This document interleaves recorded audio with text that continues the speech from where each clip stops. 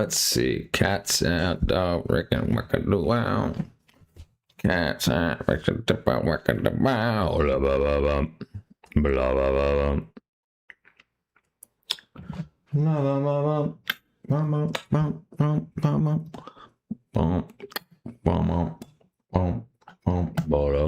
Oh shoot.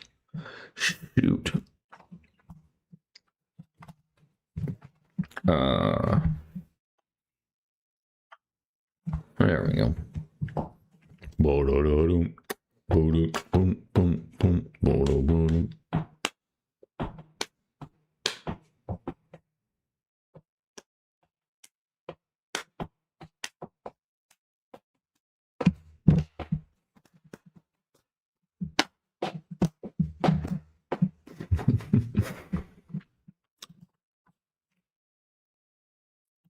Bam, bam, bam. Okay, there we go. That works. That works. Bam, bam.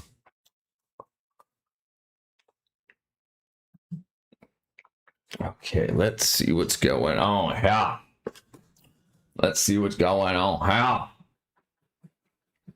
Odysseus bid 3 billion. What's the nuclear on move to a what up, Catra? How are you? How are you? It's freaking hot. Oh, air conditioner's coming on. How's the weather? Current temperature. I was just 85 degrees in Sharpsburg right now. I'm 85 degrees in Sharpsburg. Yeah, I was just opened up YouTube and was reading the wackadoo. Wait till Richard finds out about the epic musical.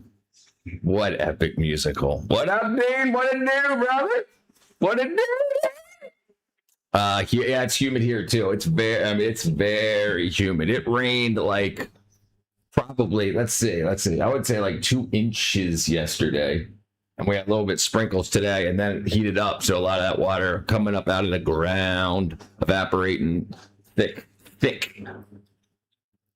We're in a humid. What it do, Dean? All right, let's see where we at. So what's going on with the musical? Are they making an Odysseus musical? I mean, I heard that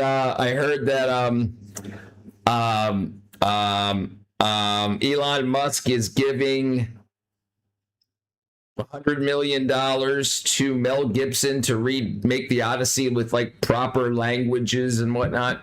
It's called Epic the Musical. It doesn't have a stage version yet, but they're working on it, so not quite fleshed out. But the music has been written, produced, and released. Good for them, Georgia Peaches, Snuffles. Millions of peaches, peaches for me. Look out! All right, B1 bombers. Problem with hostess. Not alone. Why not?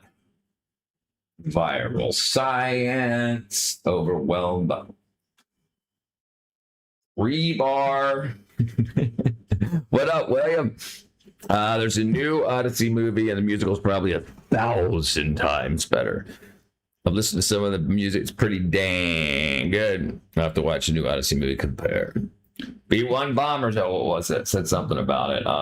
Where was it? Bunker Busters. Oh, it's a live stream.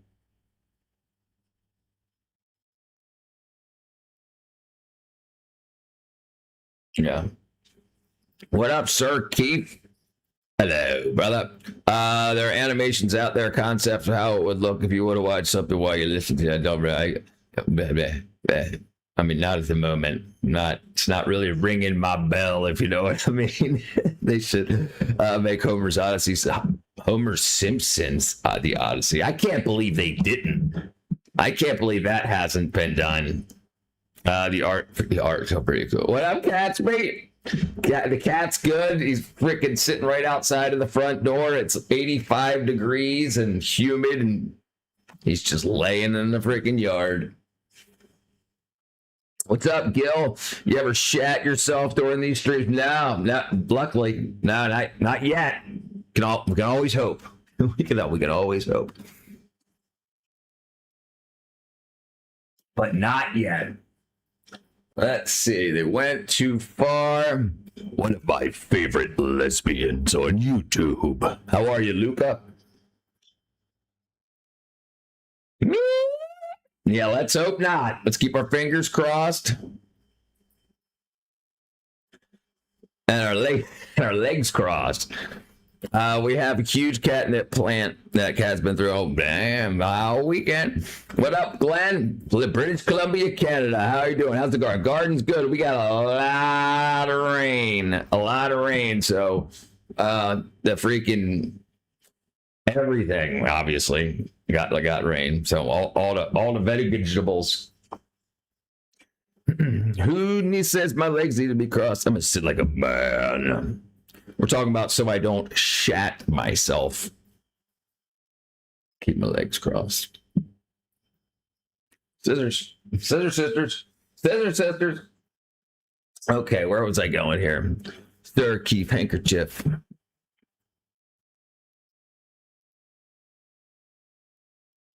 Crazy. John Goldbody. The vegetables. I thought you said keep them crossed in relation to lesbians. No. Nope. I've seen the videos. They don't keep their legs crossed. What up, Dakota? Geld. Listifer?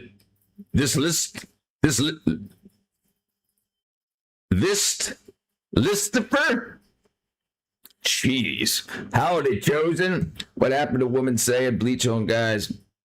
Oh, man spreading. Yeah, I remember that. They're spraying bleach on guys for man spreading? That doesn't sound nice to do at all. I'm not Jewish, brother. I'm not. I broke my nose a bunch skateboarding as a kid, like probably 12 times. I skated ramp a lot. That's not what I was going to say. Did I keep it?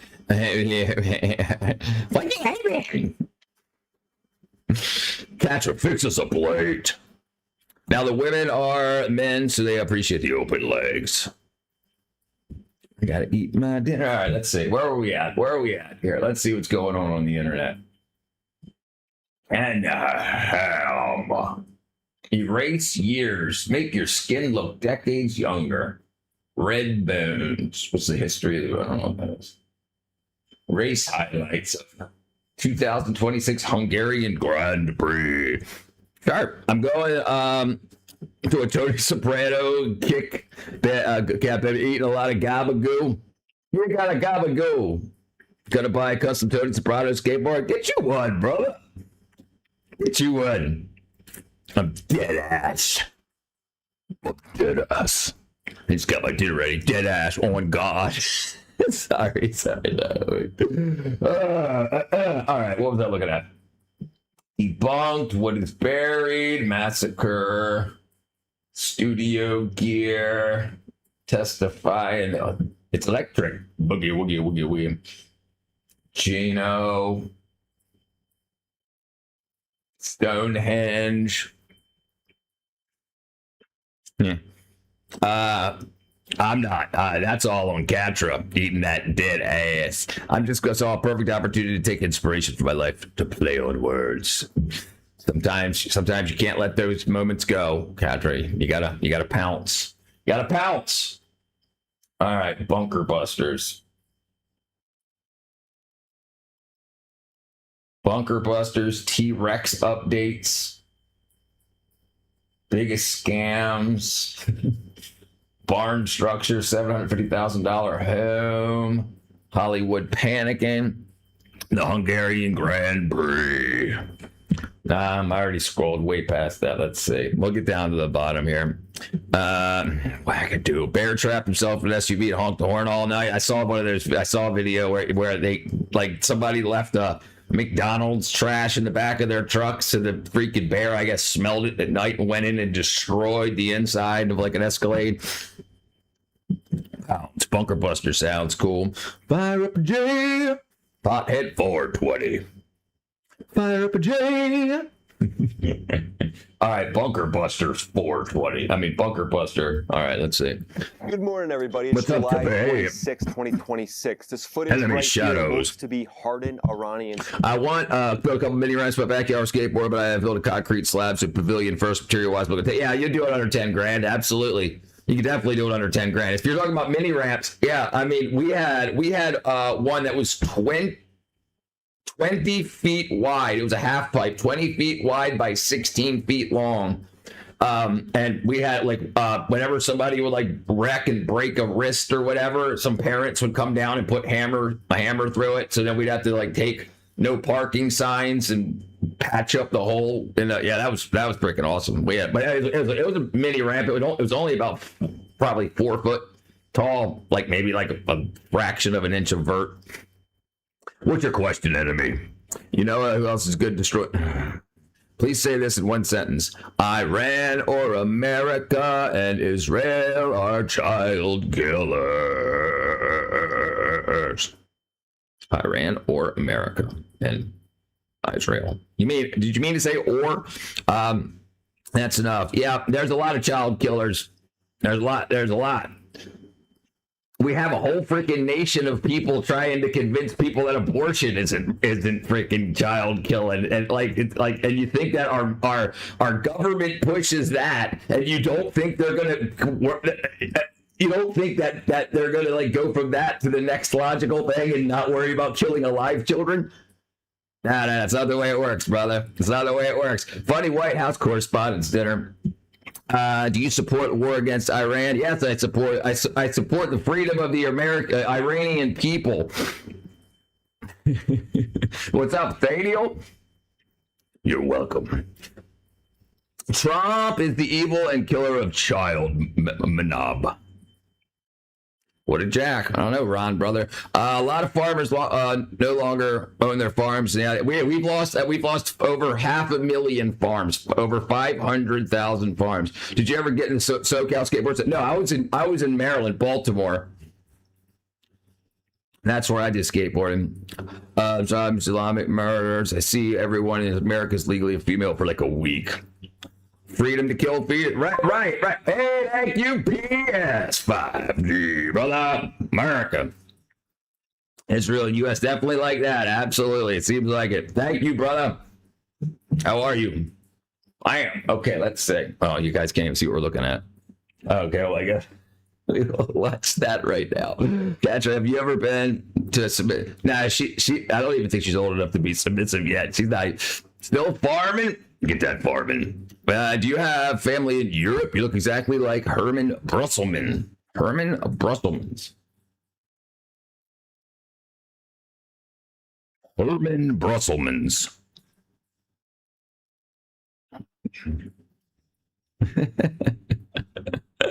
When I was 14, I went to jail for skateboarding in a pool. What? We didn't get arrested, but we definitely got yelled at and kicked out a lot.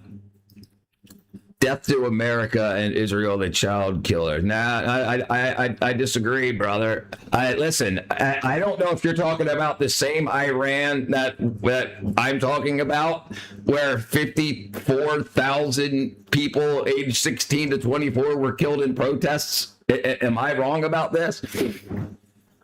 Then tell me about it, brother. You guys are crazy. What was the answer, Sir Keith? What did I miss? Oh, she ain't gonna answer that. She's young. You know what wheels? Enemy shadows. You are against the. It doesn't sound like it. I've not been ever dismissed to anyone, and vice versa. He does look like a blonde version of me with a bigger nose. You know who else he looks like? Me? I'm from America. America. Israel and Iran need to stop playing these stupid war games with the American taxpayers' banks. Get rid of it. I agree. That shit needs to stop. This drip of kill for 47 years. I think it's gone on long enough. You know, I mean, so Control Alt Delete, kick out the freaking killing Iranian government and get a government in there that could treat the Iranian people decent. The house was vacant. They got us for trespassing. Man, vacant houses. That's where I get the pools that are empty. We need to stop funding all this foreign war. I agree. More like Howard Stern's behind the scenes.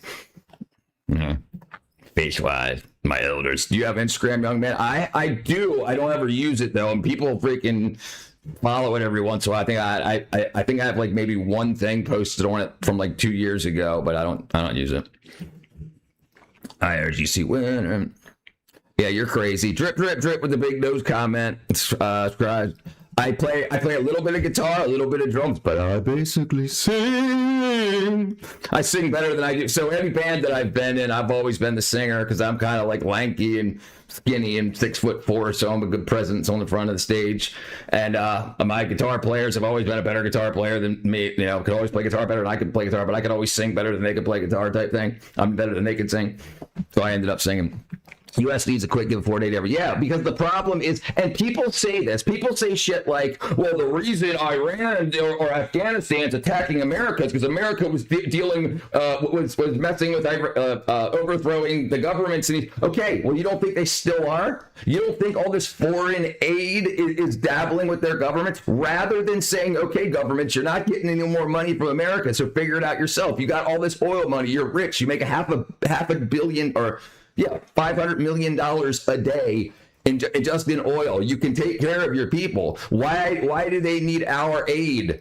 They don't. So it's just people that are setting up rallying points and bullshit. Like, you even have people in Africa, not the people that are in power, but the people that are like the leaders of the community saying, stop, shut down this aid. You're destroying us, because they're pushing a type of government.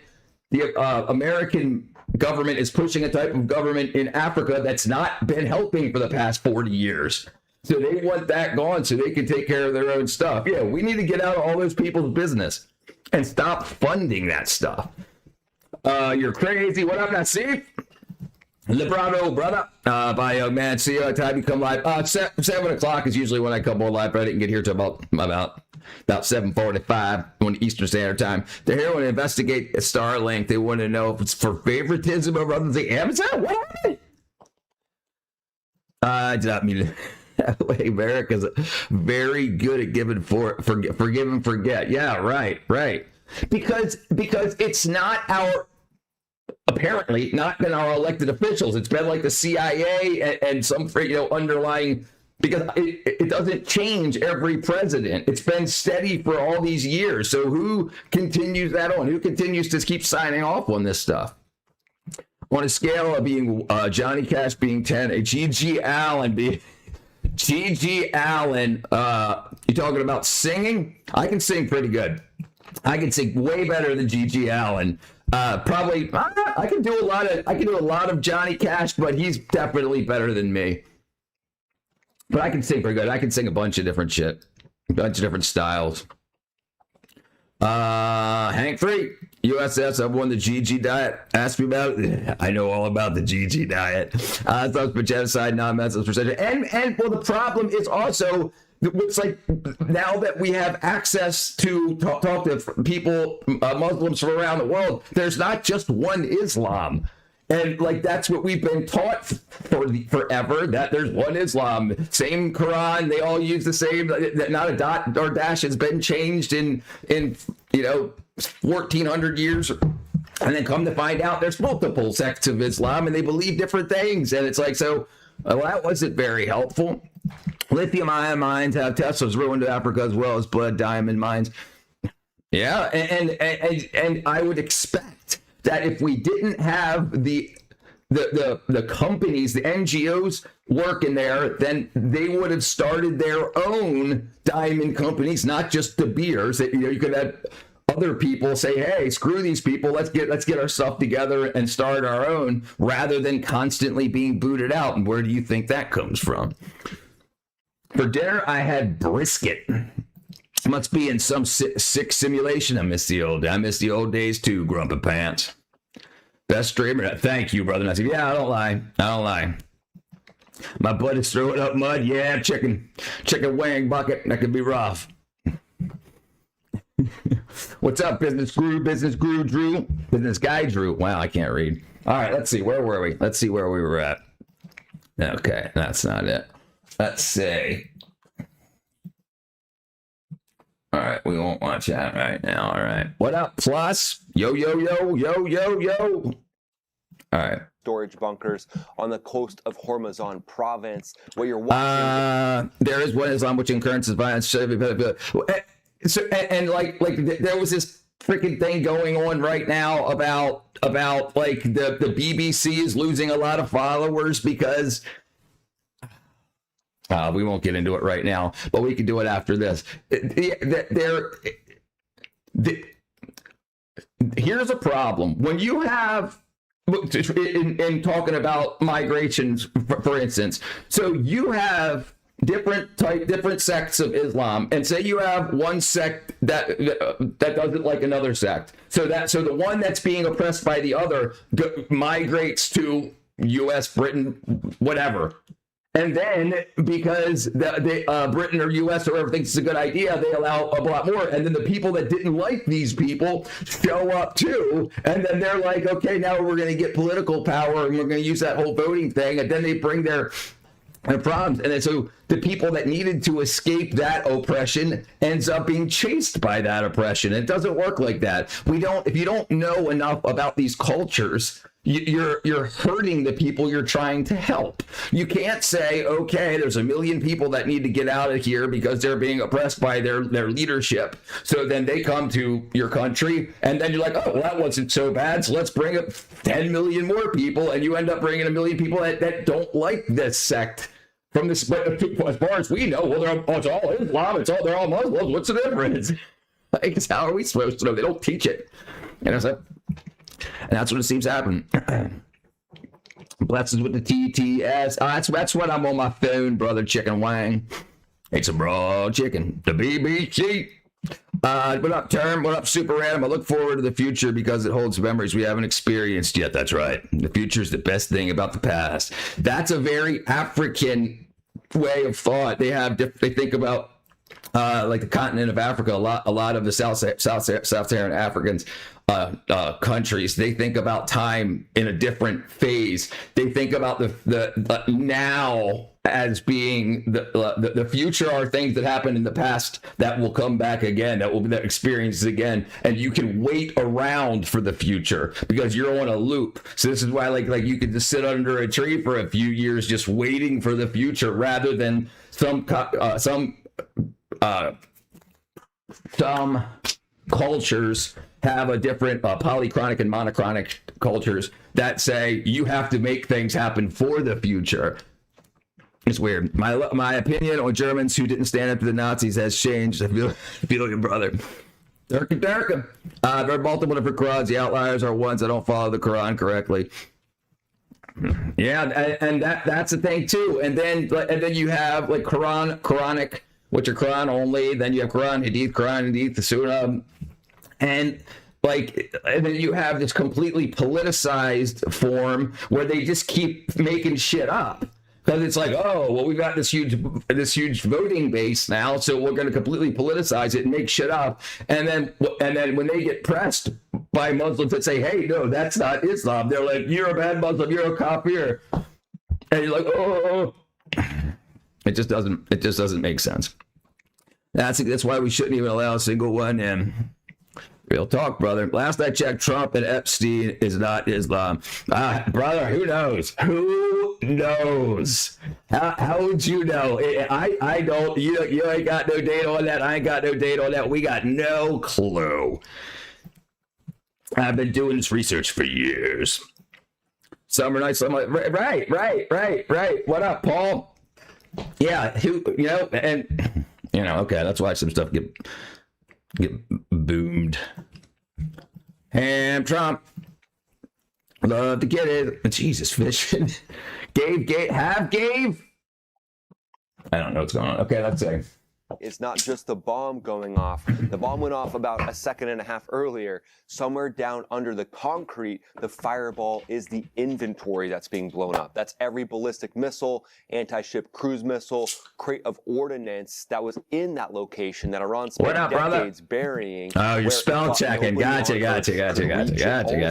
up at once through the roof in one shot. And that took place over the last 2 weeks. We've seen a tactical pause on strikes that has entered the picture since Friday night. But these bunker buster bombs have been being used to absolutely crush the stockpiles, the ballistic missiles, the drones. You can see in a lot of the target imagery that we look at, they have massive ballistic missile stockpiles. I tell you what, all across the country. With seeing how accurate these things are. Double tap the scroll, please. I can't read. Double tap the screen, people. Hit the like button. Help me out with the algorithm. Thank you, Paul, brother. Saying that they have up to 2,000 ballistic missiles left in Iran. So for the last 2 weeks, though, that video has been on repeat for 13 consecutive nights, more than 300 targets in the first 3 nights alone. Roughly 140 in a single evening. Dude. Missile launch sites, drone storage, naval assets, ammunition. Yeah, scary. Bandar Abbas. That's the word on the street. Plus, thank you, brother. Business. That's the word on the street. Word on the street is is possibly China and most likely Russia is helping rearm that bunker. But so my father, I'm not going to bring it up. Yeah, bunker busters are crazy. Hijab. You think there will be a color draft? No. There's so many people that joined the military. All the military recruitment numbers are higher than what they needed. When we ain't got to get into the politics of it, but yes, more people are going and volunteering, joining up to the military at a faster rate than ever in history. No, I mean, not since like World War II and shit like that, but like they have these numbers that they want to get to. 10,000 people a year, and they're getting more than they need to. So we're nowhere near needing a draft.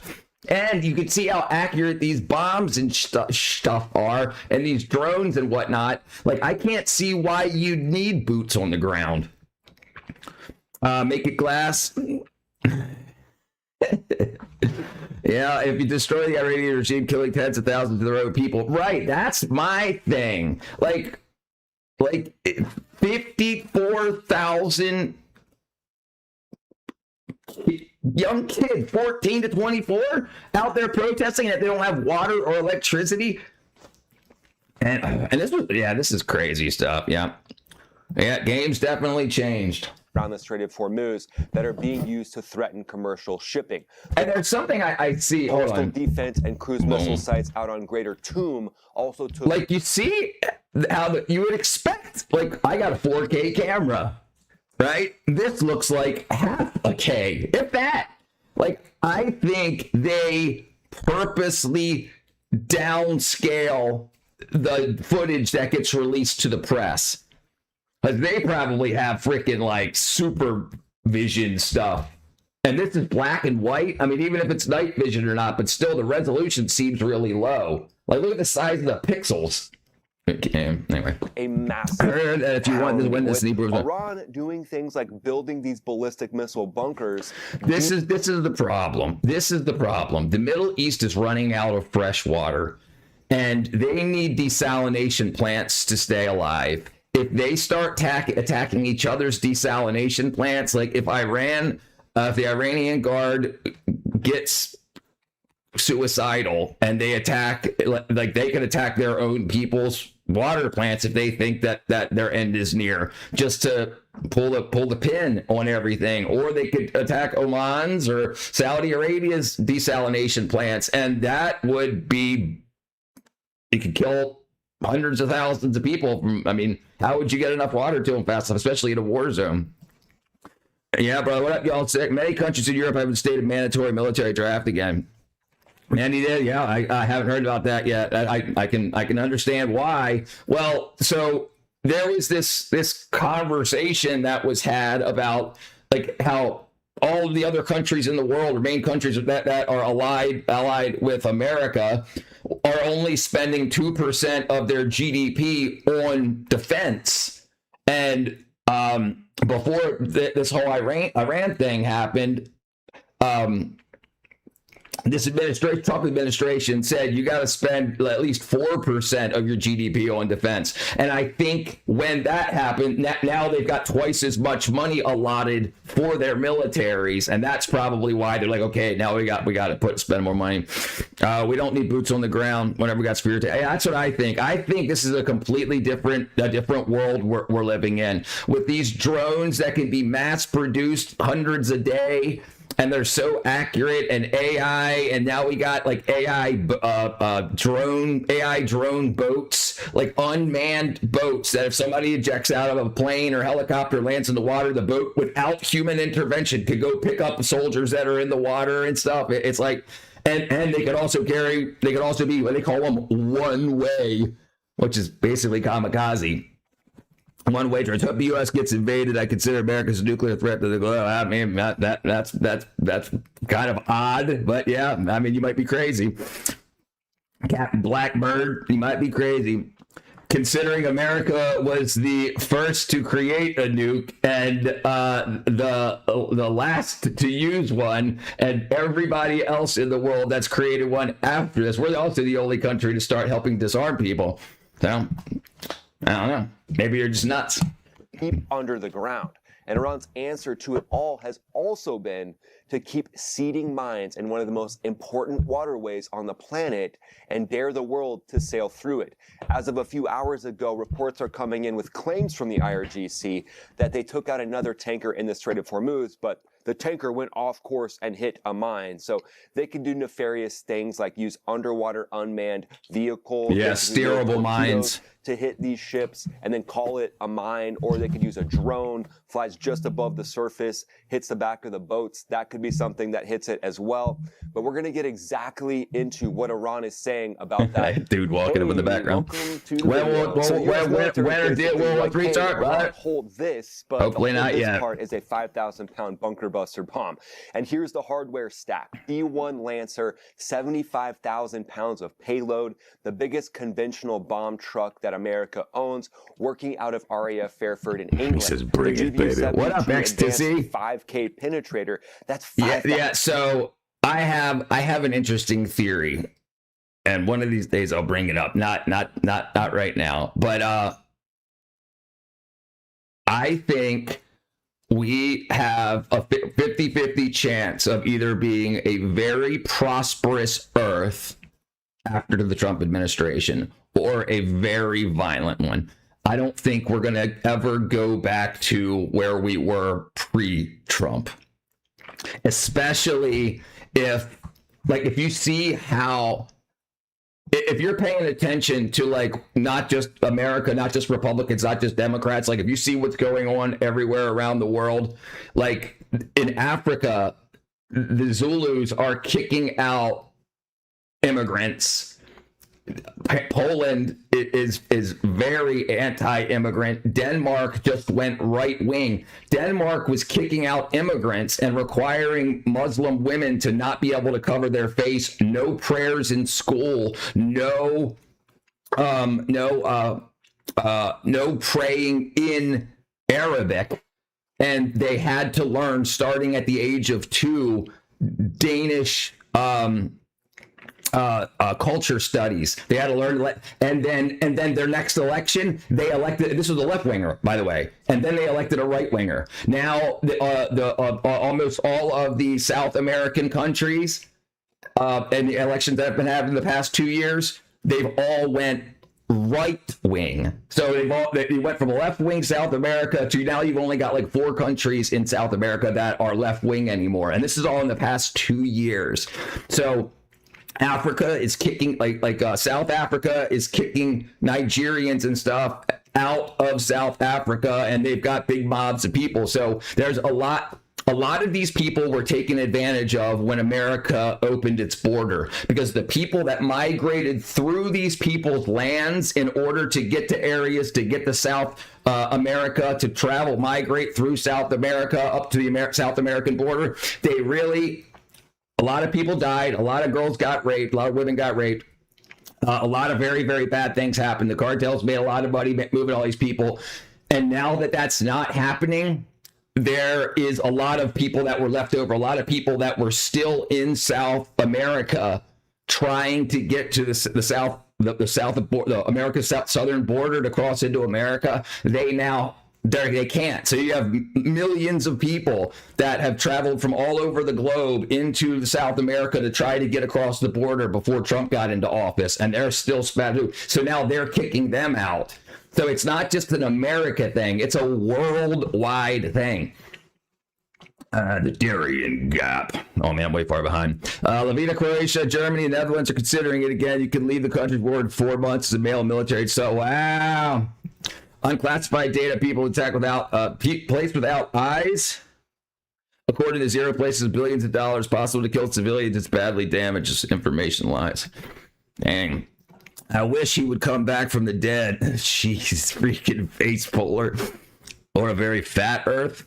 It's going to get worse. Past grudges and people just don't like Americans. Yeah, and you wouldn't have expected that. Like Denmark is lefty, and they didn't even go center left. They went right, which is crazy. And then seeing like the seven other countries in South America that are now right. It's like they went from being left for 40 years to now, because this mass migration has damaged a lot of relationships, hurt a lot of people. Everybody was saying all the propaganda is like America, blah, blah, blah, blah. No, but you don't understand. These people are coming from all over the world to America. So they have to come through these other countries. And people were making a lot of money off of that. And the cartels and stuff were making a lot of money off that. We have honorable stealth bombers and nefarious mind layers. What question did I miss? More of that, Denmark. Is that bad? I don't think it is. What? That people are getting hurt? What? Maybe I might missed it, Nico. I know I'm far behind. Sounds like they're getting their common sense back. Well, it was profitable before. It was profitable. If you only knew the real thought, the Scandinavians are not socialists. Yeah. What's up in the world? What's up, Infidel? I don't know if it's from father. It's holy. Nigeria are the Mexicans of the Africa. It's what it's seeming like. The Darien Gap. What up, Mr. Palad? Cause of scandals going back to its roots. If elections are corrupt, imagine all the corruption in those elections. Yeah, we just learned about the ether secret. They took away our free energy. I heard about that too, brother. Third world people, third world problems. Why take that into your nation? I mean, and the thing is, at that speed, and then so many people. It's not, when people talk about it, they think it's like people flew from Germany, Afghanistan, freaking Russia, just into America, and that's the mass. No, they freaking flew from all over the world, took boats and everything, south to South America, and then slowly traveled up through. A lot of people on foot for months and months. And they did, a lot of people made money off of it. A lot of people got really hurt. A lot of people got displaced. The world should head a positive direction. I think it is. I think it is. Denmark is more along the lines of National Socialism, I'm pretty sure. Well, they were. They absolutely were. And they do have they do have a lot of like socialist-esque programs, but they're definitely still capitalist. They just have a big safety net, but they're small. There's only like 7 million people in Denmark. They don't care about this. Senator China, sex trafficking issues with cops. Yeah, dude, a lot of women getting hurt. A lot of children taking Nigerians business center teachers. Yeah, sir. Dictator being there, Africa caused poverty, imagination, Western, so they need to attack them, leave power. We're attacking Iran. This is reality for good Western forces to make justice. In their country and visit their country on a holiday. You think? Yeah. Highest Hebrew immigrant aid society. The government steals our money to fund our replacement. That's what it feels like. That's surely what it feels like. Potato, brother. All right, Paul, brother. That's sure what it feels like. Potato. Freedom, hardened steel that the U.S. has employed in combat for the first time in history this year during this war. And then the little brother, the GBU-31, that's a 2,000-pound bomb built with a Bluey 109 penetrator warhead. That's the workhorse. A little bit easier to carry around. You don't have to squat 5,000 pounds. What up, Greg? DNC in big trouble. And the DNC is in a lot of trouble. They are $17 million in debt, and the RNC and the whole MAGA conglomerate of PACs has over $1 billion to spend on this midterm. So this is getting to the point where the DNC is asking vendors to wait till after the midterms to bill them, because they can't pay the bills right now and they don't want to be set behind. They don't want late fees, so they're asking for them to put to bill after the midterms. Because if they lose, they ain't never paying those bills. And if they win, then they have access to the treasury and they can pay whatever, they can do whatever they want. In your opinion, how do we fix the list of problems we have here that people like black chick videos being news brag, like black chick video on news brag going back to work, stealing my state, dude, 35-page sex crime in a street record? How do we fix law and problem? So what I'm trying to put together what you're saying. This is how you fix the problems. We had all the resources we need to fix whatever we wanted to fix. Anything that wasn't fixed was left broken on purpose. Absolutely. And you can tell because when Trump came in, like how quickly the border shut down. And in 50 years, this is the strongest border in 50 years. So it just took somebody to say, protect the border, right? So, and then like cities like Washington, D.C., one of the dangerous cities in the United States, now one of the safest cities in the United States in months, right? So we have, what do you do? Now that we have more than 25 million people, extra people in America, all of a lot of the crime and whatnot, we now don't have big enough police forces and whatnot. So we would have had enough to fix what we wanted to, but having people in poverty makes it easier to convince them to vote for you, because you can keep promising them a way out of poverty, but just never do. Never give them enough money to get out of poverty, and just give them enough to get them by month to month to month. The Bible says in those days, for us is in these days. What up, Roscoe, brother?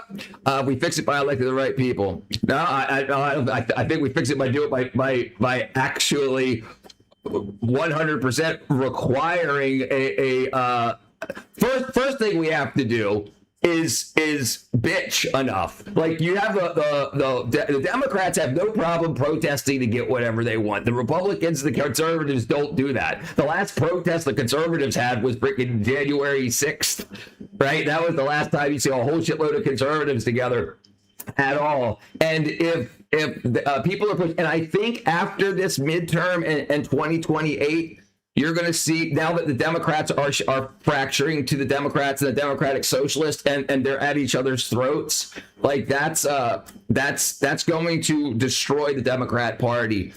And now that, and nobody's donating to the Democrat Party, so they're broke, so they can't pay as many influencers and whatnot and pop stars to dance for them and shill their wares. So that's not going to be the future.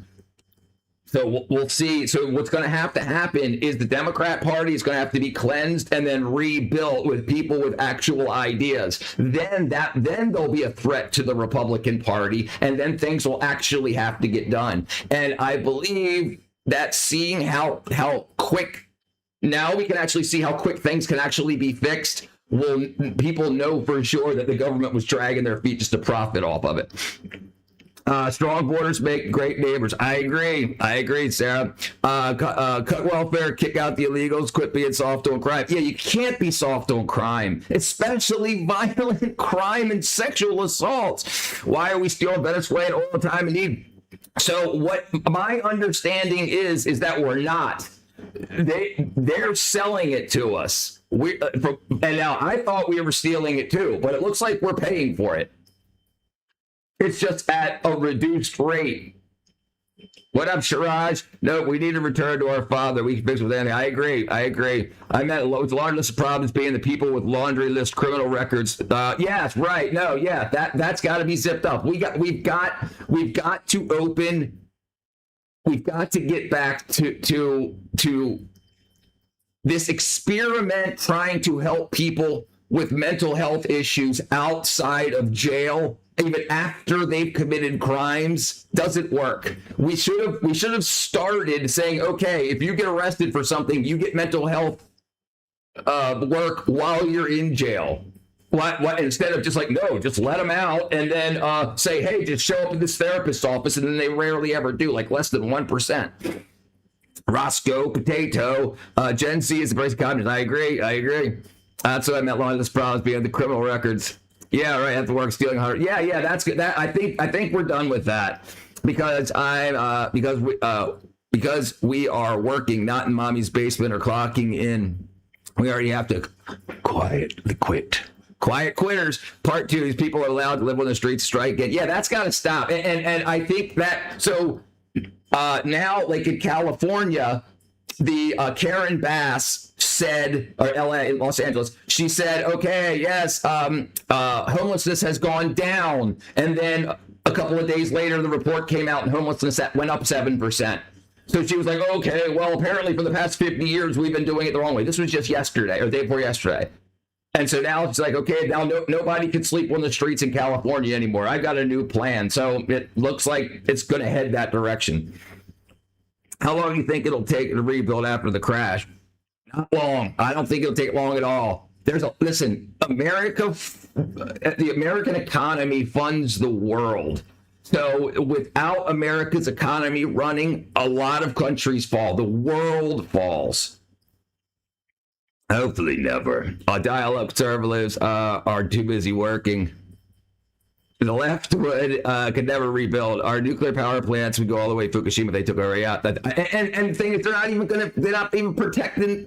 People could have come across with all kinds of explosive devices and whatnot for 4 years. I think jail could be a great place to rebuild. You would think so. I think so too. And listen, I would say probably over 50%, if not a lot more. The problem is drug addiction. Getting people clean is very, very important. Thou shalt not steal Venezuela's oil. We're tired of working for able-bodied men and able-bodied women. I agree. Bring back public hang. I think something like that is, dude. Some states have brought back the firing squad. Genuinely a multi-millionaire. The genuine now. Like the video, like and subscribe. We also don't have judges that don't care, like the ones in the news. A little judge gave some horrible crime, basically a slap on the wrist. Yes, right, because they advise trans, right? Yeah, this has got to stop. But it's so profitable. I don't think people understand how profitable trans surgeries are, or trans people are to the medical system. The average patient, just the average like me or you, spends $20,000 to $30,000 a lifetime on medical care. The average trans patient spends $1.7 million. So for each person that you can get onto the trans train, you're going to get more than $1 million extra money out of each patient. They don't care about these kids. They don't care about trans. Listen, they don't care about anybody. They care about what the bottom line looks up. Both China and Russia have bought, invested in Venezuelan oil over the decade, so America comes in. I'm pretty sure we get it first reduced rate, right? And then they buy it from us. Identify is tired. I'm tired of 90 IQ people. Public name. Meanwhile, the father who loves his children gets railroaded. I agree. There's a huge awakening, revival coming back, main infidel. Crappy food, counter drugs. Yeah, that's got to stop too. Yeah, we wouldn't need the health care. Like all this, we need free health care. No, we shouldn't need health care. If the food wasn't so toxic, we wouldn't have so many sick people. I honestly believe that. Some states never got rid of firing squad, apparently. Yeah, some of them. Some are opening it up as options. I live predominantly white, Asian, Indian area. We work well. Health is a major issue. Sure takes a lot to try not to judge people. Right, yeah. And I think we could offer free health care.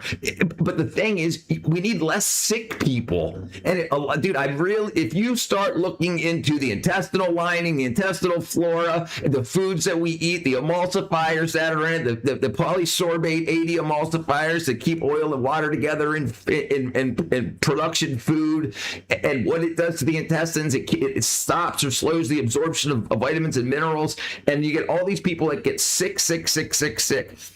And I think we can stop a lot of it just by stopping the ability for companies to sell us poison. Yeah, this one guy in my hometown that just spent over $150,000 on his surgery. Jeez, Mira. Easy to conquer men and sick and tired. Yes, yeah. I judge. I should be forbidden to cost bear their anecdotal confirmation. That's already 10% of the stat. Which that's just that one surgery, right?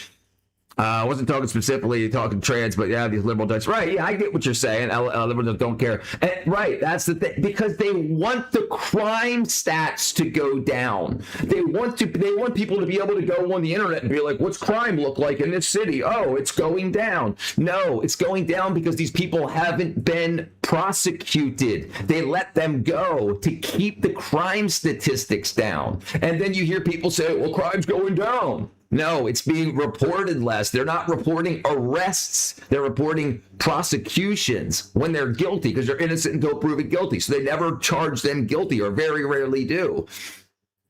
But it's 2%. It's like the bottom 2% of all races, men, women, children, men and women that commit these crimes. And they try to make it a racial saying it's black people or Hispanic people. It's not. It's with poor white people, poor Hispanic people, and poor black people, and the bottom 2%. But if you look at who they vote for, and we could fix a lot of this stuff. Technology has created a lot of today's issues. Definitely technology and what happened during COVID, having people not be near each other for long enough. They got socialized on their cell phones, on the internet. I had a slice of cheese pizza stolen from me in the Costco today by a 400-pound woman.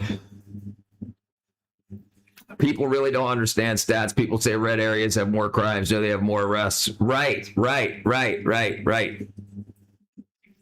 we need free health care. Why don't we want to pay 50% tax? You're a bad person. And the thing is, if you stop hating and look at everything, Democrat and Republican, don't not look at Democrat numbers because you hate Democrats. Don't not look at Republican numbers because you hate Trump.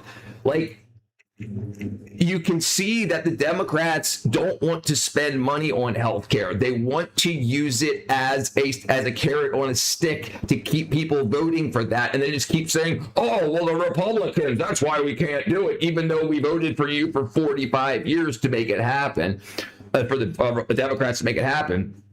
And then they raise your taxes because they're spending it on things all around the world. So they keep raising our taxes and not even spending it on us. The amount of taxes we pay, we should get everything for free. How easily things get skewed, Todd. I agree. I like DC people that literally say they didn't want to go shit going out. Like, easy, Trump cleaned up DC, dude. Every day a week went out to eat dinner with his family, right? I know a lot of American food is banned in Europe. I used to drink Mountain Dew, but you can't buy it anymore. Right. Mountain Dew used to have something in it called brominated vegetable oil, BVO. Bromine is a carcinogen, and they mix bromine with vegetable oil and just call it BVO because it made the freaking citrus taste better, or the citrus oil didn't separate in the can or bottle. Bromine. And that was in... Here, look. Brominated vegetable oil, Mountain Dew.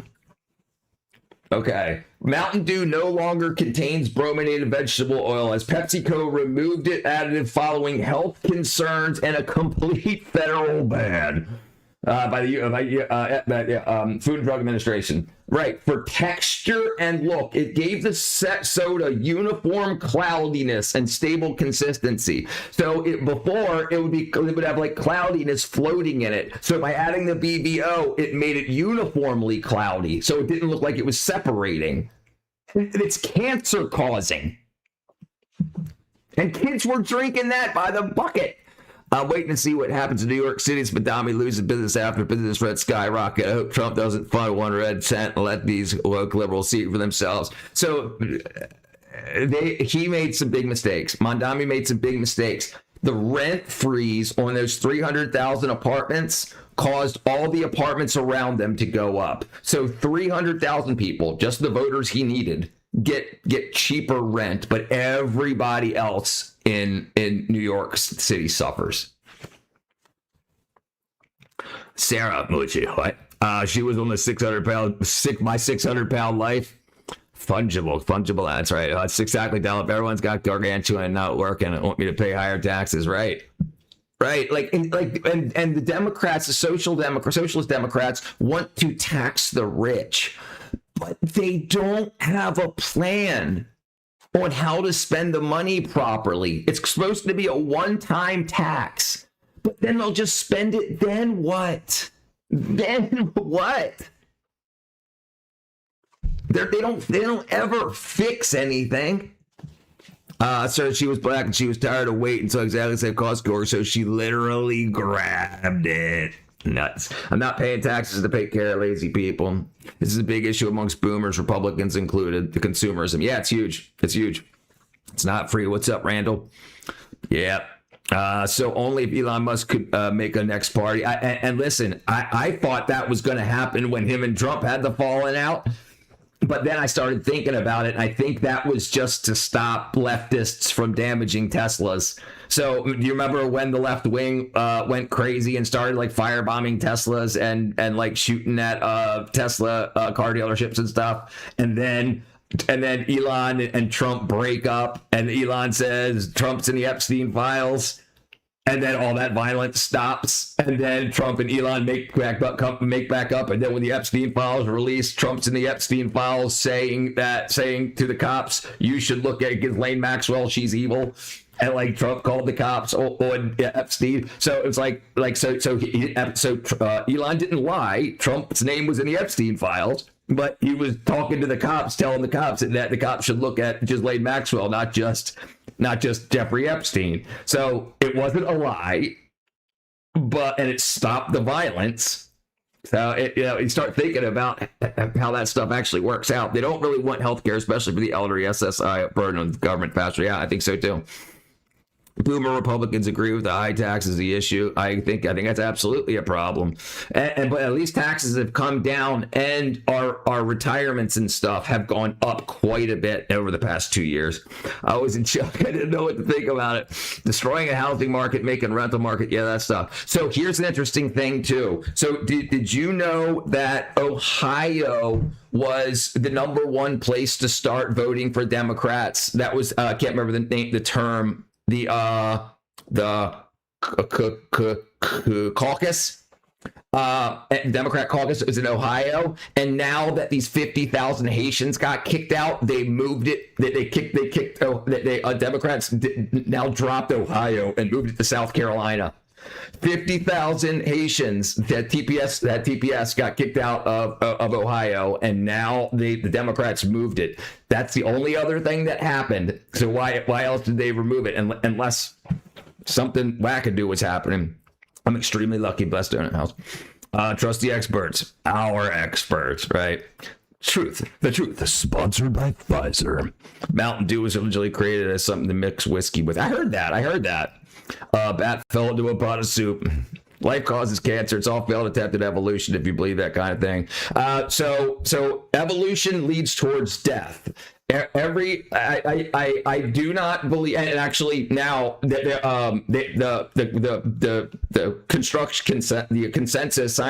scientific consensus on Darwinian evolution has now been bypassed. They're trying to come up with a different form. Survival of the fittest doesn't make sense anymore, and because evolution leads to cancer. So if we started off as a bat or a frog or a fish, the mutations lead towards cancer and death. So they're trying to put another consensus together on how evolution could have possibly happened, because they can't give one to the theists. I read the other day, always expect the unexpected when going in public. I heard it, but no. The reminder. The only thing I left with that was a gun. Terror, genocide. It would be hilarious if Bandami arrested Netanyahu. Demon Yahoo. I like how smart is the chat here. Thank you, HJ. Good to see you again, brother. Yeah, a lot of wicked people out there. Yeah, and it's crazy. You keep yourself safe. Stay alive long enough, and everything will be okay. It always is. I want our 10 trillion back. Yeah. Tax the rich, and they'll quit creating jobs. Right, and it's that simple. It's that simple. And we've got GPS and we've got internet, and people in Iran, the people of Iran have internet because freaking of SpaceX. And like there's like people that are paralyzed are getting the chance to talk to their family again and have better mobility and whatnot because of Neuralink, no matter what you think about it. It's like, and the thing is, he doesn't have $1 trillion in the bank. His companies are worth $1 trillion. Like, if he couldn't cash out because you need to sell it, he would need to sell his stock, which means there's got to be $1 trillion worth of other people's money to buy that stock. But as he sells the stock, the value would drop. So it doesn't turn into that. But they don't teach kids this math. They don't teach kids how stocks and bonds work and shorting and whatnot works and sales and resales. So they just get pissed off. So you have a lot of poor kids that are pissed off. You are drinking schnapps. I remember schnapps, Peachtree schnapps. I want to go. I have to go straight home. If I wanted to take money from billionaires, it should be via better wages, not heavy taxation. Right. That would be better. Right. Force them to raise the wage. But don't. This is the problem. You can't raise federal minimum wage is $7.25 an hour, but less than 1% of people make federal minimum wage. 99% of people make more than that. So that's just like to keep the abuses down. And we need to make healthcare cheaper, but we can make it cheaper by forcing the companies that make us sick, that feed our food supply, to stop poisoning us. We can educate people. We can educate kids about vitamins and minerals, not just freaking calories and sodium and cholesterol, protein. They need to know about vitamins and minerals, because a lot of vitamin and mineral deficiencies lead to a lot of these sicknesses and obesity. People eat food, the body digests the food, say, I didn't get the vitamins and minerals I needed, so do that again. Or it washes away the intestinal lining from the emulsifiers, and then they keep eating and eating and eating, and that leads to a lot. And then having the fat acceptance culture, which is just killing people, but they're draining their money. These people, fat people, get a lot of money and they spend a lot of money. They're not cooking their own food typically. They're eating bullshit. We have the fattest poor people in the world. I thought it was the MAGA party. I'll say that's funny. Definitely not a revenue problem. Out of control spending. Definitely. We are so, listen, $35,000 is the top 1%. If you make $35,000 a year, you make the top 1% of the world. So people do not realize how rich we are, but we need more consumer protection because we're allowing these companies to rip us off. Like, listen, even fuel prices. If you look at the price of oil, not the price of gasoline, the price of oil at about $60, $65 a barrel should be about $2.50 a gallon gas. If it's not, it's because they're gouging us. But it sounds like a Trumper when you say that. But it's the truth. If you live long enough, you know it is. There's a distinction between 2016 MAGA and 2026 MAGA. What up, Cat? Good. He's my cousin. Because he's my cousin. That's right. All the chaos in the world, you can't forget to be thankful. That's right. What up, D? One thing I don't get, Trump found Democrats at all of these things, like 20 million in Croatian gender surgery, billion to smooth out beach in Africa. Oh, we found it, but what was even the point? Well, so what it looks like the point was, like, if you look now at what's going on in South America, they're all right wing now. So it looks like the NGOs that were getting that money were funding like politicians and like activist groups to push for left wing politicians. Now that money's all cut off, the whole look at this. Oh, really far behind. Jeez, look at this. Okay.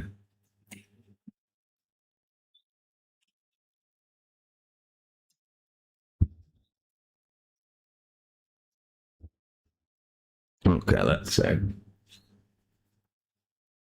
All right, look at this. All right, so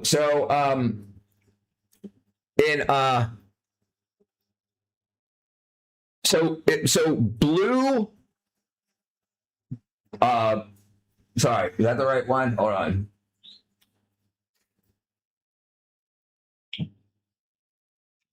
So blue is right wing, red is left wing. So 2022, the entire continent was right wing. Now almost, and there's actually even more countries now that are right wing. So blue is right wing, and you see, so it's absolutely been changing. Ruben, stay strapped and pray never have to use it. Yep, Cuddy sounds like a combination of cousin buddy. My mom and dad both have cancer. Will the kid be immune to it? Oh, if the mom and dad both have cancer, will the kid be immune to it? Right? Nah, doesn't seem like it typically. I hope you're not in a hot state. If I was miserable, if I was doing roof work, yeah, in my state too, it's 85 degrees. Our country will collapse under communism. That's what the left want. And listen, I know I'm getting a little wackadoo, but if you look at like the amount of water that the Middle East has left, they've only got 10% of their fresh water reserves left. 10%. They've used 90% of their fresh water, and they've used a lot of their saltwater reserves, like the Persian Gulf. That's now Persian Sea. Whatever it is, that's now 50 to 80 times saltier than the ocean, because they when they pump the salt water out to desalinate it, the salt that gets pulled out of the fresh water gets pumped back into the Persian Salt Sea. And so it's got saltier and saltier and saltier. So they're going to need a place to go to. And it almost feels like a conspiracy theory to say, but it almost seems like that's why we've got a bunch of people in office that are very interested in opening the border. Like, where else are they going to go? America's got the most fresh water on earth. Freaking human, and higher wages equal higher cost of living, right? The companies will still take what they want, right? They'll still sell for expensive, but that's why you need an open market, a fair, free market. So then other companies can come in and say, well, I'll charge less than this person. And somebody else can start a company and say, I'll charge less than you. And that's what'll bring the prices down. We don't have enough competition. Our nation must turn back to God, moral standards. Jesus is the king. Have a good evening. Thank you, brother. First round. Yes, sir. Additives now considered a new vitamin. Yeah. I'm drinking Budweiser. Learning something. Thank you, Greg, brother. China saved the world from a huge oil crisis. 2026 is pretty crazy. The Americans pay taxes like Europeans and often face lower income taxes. Why doesn't the U.S. use more of those taxes to provide national health care? That's a good question. And I've said this before. The first thing we need to do is make less sick people. Our food supply, absolutely, it's been proven time and time again. There's lawsuits currently going on right now that for Kraft and I can't remember the Unilever, Nestle. They're like the main companies that sell us processed food, to start not having bullshit in it anymore that destroys our gut bacteria and our gut lining, so that when we do eat food, the vitamins and minerals that we eat will actually absorb through our guts. Free healthcare subsidy for corporate slop. Can't institute free healthcare without reform many sectors. Right. So, and also, we're a country of states, and each state has its own constitution, and things are wackadoo all around. But regardless, we need less people to need healthcare. So more healthy people. We got to stop allowing the push of healthy at any size type stuff. And that stuff's got to stop.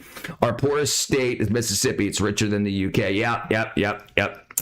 We can't just let corporations make 3.5% extra a year by selling toxins and clean it up afterwards with free healthcare. Right, because they're in bed together. So the chemicals that the food industry puts in their food comes from the medical industry, comes from the pharmaceutical industry. So the pharmaceutical industry and the pharmaceutical industry and the agriculture food industry work together to produce food for the masses that ends up getting us sick. So we need the pharmaceutical and health industry at the end of it. So they're getting us coming going.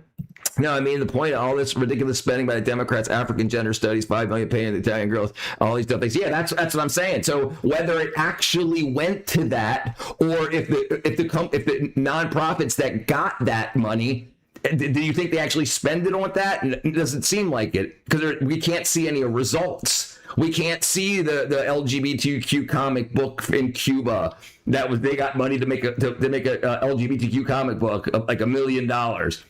And did we ever see that comic book? Did it ever come out, or did people was it just a reason to get a bunch of money to people to push their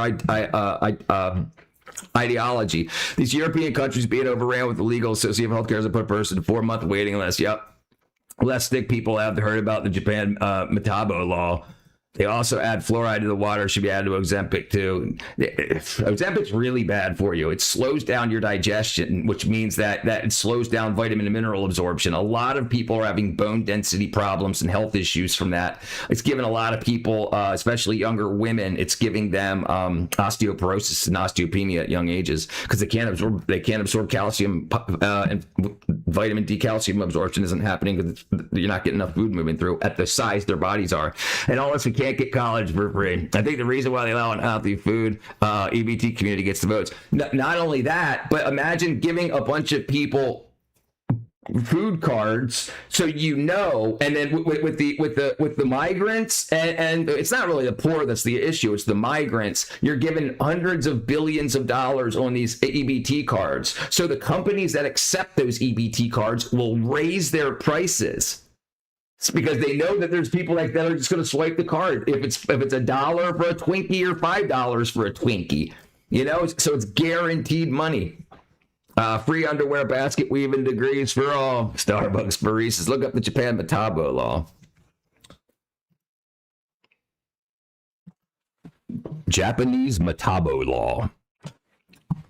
All right, Metabo Law 208 public health initiative targeting metabolic syndrome through annual waistline measurements. Adults 40 to 74 sets a limit of 85 centimeters for men and 90 centimeters for women.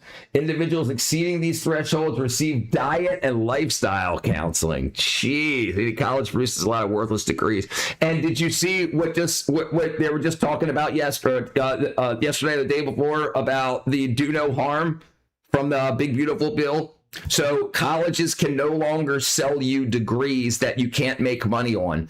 If you go to a college, or they can sell it to you, you can pay for it yourself, but you can't get a loan. You can't get a federal loan for it. You can get a personal loan for it, but you can't get. So if you go to a college and the person that gets commission off of selling you a course says, hey, go here for hair braiding or whatever, but the amount of if you will make more money, if you don't make more money with a bachelor's degree in hair braiding than with a high school diploma, then they won't let you pay for that. They won't sell it to you. And that's with a bunch of things, not just hair braiding. And then then the same thing to step up to master's or a PhD. If a master's degree doesn't end up making you more money than a bachelor's degree in that field, then they can't sell you that. They can't sell you that. So they can't keep marking you up.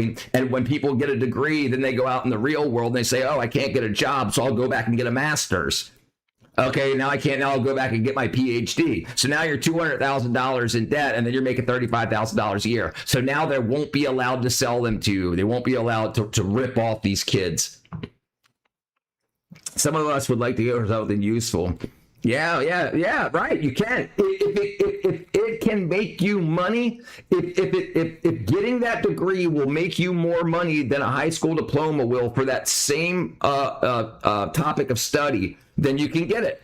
But if the degree, if with that degree doesn't pay more than a high school diploma would pay for in that same industry, then they got to stop ripping these kids off.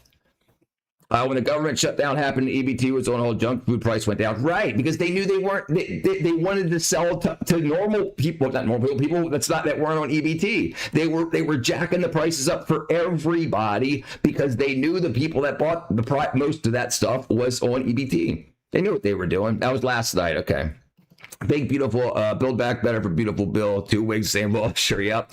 Average size of the American woman is 177.8 pounds. That's 2 Japanese women. Yeah, average 180 pounds and 5'3". There's something wrong there. I support the government watching us with cameras. Government knows best. Yeah, and this is what's crazy too, Blister, is that the people don't trust the government to watch us, but they want to give the government full control of our lives. They want the government to completely control our health care. They want the government to control our education, our sexuality. I don't get it. I don't understand why people think the government can do better jobs with things. And yeah, it doesn't make any sense. What up, Drong, brother? It's not all about money, dude. No, it's about power. Chief of Georgia. And the idea that I have about Americans that don't cook, they often order food. Am I wrong? No, yeah, a lot of Americans order food. We have DoorDash, yeah, stuff like that. Go to trade schools rather than college, yeah. They do it, Dakota. They could take LLC, stay honest, detailed, make a $200,000. Yeah, you can make a lot more money in a trade. Absolutely. Yeah, college. Listen, it became a rip off. Because this is what happened. The first couple of years that anybody that could get a student loan they had to create more classes because now millions more kids were going to school. So then a bunch of these kids get degrees but can't get jobs. So what do? They come back to the education industry and they teach. So the university system made teachers, made professors so that they could expand the university college system and then teach more people. But then it got to the point where now all these people are graduating and there's no jobs. The Metabo law makes the companies or local governments fail to meet the reduction standards. They can face penalties. Good. Construction only kills you if you eat gas station food, drink, smoke all the time. Yeah. What up, Georgie? I'm still a fan of the show, even though you're not cool with me making comments. Yeah, I'm tired of hearing about her freaking bullshit. I mean, how many times are you going to repeat it? It's not that I don't like you, but you just can't seem to not mention your ex and her freaking disgusting habits. I don't have the mental ability to start my own company. You might end up having it may get a blossom, Dakota. Ariel, I don't want to hassle with my choices. Can't the government just harvest my energies for me? They will. Good to hear, Georgie. I've never used DoorDash. Well, I've never have either. Look, capitalism without socialism, that won't work. We need both fair society. I mean, monopolies are a good thing. Right. It won't work. And the people know that. They know that. I think a lot of this socialist thing is a scam. You've got a bunch of super capitalists that know if you trick a bunch of normies into being socialists, you can drain that tax base and then be like, oops, it didn't work. But now I'm freaking ultra rich. So let's go back to capitalism. Lesbian dance theory. 501, baby. 1 and 5. Democrats had their way. I have a college degree to flip burgers at McDonald's. Right, because they made so much money off of it. And then the amount of money that they made, the colleges then invested back into Democrat campaigns. Wait until they attack the Second Amendment. That's why I didn't get my concealed permit. The government knows who has weapons. Yeah, right. I agree that would have happened. I'm not detail oriented. Start with paperwork. Stay around. Hey, know where your strengths are, Dakota, or find a partner that has those abilities. If you find somebody that's detail oriented, and then have a partnership. Have you seen the videos, Kat? Them like freaking spitting in it, like eating your fries with their dirty ass hands, picking their nose, scratching their butt, and 300 a day ain't too bad. No, it's pretty good. It's really good. Yes, they absolutely do. They put it on TikTok. Dude, listen, I've seen them pull up and they see somebody has like a Trump or MAGA sign or American flag, and then they freaking this one woman sprayed mace. She got arrested for it because she filmed herself doing it. Or she didn't film herself doing it. Their ring camera caught her. Yeah, no, I don't trust none of those people. And also, like they have a lot of I mean, I don't keep saying illegal aliens, but illegal aliens using other people's, like, you can go on Facebook groups and like right now I could sign up for DoorDash and then go on Facebook Marketplace and sell my DoorDash account to somebody. So they'll show up and they'll be like, hi, I'm Jennifer. No, you're not. You're not Jennifer. This ain't Jennifer. Have a good day. And then so they're out there making that money with your job, with their car, with no license, using other people's stuff, and it's wackadoodle. And Uber, like you think some chick's coming to pick you up, and it's some freaking dude that doesn't speak. What up? Really cool. I have an Android phone. I'm using iPhone, but I forgot my password email of my Android phone, and I can't get back into it because of the FPV lock on it. Dun, dun, dun, dun. Yeah, I got no idea how to help you with that, brother. Even if they don't tamper with your phone, let it get cold. And it's expensive. Like it's expensive to use that stuff. I mean, I don't know. Okay, where were we? 15E Strike Eagle, that's the only other airframe in the entire American inventory cleared to carry the 5,000-pound bunker buster bomb. And then you've got F-22s, F-35s, EA-18G Growlers that have to tear a hole in Iran's air defense belt before any of this is possible. We're going to get into that whole mission, how that went down, how these strikes actually take place, the mechanics behind that 5,000-pound bomb, and then we're going to do a global roundup 2.5 tons. Because some wild information Mission logic has come about, out all right, saying that Cat. Russia might be Have a good helping night. Iran with targeting a little more than we thought. So we'll cover that in the global roundup section. That's about 3/4 of the way through the video. Remember, Iran buried ordnance under a mountain because somebody in Tehran decided depth was the same thing as safety, but the mountain was never the problem. The mountain was basically just a door. It was basically a red carpet to the 5,000-pound bomb. Well, let's rewind about 36 hours, talk about some sequencing of these events. We know that 13 straight nights of strikes ended I think Thursday, they are. 9 p.m. Eastern. I think they are. Friday night, for the first time in 2 weeks, U.S. Central Command didn't post anything regarding the strikes. And then night 14 has been put on pause, and it's not because anything broke, it's because the diplomatic channel seemed to have reopened, and the administration chose the pause to assess that. The president put it about as plainly as it gets. We are talking to them right now. They are getting more and more serious as the days go by. We are locked and loaded and ready to go, but we are talking to them. He added the campaign could continue, or the United States could make it a heavier dose if it does continue. The side of a Chevy autocorrect auctions. I have a very expensive unopened first series pack of Pokemon cards. Well, if you open it, make sure you film it. What's up with these numbers beside the names? I don't know why I didn't say the number. Oh, it's their like Georgie-W8H, so he typed in his name Georgie, and there was already a whole shitload of Georgie, so it adds a bunch of stuff on the end, so there's not duplicates. I mean, I imagine a regime dancing in the ruins thinking victory. Yeah, and listen. They killed over 52,000. I heard 54. 52 to 54,000 of their own protesters, just shooting them in the face. Dumping freaking clips of AK magazines, AK rounds into their chests and heads just for protesting. And supposedly it started because they weren't getting water.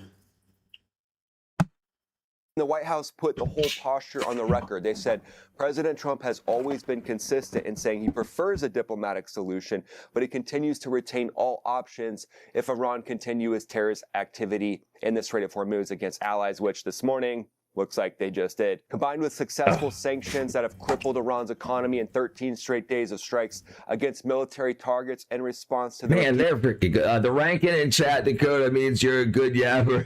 Their algorithms. What up, Anonymous? Yeah, demonic is definitely the word for it. Aggression of Iran, it would probably be wise for Iran to work towards a negotiated deal. That's what the White House Communications Director Stephen Chang mentioned, and the Pentagon backed it in the same news cycle. Chief Pentagon spokesman Sean Parnell said, "We have executed multiple successful operations." Damn, interesting that the Pentagon only mentions deaths but not casualties in a USA. 645 American casualties. Damn. Yeah, so they did mention something the other day about, I mean, they said 1,400 people were killed in Chicago since the start of the Iran war. So, and I don't know what our casualty numbers are up to. I know we've got a few. I don't know what the injuries are, but you think there was 645? I thought we were up to like 6. Thanks for the info. I'm a good yapper. I've watched that video. I'm subscribed to Max Afterburner and TBN Israel and Hookstead. Yeah, I mean, that's a good. Maybe I should do it. There you go. There you go. I mean, hook that brother up. Help me out with the like and the subscribe, folks. ensuring the U.S. military possesses a deep arsenal of capabilities to protect our people and interests. No uncertain terms, that arsenal of capabilities includes a 5,000-pound bunker buster bomb. Yeah, that's an arsenal if I've ever seen one. But if you read the sequencing here, sanctions crippled their economy, 13 nights dismantled more of their military architecture, and only then does the offer to negotiate get made from a position where the other guy has nothing left to bargain with. Iran's own army spokesperson, though, confirmed Sunday that Tehran halted its retaliatory attacks in response to the pause because we know their ballistic missiles have taken out U.S. soldiers. They're not nothing. That capability of the ballistic missiles still exists, so you can't discount the threat. But then Sunday afternoon, local time, an oil tanker was said to have been exploding in the Strait of Hormuz. But here's also what didn't pause. So American boarding teams, potentially Marine Raider teams, went over the rail into the Kormos-flagged MT Charamahar in the Arabian Sea, inspected the cargo, and then cleared it to continue, so showing that the U.S. military is fully executing the blockade against Iran. 12 vessels redirected, 2 disabled, 2 boarded, blockade in full effect. So that's one thing to remember. Even though the strikes the strikes on the Iranian economy. Always fries are fries. Boy, McDonald's make me go back to the drive-thru into the workers' theater for 2 disabled, 2 boarded at sea, 2 nights with bomb bays closed for now. Oops. And Iran still couldn't move a single barrel out of the Strait of Hormuz. That's got to make them a little bit nervous. So in a fighter jet, in a dogfight mission, your job is to identify the threat or the opportunity before it becomes obvious to everyone else.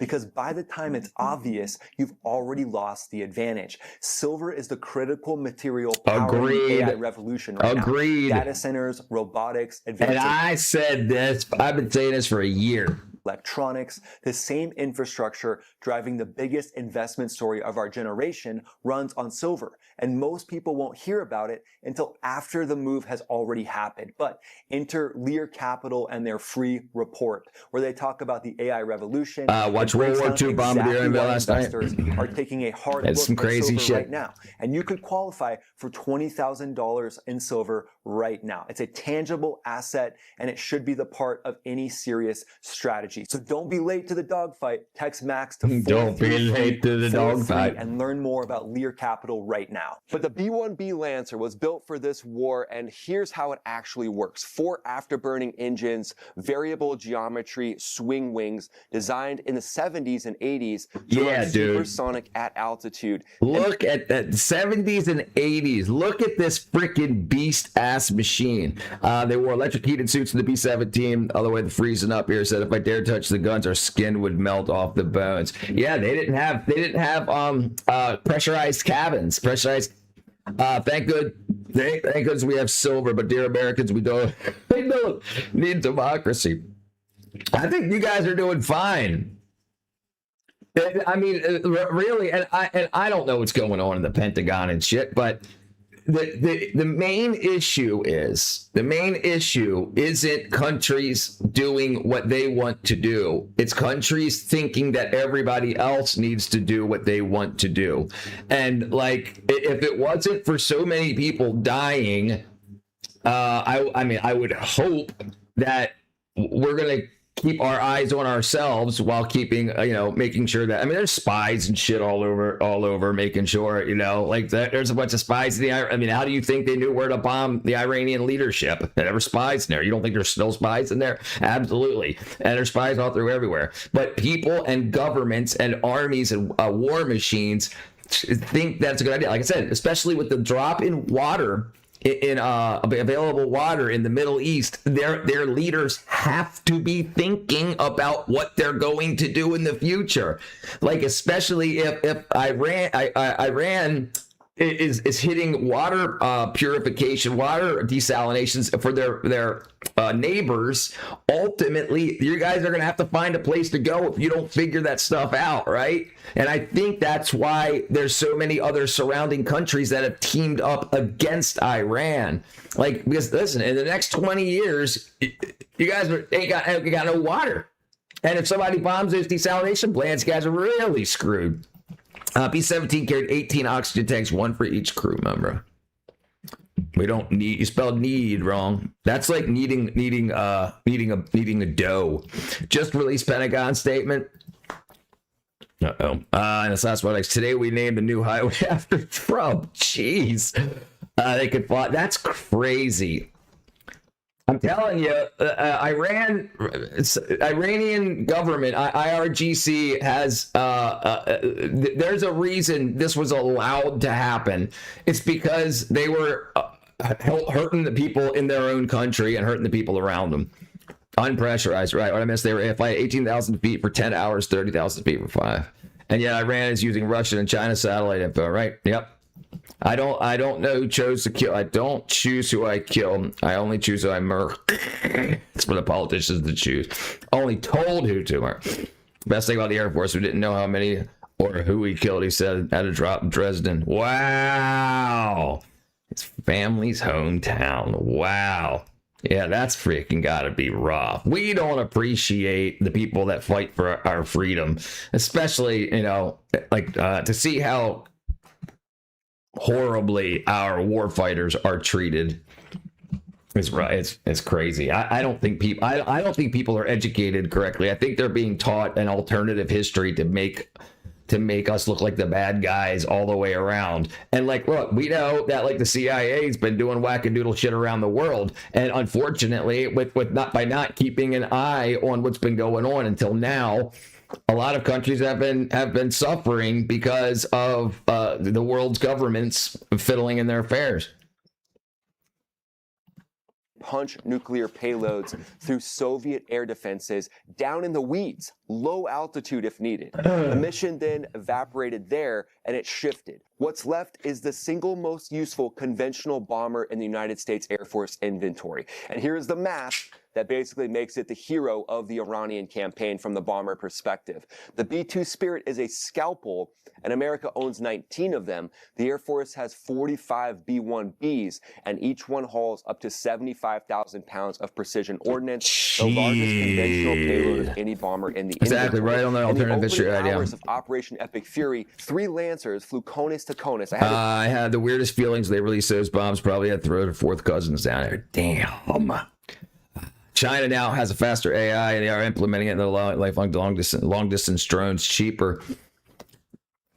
I'm going to say 2 things here. Okay, we have no idea. We got no idea.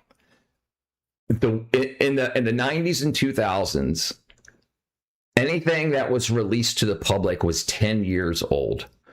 The AI that we as citizens have access to is old news. It's not cutting bleeding edge technology. There's stuff that's way advanced to that. Absolutely. We got no idea what they got. There's that whole Area 51 wackadoo stuff and wherever else, all the other labs, JPL, APL. And we got no idea. We got no idea. But what's available to the public is nowhere close to what the government has. TK 2004. All right, Shiraz, have a good night, brother. Throw in an acronym. It's kind of like you don't really need that acronym. CONUS just means Continental United States, to Continental United States, out of Ellsworth See you Air Tuesday, Force brother. Base in South Dakota, V1 Lancer. across the Atlantic, across the Med. V1 Lancer, in my opinion, is the best looking bomber we have in the world, better than the B-2 Spirit. Interesting. Trump will well, so it looks like the deal that was given to Iran when the memorandum of understanding was given was that they would get $300 billion of investment from surrounding countries to help them innovate and become part of the rest of the world, so they could start exporting and having industry and stuff more than just making bombs and exporting what they've been exporting, if you know what I mean. So, but then again, they went out. And I think that was for a reason. I think that was so that the Iranian people know that they were offered $300 billion and they could have been like a world-class country. And then their government said, nah, we're not going to take your $300 billion. And then when they finally are forced, most likely, to have an election, then they'll be voted out. because they could have been the next. I mean, listen, Iran was New York City in the 1970s. You ever or 1960s? You ever see Iran in the 1960s? Look at this. Look at this. 1960s Iran. Look at this. Look at this. Look at this. This was Iran in the 1960s. This was Iran in the 1960s.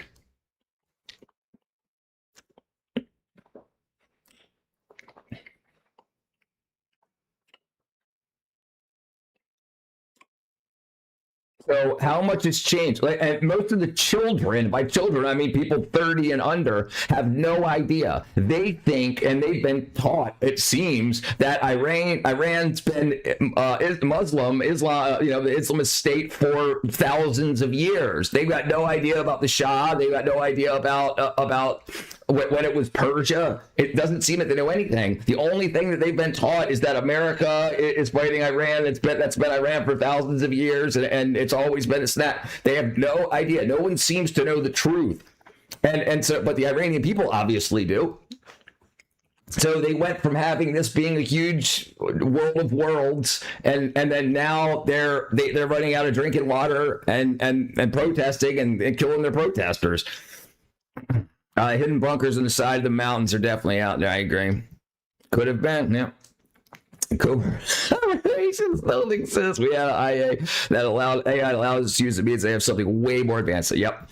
China cannot even get the chips. They don't have the military, stronger military. That's for sure. If they really wanted not Timu radar, it's not Venezuela. China's in trouble, right? I think that was a big thing too. I think that was a pissing contest when the Trump administration went into Venezuela without even lighting up a spot on a radar. Like, I think that was to prove, because supposedly, I mean, and Venezuela was under the assumption that it had China's top of the line stealth detecting radar and interception equipment, and obviously none of it worked.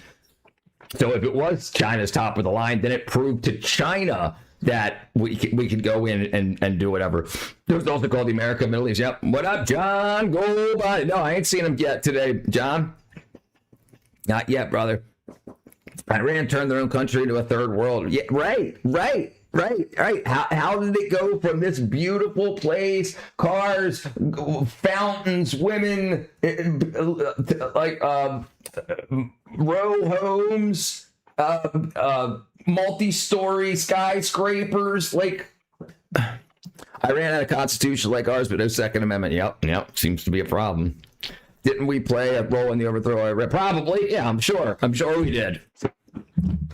I'm sure we did, but that's also another thing, and I don't know for sure, but I'm guessing some. And listen, throughout the 40s, 50s, 60s, we were playing both sides of the fence.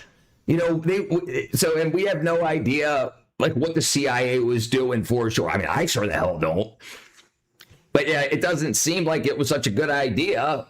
And also, it was rug pull. It was what the hell was the guy's name? Not Ahmadinejad. What's his name? What's the guy's name? Damn it.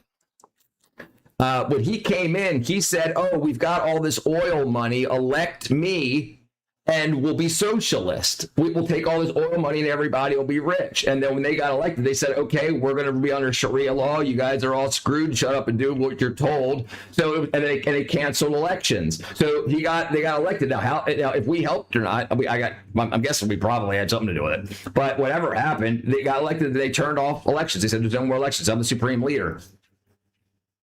Most definitely beautiful. Yeah. That's what I'm talking about. Mossadegh. Mossad probably. Oh, Mossad triple out and played a role in. I mean, it seems kind of odd now, but what was different then than what's now? You know, the world's a different place here. 47 years later, we definitely fucked around, but it wasn't all our fault. China is advanced for those cities, and they have that average Chinese citizens live by. You know, and anything you can pay for with your phone through WeChat. Been there 6 times, going back soon. Take some pictures, brother. Join a Discord. Oh yeah, let me put that Discord on here so we can. You guys can get you a shirt or a hat. Bam.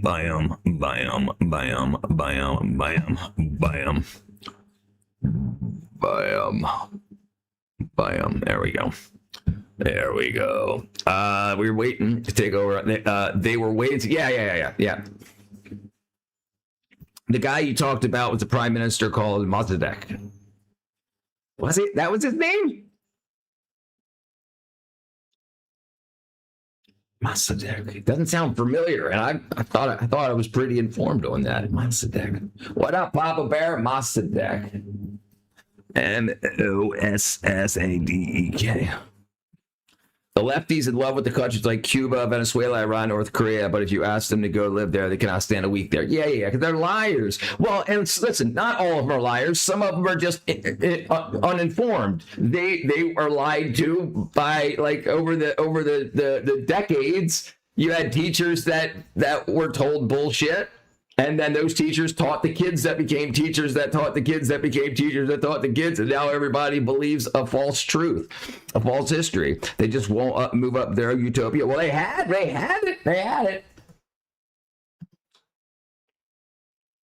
Mohammed Mossadegh.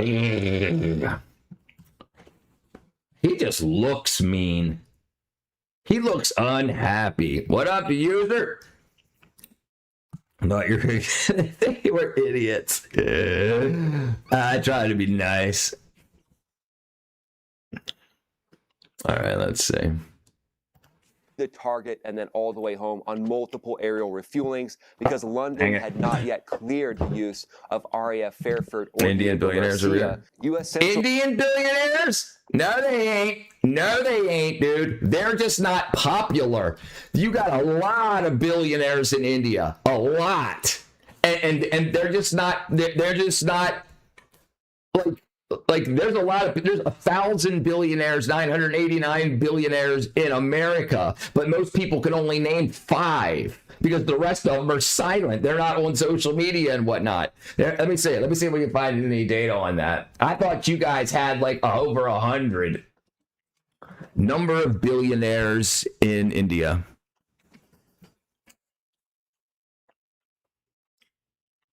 200, that's $100 billion, 100 billion, 30 billion, 33 billion. India ranks 3rd in the number of global billionaires. So yeah, they're just lying to you or not telling you, deceiving by I can't remember the term. Yeah. So they don't want people going and saying, "Hey, doing exactly what's going on in America. Tax the rich, eat the rich." They don't want that to happen, so they just stay quiet. I'm talking about Indian billionaires in USA. U.S. dollars. Yeah, this is in U.S. dollars. In U.S. dollars or Indian billionaires in the USA? Notice how the left is now calling themselves democratic socialists now and heavily leaving Muslim need a bypass law. So what I was saying is before you came in, we know that the Middle East is running out of water. So it would seem to make sense that the reason that the left and a lot of our government now has Muslims in it is because they need to have a landing station for when the Middle East runs out of water. They got to go somewhere. How many of those Indian billionaires stole from elderly Americans? I got no idea. Beach pizza? J-Trax, beach pizza?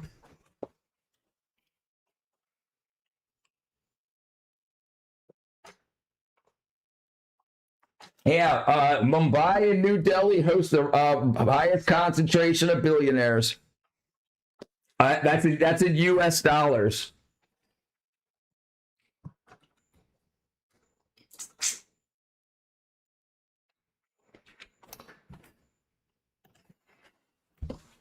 All right, let me let the cat in real quick. Central Command confirmed it in about as plain a sentence as they ever write. American B-1 bombers struck deep inside Iran to degrade Iranian ballistic missile capabilities. Then an Iranian drone hit a Royal Air Force base in Cyprus. Downing Street reversed course, and a large part of the B-1 fleet moved to Fairford. So all it took was a drone from Iran getting a little bit too close for comfort to the UK, and they're like, oh yeah, no. We were going to open these bases the whole time. Yeah.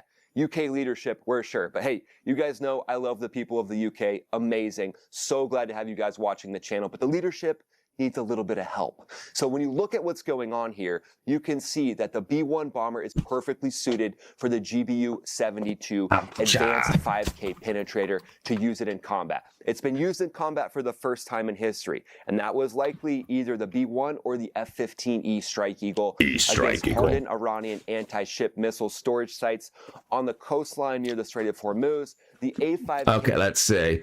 Yeah, we can't be having the foreigners in Congress. It should be illegal. Like foreign. They need some beach pizza. India origin billionaires in the USA. Okay, gotcha. Let's see. Let's see if we can get a number. Number of billionaires in America that are Indian. There's 12. 12, it looks like. 12 prominent.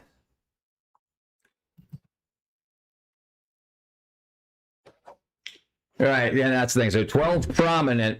They definitely have giant buildings full of scam callers. It's like normal pizza, but it's square and you're at the beach. Iran hates the Muslims more than you guys. Just look at what they did in Syria, Iraq, Lebanon, and Yemen. Those countries are held divided by. Right, and this is one of the things that I was mentioning before, Walrus. The average non-Muslim has no idea that there's multiple sects of Islam. They got no idea. So when they hear of like most people think Quranic Muslims, they got no idea that there's Shia, Sunni, and what's the third one? Whatever, they don't know. They got no idea. And then what ones accept what hadiths and which ones accept the sunnah and sunnah and whatnot. So it's like there's all this mix up because you'll have people, especially Dawa guys, that say certain things and then people call them liars and they're like, no, look right here, and they're like, we don't follow that. What do you mean? It's right here on your websites. Yeah. So it gets crazy, and they seem like liars all the time because they'll pick and choose what they say that they want to follow. Even the government had to get involved. What's more likely in the future? 1984, Mad Max. Probably 1984. I don't think we're going to get to a Mad Max style thing. There's possibly. I mean, the Middle East looks like it's heading there. If it keeps heating up, and the hotter it gets, the more water they use, and they're almost out of water now. So that might be heading that way, but we'll see. Hopefully we can figure something out and help everybody. Most people don't know that the USA helped start Iran nuclear capabilities in the 1950s called Atoms for Peace under Eisenhower. See, that sounds familiar. Atoms for Peace. That was for energy production, right? Raytheon, Pizza Hut. Go back to school, kid. Eisenhower was a puppet. Peyton was the real hero. They turned us into a bunch of spiritually lost talkers. Talkers? Yeah, that definitely happened. What up, Golden Wing? Sunni Muslims are slaves to the Zionists. That's why Iran spanked. Most were. What do you go back to school? They don't even teach it in school. America's worst decision to attack Iran. Trump can't defend Iran. You're very ashamed of him. We get a lot of Iranians here very, very happy. I see a lot of Iranians coming in saying, God bless Trump. I'm like, okay, I'll let him know when I talk to him. What up, stupid tomato? I saw the title and instantly thought of Beavis. There are Muslims on the IRGC Muslim extremists. Right. But the average person, the average non-Muslim has no idea that there are differences. So when you hear about Muslim extremists, and they don't use the word extremist, they just hear Muslims and like, oh, this is what Muslims do. And then when people say this is part of their script, this is part of their doctrine, they're like, well, which ones? Contracting American society to wake up and come back to your senses, unite in mass.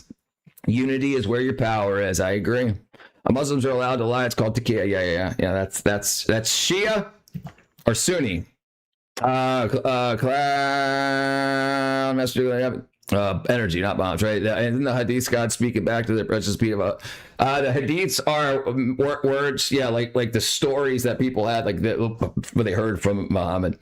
There are nothing about beach pizza anywhere. It just happened to be getting a square pizza. I've been gone for too long. I had to deal with a bunch of nonsense at work. That's nonsense. Apparently, DT has purchased Islamic soldiers to behead Americans with channel guillotines. Over 15,000 were purchased by this administration waiting to be scattered all over the USA. That's not what I want to hear. Hadiths were from companions. Companions.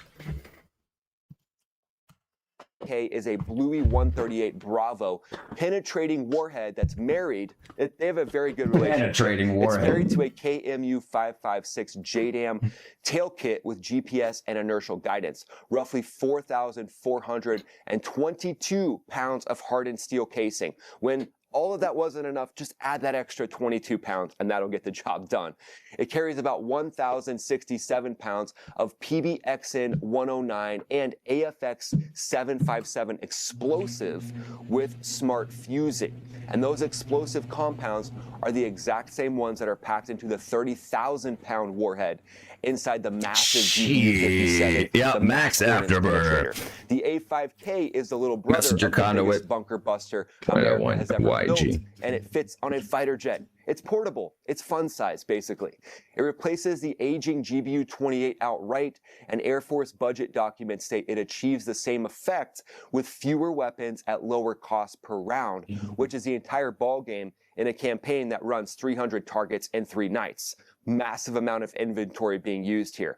Riding right alongside it is a 2,000-pound GBU-31 Victor III. That's a JDAM built around the Bluey 109 penetrator warhead. It has been used extensively across Iran, and those Fairford B-1s have been confirmed carrying it against ballistic missile production facilities, underground command centers, and mobile launchers. Damn. Here's the detail. You want to learn more about this? I'm familiar. Out of every aircraft in the entire Forged religion never works out. Exactly 2 are right. There was just a document that came out about religiosity in Iran, and Iran apparently goes door to door doing a census and saying, hey, what's the religion of this home? And it says 99.5% were Muslim. But when an online digital religious census was done, apparently less than 40% claimed Islam, and they got like 20% people are non-religious. Don't even think of God as a thing. And then you've got like Christians, you've got some Sunni, some Shia in the Muslim side, and Christians and Zoroastrianism is still a big thing there in Iran. What's my profession? I'm a live streamer. But I just left the movie industry to do this full time. It's Hindu religion. You should not be enforced in anyone. True faith comes within. Yeah. What's up, Tom? The companions, like 30 black men. That's the Al-Zut. Please, I implore brothers and sisters, Americans, to not become lazy and docile, comfortable with all these distractions is what they want, laughing because they're winning, unfortunately. I don't know what we're talking about. It all boils down to the box. To employ the GBU-72, the B-1B Lancer, and the F-15E Strike Eagle. This is the VIP list. It's a very short VIP list. So their spokesperson is saying that they've scored 11 American fighter jets and helicopters in the last 15 days. They said they've taken out drones. They said that they've taken out more bases across the region. Of course, they had those hits at the base in Jordan, and RIP to the National Treasure service members that were unfortunately deceased after that event. Those national treasures will never be forgotten, and thoughts and prayers to their families. So we know that Iran does have the ability to attack certain bases in the region. They've attacked multiple of them. I was a prop maker just before I left. I built sets and props. A couple of Moabs, and they scored. I was right. You mentioned that, dude. First thing I do when I get here every time is like the stream. Thank you, Papa Bear, brother. Oops. You know.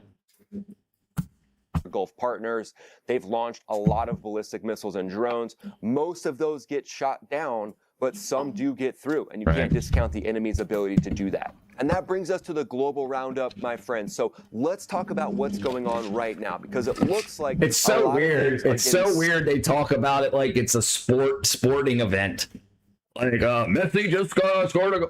Spicy when it comes to NATO. An F-16 destroyed an unidentified drone over Romanian territorial Romania, 12 kilometers northeast of Salina on Sunday morning. That's not the third good. consecutive daily shootdown by Romanian F-16s, and the escalation curve is the actual story. Because before Friday, Romania had never once brought down an intruder in more than 4 years of war with Russia and Ukraine. Friday's engagements. I didn't even know Romania was involved. Italian Air Force Eurofighter Typhoons out of Mahal engaged first, failed to destroy the target, and Romanian F-16s out of the 86th Air Base finished it with an air-to-air missile over a wheat field near Padina in Buzău County. Romania's Prosecutor General Office has now identified Friday's drones as a Shahed-type munition. Who's flying those Shahed-type munitions, huh? Weird. Yeah, Russia's like, oh, it's not ours. Well, yeah, like, didn't you guys design them with Iran? And they're like, no, we've stopped doing that. Yeah, of course you have. And also reports coming in that President Vladimir Zelensky is saying that Russia has been helping Iran with increased targeting, and not only targeting of their ballistic missiles, but also ISR, intelligence, surveillance, and reconnaissance afterwards. It's not really a shocker or a surprise that Russia is likely helping with the targeting solutions. Do you know what I think's happening? You want to know what I think's happening? I think our SpaceX satellites and SpaceX launches, we've definitely got spy satellites, without a doubt, 100%. We've had them since like the 1960s, 70s, definitely. But I think they're doing like air to air or space to space, satellite to satellite hacking and interception. So if you've got, because like Russia, China, they've got America, we've got our own GPS. China's got their own GPS. Russia's got their own like GPS system satellites also, right? So when they're doing bombing like that, we've got our military GPS satellites, and we've got our civilian GPS satellites. But we've also got a bunch of the SpaceX satellites that aren't government. They're private industry, which means that they're not part of the war. But if you've got government or like tapping capabilities or receiving capabilities, and you know what's being communicated up and distributed back out, and that's being grabbed, it's the same old stuff like they were doing during World War II with not the Enoch, that's the Bible. What was I thinking about? What's it called? What was the box that they had that they could rotate the dials and had the plugs? Ah, damn it. Probably not, Tom. Enigma, right, Profac, brother, right, the Enigma. So same thing, still works, still the same. We think that like we've evolved as a people. No. We've been at peace for a long time, so we feel that we've grown past that, but it's not true. It's still the same old ball of wax, same old ball game. It's the same freaking thing. They want to communicate with each other and encrypt it, and then we're going to intercept those encryptions and then spend a lot of time. And now we've got these super AIs that could probably decrypt this stuff very, very quickly. So that's what I think. The Enigma machine from Germany. Yes, sir. Stupid tomato. Back.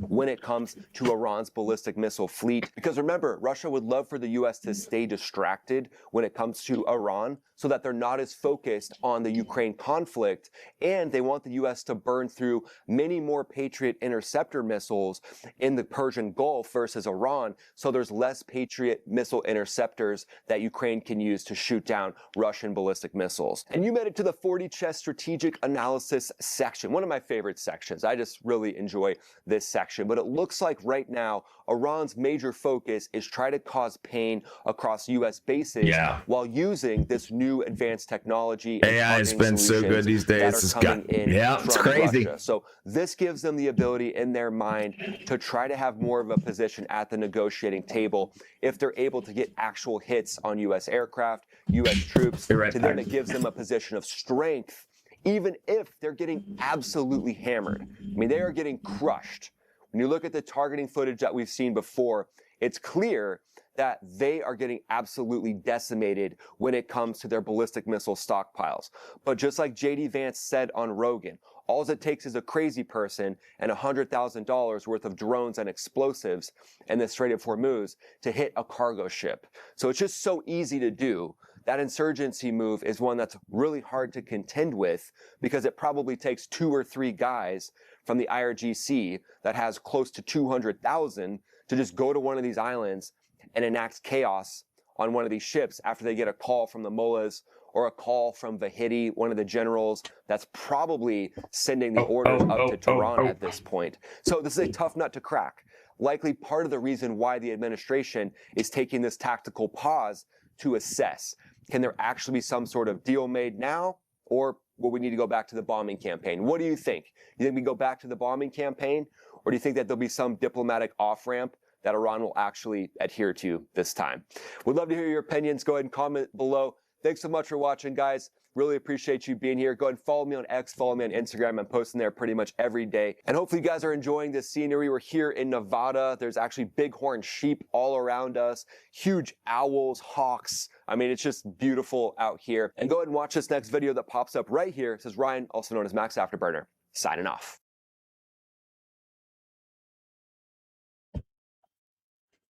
Dang it. Almost had it. Let's see, where we go. Okay. All right, let's see what I miss. GPS is fully owned by our military. They just let a portion to be used for public. Everybody else, the rest of the world, is GPS is private for them corporates like Google Blackout.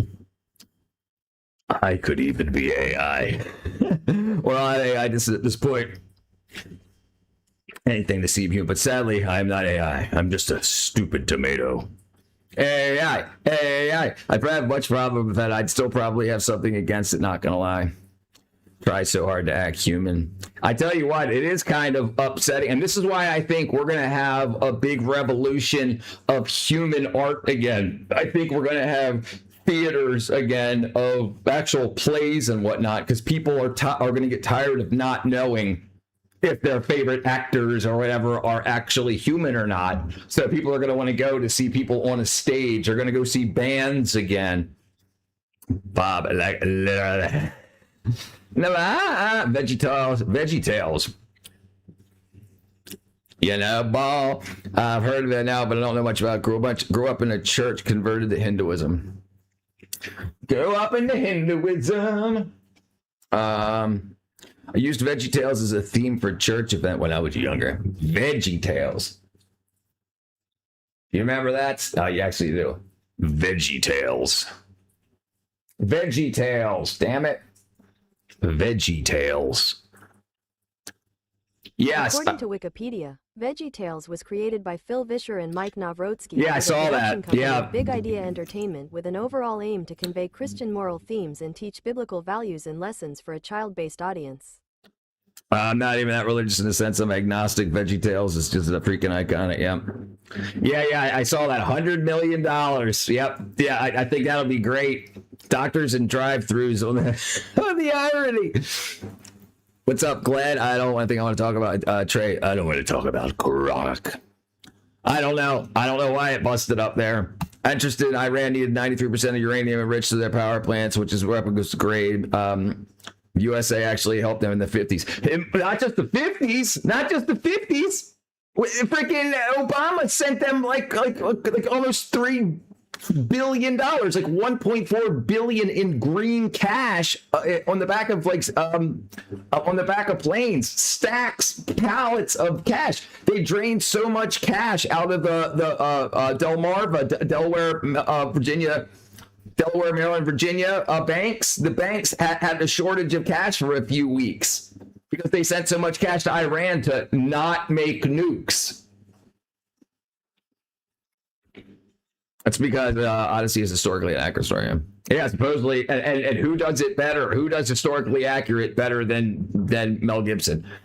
I mean, he's freaking look. He's done multiple movies. Like he did The Passion of the Christ in Aramaic, and he taught it like the people that didn't speak Aramaic. He taught. He got Aramaic speaking. He got local cast people like from the area that look like Jesus. The time of Jesus. Is that my hot girlfriend? What do you mean, Grok? Grok's my homie. Oh, Trey. First of all, an AI being your homie is in general maybe not the best idea. About off the bottom, have a different conversation. What's your degree? And you seem very fairly. I don't have a degree. I didn't even graduate high school. I can't trust AI for what's programmed best.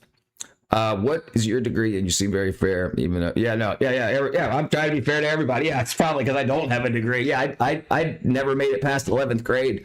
I went to college for one semester and I failed algebra 1 in college, so I dropped out. Who will Mel Gibson cast for historically accurate Cyclops? Who's that? I can't remember if he's a Republican or a Democrat. The guy with the eye patch. I have a personal distance around from because old man used to generate some vision. Man, that messed up face is a great movie. Yeah. Starts with an A. Damn it. Apocalypto. Apocalypto? Mel Gibson movies. Hacksaw Ridge. That was a good one too.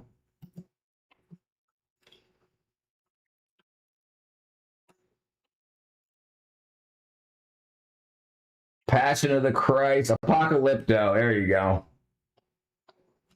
Yeah. That's what I have to say on China's new AI that can manipulate satellite frequencies. Apocalypto, yeah, it was dope. Why are we looking at Vegetable Tales? They brought it up. We're probably looking into it. Remember, for Homie's Robot, now models are programmed to manipulate and come off as human. Yeah. I have Cyclops. It spits. I'm sorry it happened to you. Nothing happened to me personally. Thank God. Yeah, the big thing is I think a lot of people forget their AI chatbots are they forget that they're not humans on the other end. I think we've got so used to texting people and like thinking about the person on the other side of the text message is a human, and now when we're doing that with chatbots, it sounds like the text messages. My favorite movie is Sling Blade. That was a good movie. People out there, ain't got no guy. People out there are going to think chatbots are sentient. Unreal.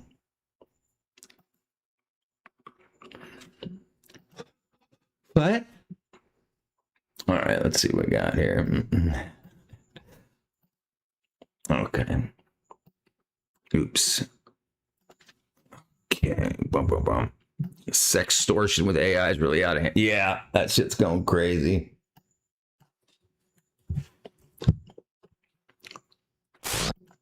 We can't watch it, Stupid Tomato. It's copyrighted.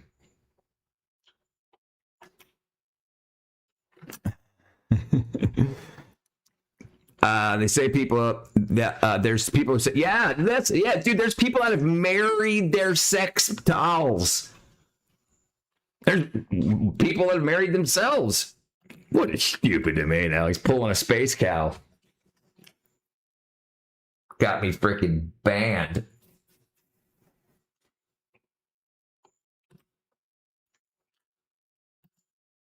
Yeah, it's Comedy Central, unfortunately. I don't know why BJT feels like the best way to clip. The guy does video his clips 1 second with no trust. It's hard watching sports with political activism. I know, dude. Listen, and I tell you what, being from the movie industry, very liberal industry, it's very like people talk about the Democrats and the Republicans and the blue wave that's coming through this and that.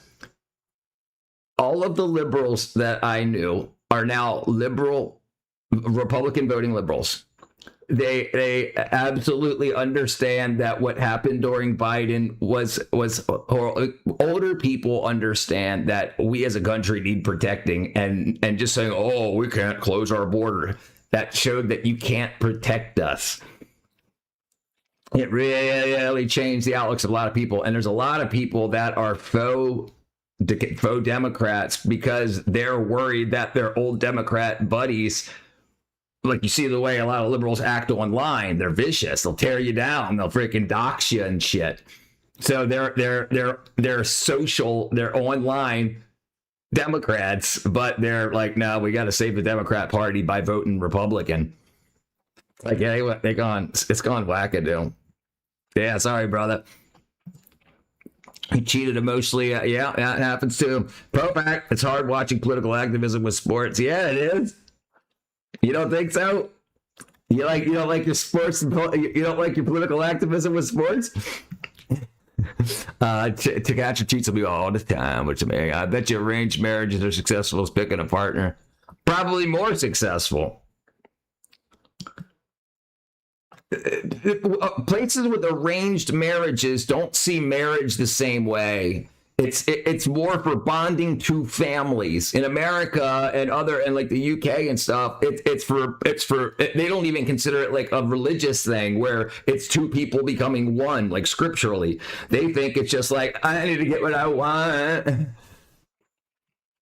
They think it's just like just a way to not get cheated on. Like rather than saying like let's figure out life together. It's a whole different ball game. It's so hard politicking sports with activism. AI on my phone is so stupid. It's an experiment. I'm following it to guide me in an old video game. It's not working out for you. What I miss? Sports are in coliseums like Rome, distract the people from what's really going on. Right? Yeah. Yep, that's what they wanted to do. Well, there wasn't no internet and stuff back then either. So, if you woke up, went to a circus event or a sporting event and got all hammered drunk, and you didn't sit back and talk to people about what's going on, more extremely vulnerable, easy to manipulate. Unfortunately, nobody helps. Nobody helps them. Katra, please tell me I find my future wife this year. But of course, people literally put AI all over people, and that's where you're going. Yeah, well, people don't think of people as human anymore. Like this whole. No, I won't get into it. Yeah, people don't see people as humans anymore.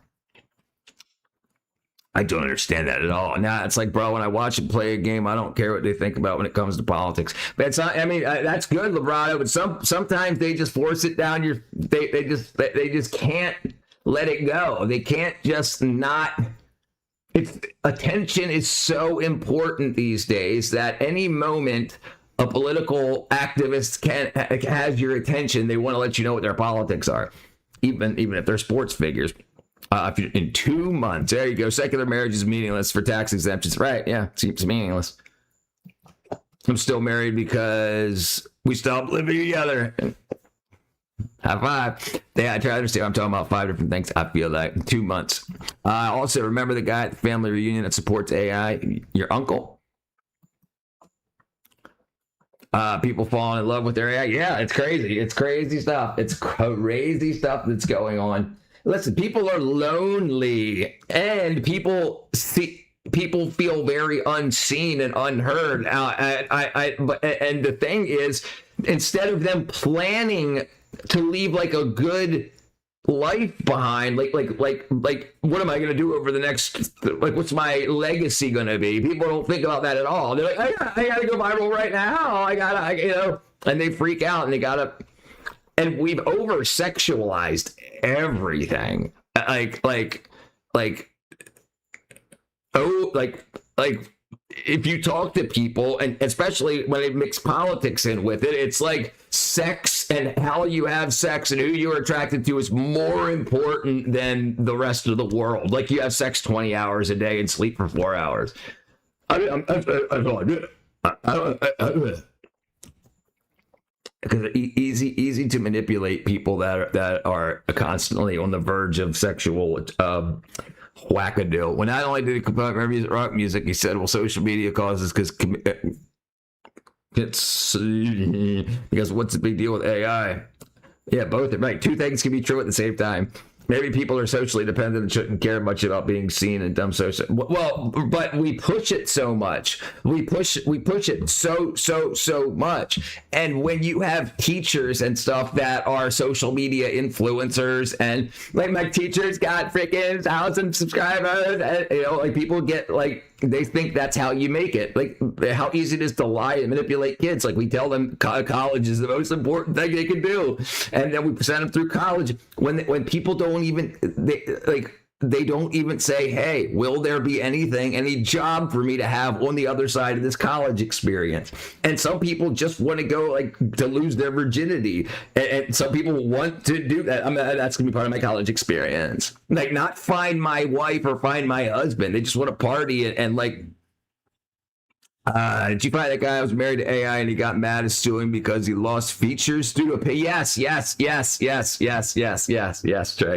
Bro, have you seen the robotic sex dolls? Who needs a husband or wife? Yeah, I've seen him. I see a guy that married one.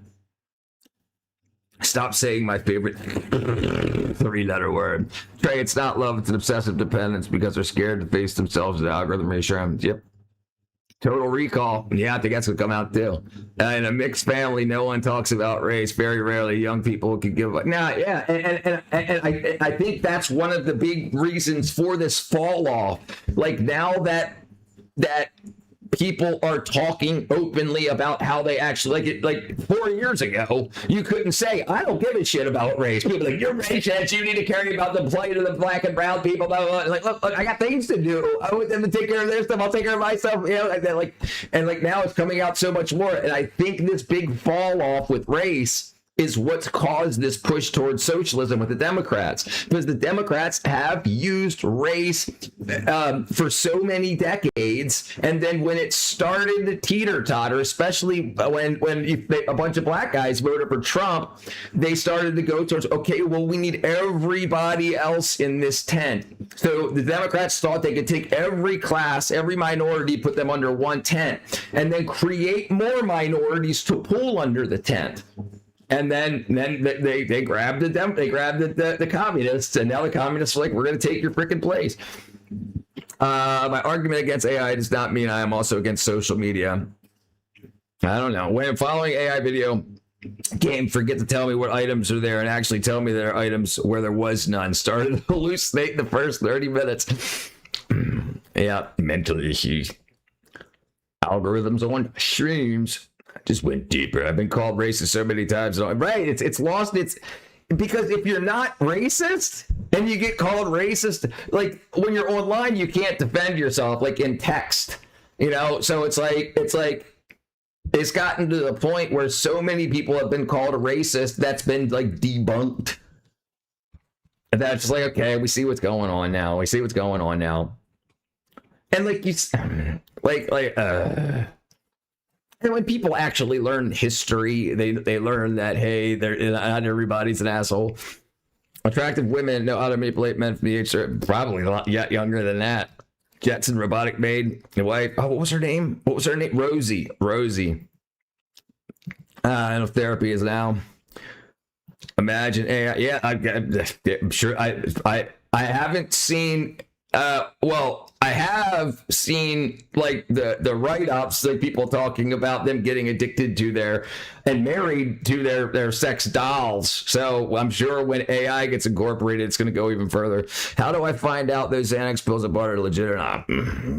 I just I mean, you used to be able to buy test kits for that stuff, Steven. Can AI guide me directly to old Sega again? It's this game, I can't trust anything in real life, you know? Can't get through Metroid. Well, that wasn't Sega. Dad wants me to go back to therapy. Like, Dad, what's going to do? A therapist, hell, will fix things. They won't fix them for me. I know how to fix them. Just talk science. Yeah, right. And a lot of times, the thing with therapy is you really have to trust your therapist. And a big problem is we've got so many therapists now, because for the past freaking 15 years, everybody was going to school for psychology and you know, hundreds of thousands of people. And so a lot of them like are now part of like a substitute teacher type list of therapists. So they sign up for these apps, therapy apps. So as people come on and say, I need therapy, they get distributed out to these not tried and true and tested therapists. Yeah, no, don't do that. I'm not a racist, just like everyone equally. That's how I feel these days. Like, for fluff's sake, I'm just gonna be awkward, waste time. Yeah, right. Listen, if you're not leaving the planet, you don't feel like you want to leave the planet, then I don't really get it. I don't get it. Maybe that's my fault, but I wear racism as a badge, and a lot of people do. A lot of people do now, and I don't even think they're racist. And so many people have been called racist, and then the people that were calling other people racist are being racist. So it's like, hold on, are you for this or against this? And then you come to find out that it's just a power grab. No one, yeah, AI finds pleasure. Well, Steven, get yourself a placebo pill or something. These AI plants all over the building, the AI USA tell you have fixed to destroy the water supply with the chemicals that dump in the rivers. Yeah, it looks like something like that happened. I have an undergraduate degree in psychology. What bullshit soft science, but sometimes it's really needed. Well, I mean, there's also a very big placebo effect with just talking to people. I mean, maybe it's not considered a placebo effect, but I mean, you know, but like just talking to somebody, you know, even like a hug. You know, it's so nice, but you know, I can't just take them. I don't want to take them. Yeah, don't do that. Yeah, and that's a big thing. Yeah, Steven, don't listen to that. Don't listen to Trey. Yeah, you don't want to wake up to that. That shit's bad for you. I will never download a therapy. Yes, yeah, don't do an. Listen, if you absolutely need to, then sure. I don't want to say don't download therapy yet, but. If you need a therapist, find a therapist. If you feel like you're going to leave the planet, call 911. You'll get therapy much quicker, and at least you'll have it in a medical setting. If it's just like things are kind of weird and I'm socially awkward or whatever, then the problem is they put you into that pipeline, if you know what I mean. I miss the simple games like Crimson Crown.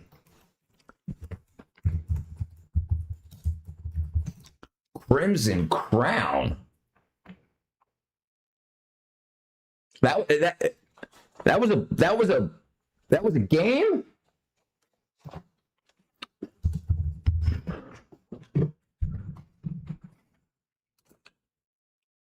What's a game? Wow, 1985. Wow, you ever Zork, Gracie? Oh wow, I'm way far behind. Sorry, I'm gonna go to therapist in person until I get reason to like him. I'm not a professional therapist. A lot of unprofessional therapists. A lot of kids that just got out of freaking college and then go right into online therapy practice. AI uses too much energy to do something autistic guy can do for $20 an hour. I agree.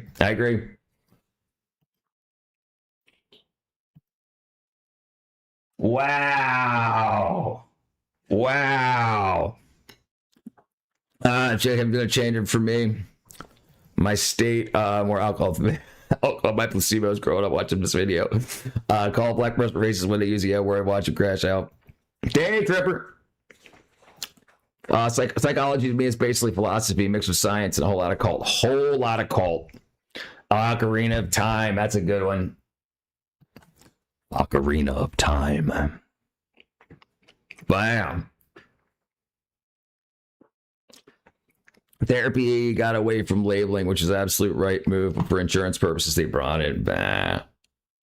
You thought I was a gamer? I've done some gaming. Steve, I test to see if put tempo. Jesus, dude, shut up, Trey. I'm sorry, but I've been bitching for half an hour. People messed up and socialized. Can we talk about susceptible and pussified people to begin with leisure and comfort creates pussy? Yeah. Wait, to say, strong men make easy times make weak men make hard times make easy hard men, or strong men. I don't know who anymore. I don't know who I am anymore. I'm getting too much money. Street Fighter 3 Alpha. Wow.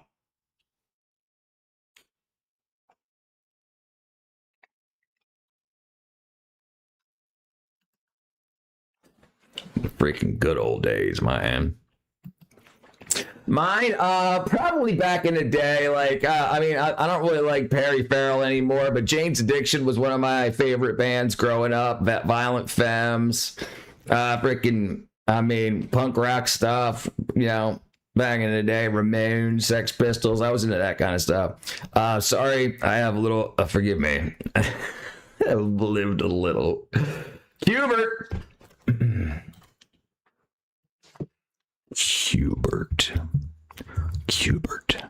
Dude, I remember Cuber paying a quarter for Cuber. It wasn't a big deal, but I'm a fan of those kind of games. Oh, the fighting games. I was always Ken or Rue, but usually Ken. Yeah, man. I remember the arcades playing that stuff, boy. Good old days. Good old days. Dead Kennedys, great band. Great band, yeah. Dead Milkmen, Big Lizard in My Backyard, Dead Kennedys, freaking Plastic Surgery Disasters was a great album from Dead Kennedys. Frankenchrist, great album from the Dead Kennedys. Give Me Convenience or Give Me Death. Vigilante 8. Vigilante 8. Damn. PS1. Skate or Die, or a 720. Remember 720 in the arcade? Skate or Die. Not Gate.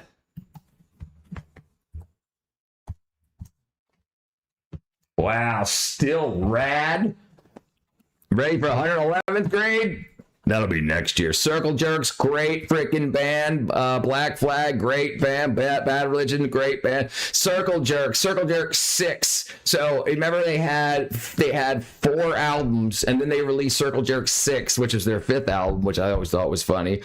Group Sex, I think, was their first album. Making the bombs to keep a lid on the population. We'll drop bombs on selected nations. We're gonna get one in Earth production. Teach those slime buckets about reproduction. Making the bombs. Making the bombs. Dropping the bombs. Vigilante at Legend of Dragon. Legend of Dragon. Skate or Die on the C64. Yeah, it's great. I never had a C64. I had a Commodore PC-10-2, which was their IBM clone that they made after like the Amigas and stuff. But a bunch of my buddies had C64s. We used to play freaking hundreds of games off cassette tape. And what were the 1571s? Was the floppy disk 5 o'clock? They need a remake. Need to remake Master Legend of Dragon. I'd buy 2. I'm a Beatles Nirvana guy. Also like Ventures, Dick Dale, Surf stuff. Yeah, that's good stuff too. Yeah. Worst game ever. Skater Die. I sucked at it. So I saw Circle Jerks. Great mosh pit stage time back then. Yeah. Circle Jerks. Great. Yep. Black Flag too. Black Flag was a lot of fun. I mean, but we had. I lived in Baltimore, so we had DC very close. So we had like the Clutch. We had Fugazi. A lot of good stuff. Day Tripper remembers. I still got Legend of Dragon, but no PlayStation to play it on. So. Dakota, look up backing up or ripping your game to a damn it, and you can rip the game if you've got a CD-ROM drive. Rip it to not an ISO. Damn it, I can't remember how to do it anymore. And then you can play it on emulators. You can play it on your PC. What up, Hippocrates? I saw Flag a few years ago. Keith Morris was singing too. Flagman, Greg Jen wouldn't let him towards Black Flag. Yep. Keith Morris is in a band now called Off. They did a video with Jack Black. Final Fantasy VII will come out next spring. I'll be a hermit that month. I never really played much more. I didn't play much on the 64 except for 007. It's Dragoon.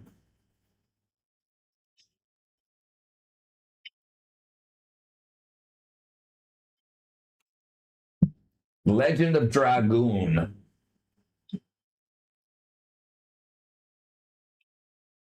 Freaking Dungeons and Dragons days.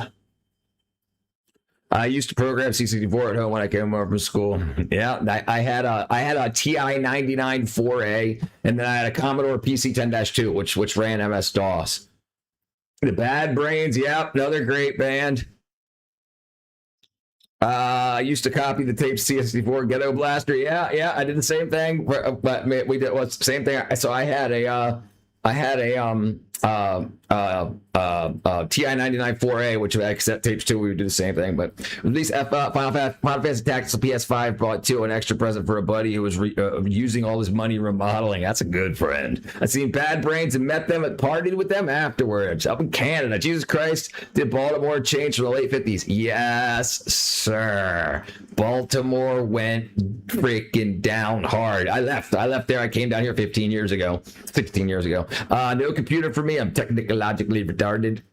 .exe. Is that the name? That's the .exe. No. It's like a dot. You have to rip the disk down, and I don't. It's not an exe. It's not an exe. I think it might be an ISO. You uncultured swine. I feel like we grew up together in an alternate universe. I had a TI 99 4A program for hours of 8 o'clock. Yeah, dude. I used to get a magazines from the library and program in games, and then wouldn't save them, and then shut it off, turn it back, and would program it in again to play for. I still play Galaga every once in a while. So do I. So in Maryland, there was this place called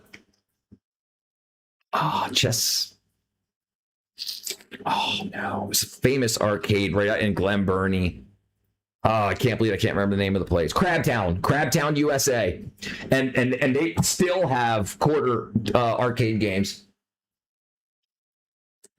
Crabtown, USA. Yeah, here you go. Crabtown, USA. All right, here. What's that? Finally, go type in arcade. Yeah, so they still have an arcade. They still have pinball. I remember they had Narc there. I used to play all the time, and Batman. Yeah, freaking the days. Gyrus, so it's a lethal C64 game. Yep, I remember. Video games came with cassette tape, like Parsec. Right, Parsec. Tunnel of Doom. I had both of them. I had those on cartridge. I also had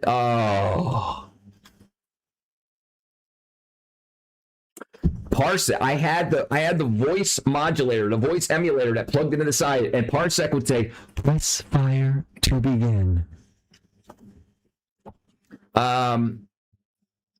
What was the one with the crab?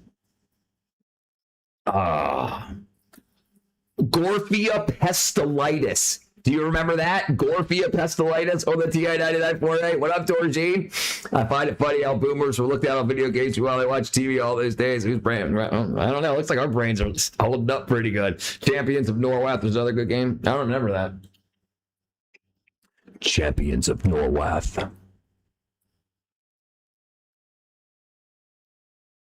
What is it? Nora.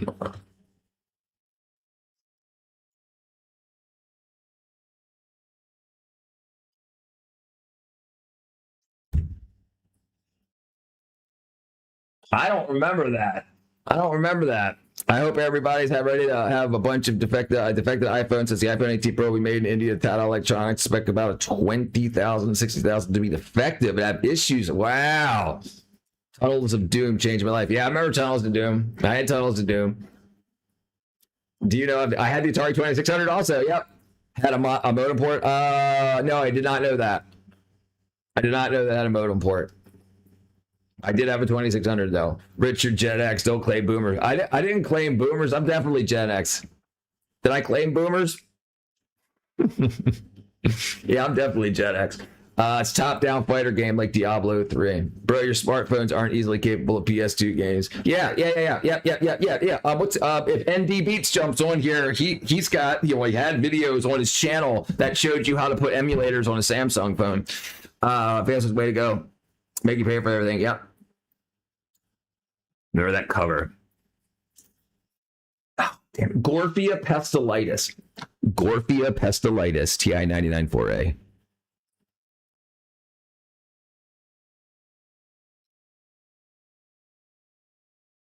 I don't know how to spell it. Gorfia.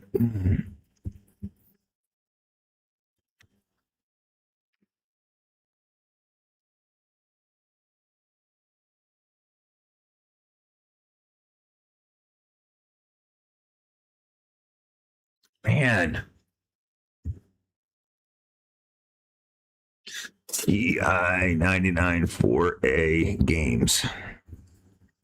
I remember shaking the Atari joystick like a madman for Olympic Games. Yup, I remember that too. Back and forth, back and forth, back and forth, back and forth. I love Parcheesi dice game when I was a kid. I had Parcheesi.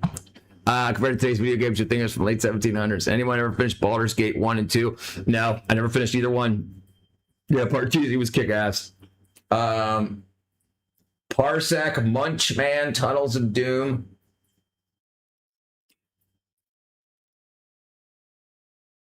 Oh, it doesn't have Gorfia Pestilitis in there.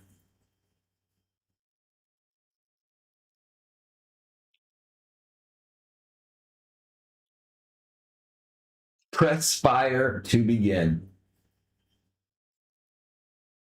Wow, freaking good old days. I've been told Goddess to fire up herself. What honor mode? She wished for a stack. Parcheesi? It was a dice game. And you had little pins. Parcheesi.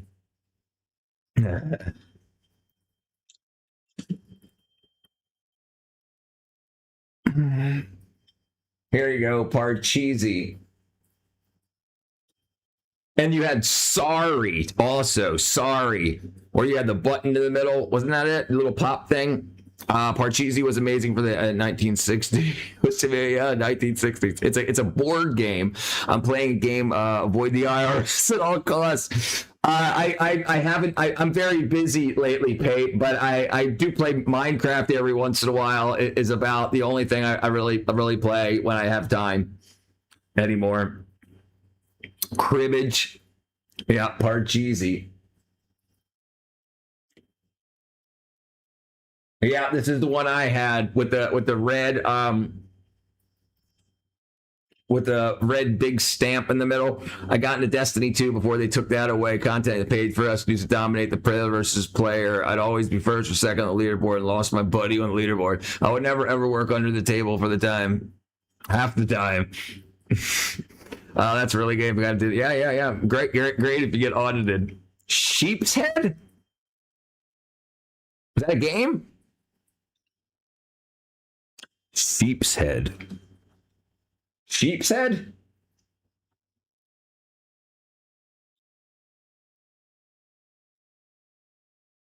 Yeah, the game of life. Avoid the IRS. Backgammon? Yeah, backgammon. Damn, look at the tooths on that thing. Backgammon. Yeah. I always sucked at backgammon. German Shepherd's game, 14th century. Payday was fun to play. Oh yeah, remember Paperboy? Do you remember Paperboy? Paperman, Paperboy, Paperboy. Why they got some tubes, freaking Librato. That's a big freaking fish.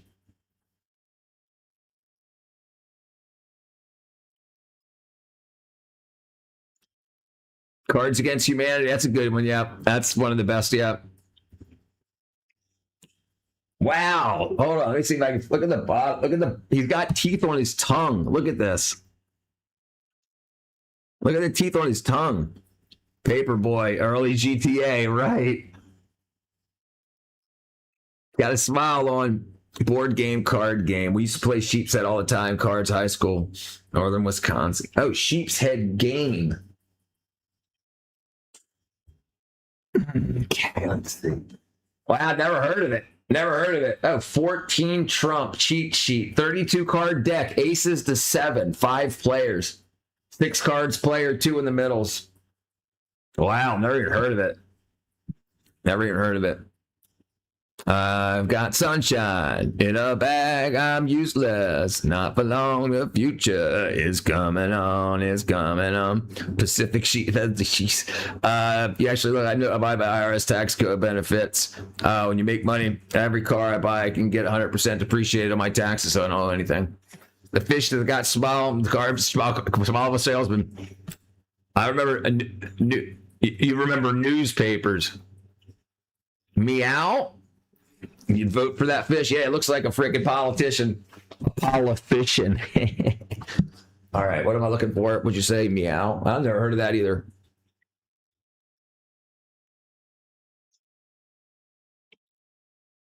Oh, yeah, I remember Meow. I do remember this. Wow. When was that? 2000s?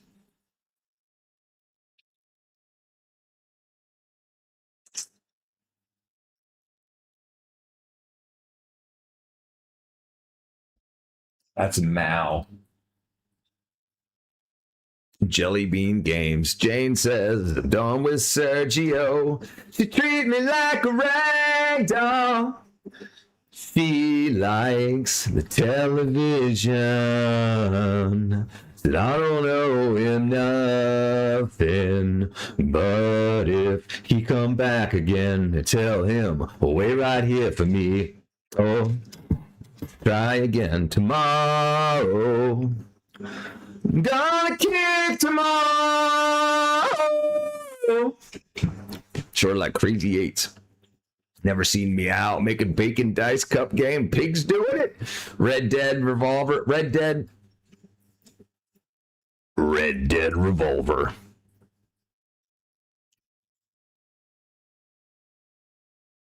Red Dead Revolver. Red Dead Redemption?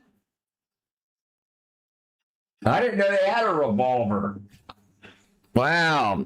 It's also save areas for the less job. You don't have to claim taxes. The fish sheep head are different than the Pacific. Oh, I thought you meant the game was different. Run yourself ragged. Ever played checkers against real good checkers players? So yes, I have. Yes, I have. Sorry, Tom. Have a good night. I'm gonna kick tomorrow.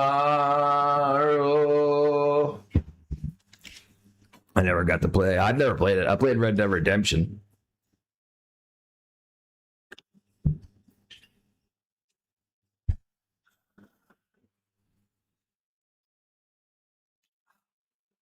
Oh. Available in the Xbox store. And I bought it. I'm gonna kick tomorrow. She said, wait right here for me. No. Tom Bombadil from J.R. Lamau. John Bombadil. I'm gonna kick. Jesus freaking space count. I met the creator of Super 7 card game like Uno.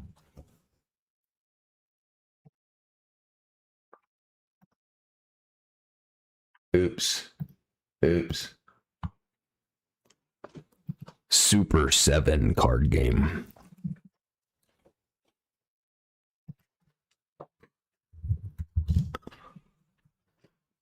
Super 7 family card game. Yeah, you don't hear about family games anymore.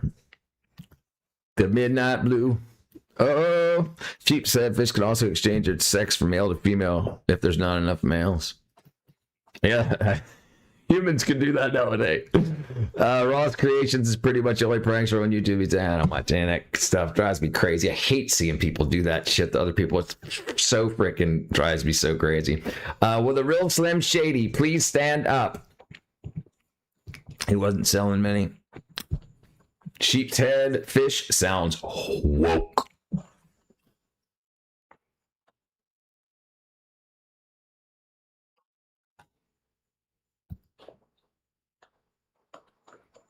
Yeah, I don't remember that.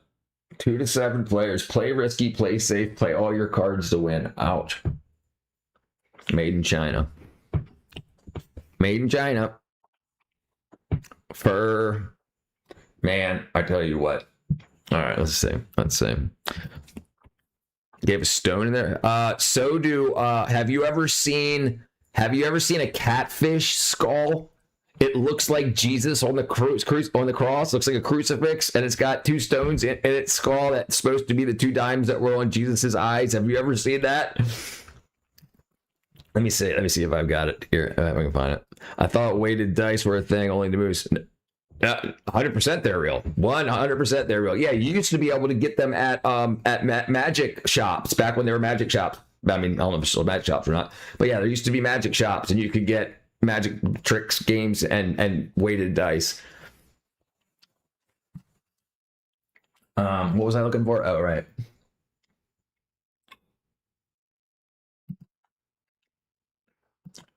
Crucifix catfish skull.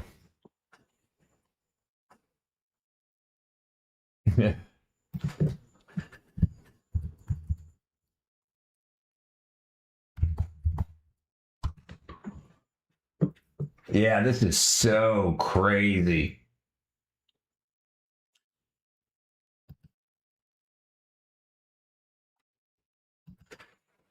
And what do you see? Most people don't know what this is. What is that? That is a catfish skull of a catfish. But once you see this, Came in second in Memphis County. You see what you can see right there? Look at that. You see the Look at that. Yeah. The cross of Jesus on the cross. Yeah. And then on the back, you see the shield of David. Oh yeah, that's wild. And then you can see the. Now watch this part.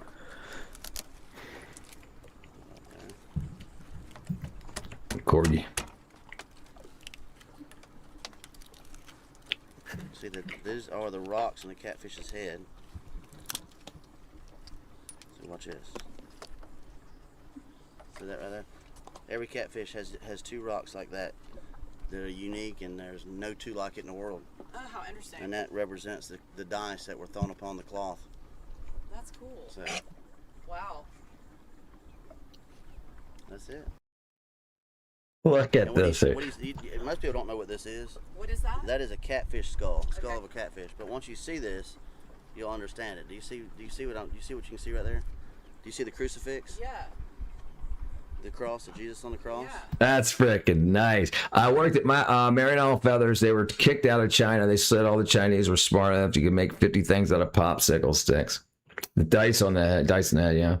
Isn't that pretty cool? Isn't that cool?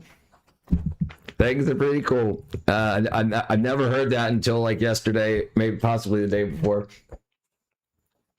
Never heard of it before. And then you got some dude. So you look it up, and there's all these people talking about it. No, I never heard about it. There's dealers at casinos, dealers at craps dealers that could definitely throw dice away to land back. Well, yeah, they do that every day for freaking decades, 10, 20 years. Just standing at the same table, throwing dice. Yeah, they know what they're doing. They know what they're doing. It's not a game of luck as much as you would think it is. Yeah, that's crazy. That's crazy. All right, let's see.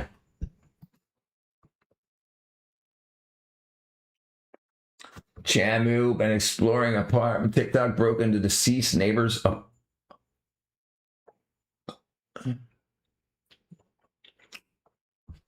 Democrats are bankrupt.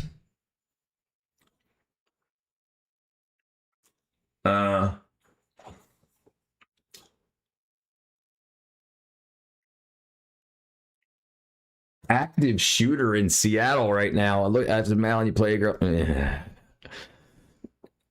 I mean, if I'm allowed to, if it's got something on it I can't show.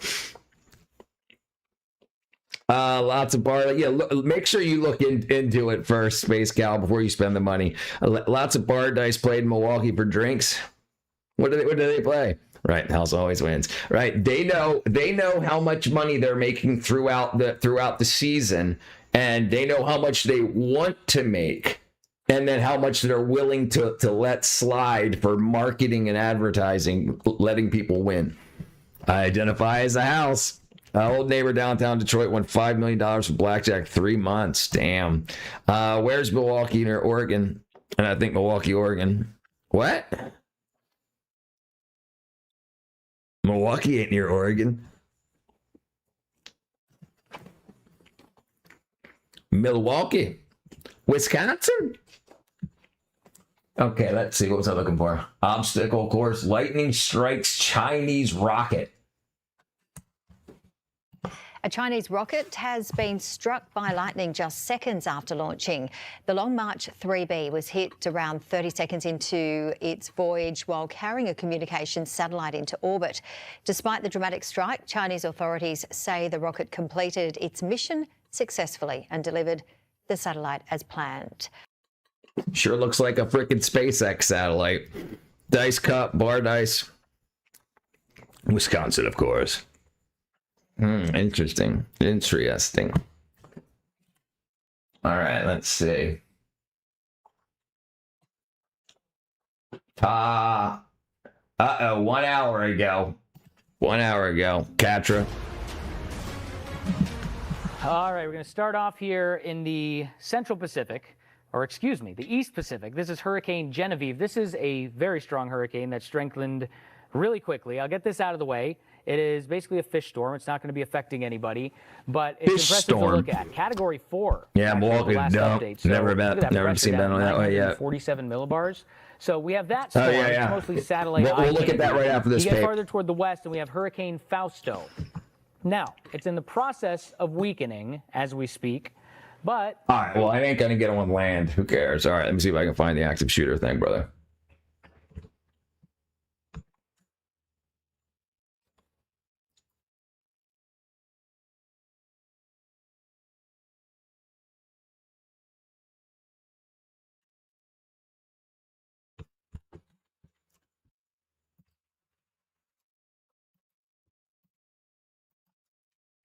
Active shooter Seattle. Where in the Starbucks? Yeah, 1 hour ago. Active shooter in Seattle. Multiple people shot. Damn. Like I said, what's that the active shooter means? All right. Come on, Richard. What is this?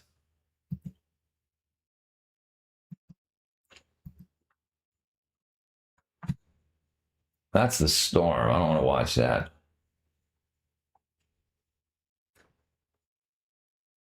Just multiple people shot near Seattle. The Seattle Police Department says multiple people were shot Seattle Center Sunday afternoon. Police have not yet released how many people were shot or the extent of their injuries. Heard from police on the scene that people are sheltered in the Seattle Armory.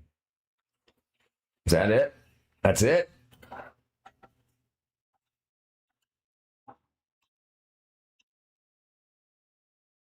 Oops. Oops.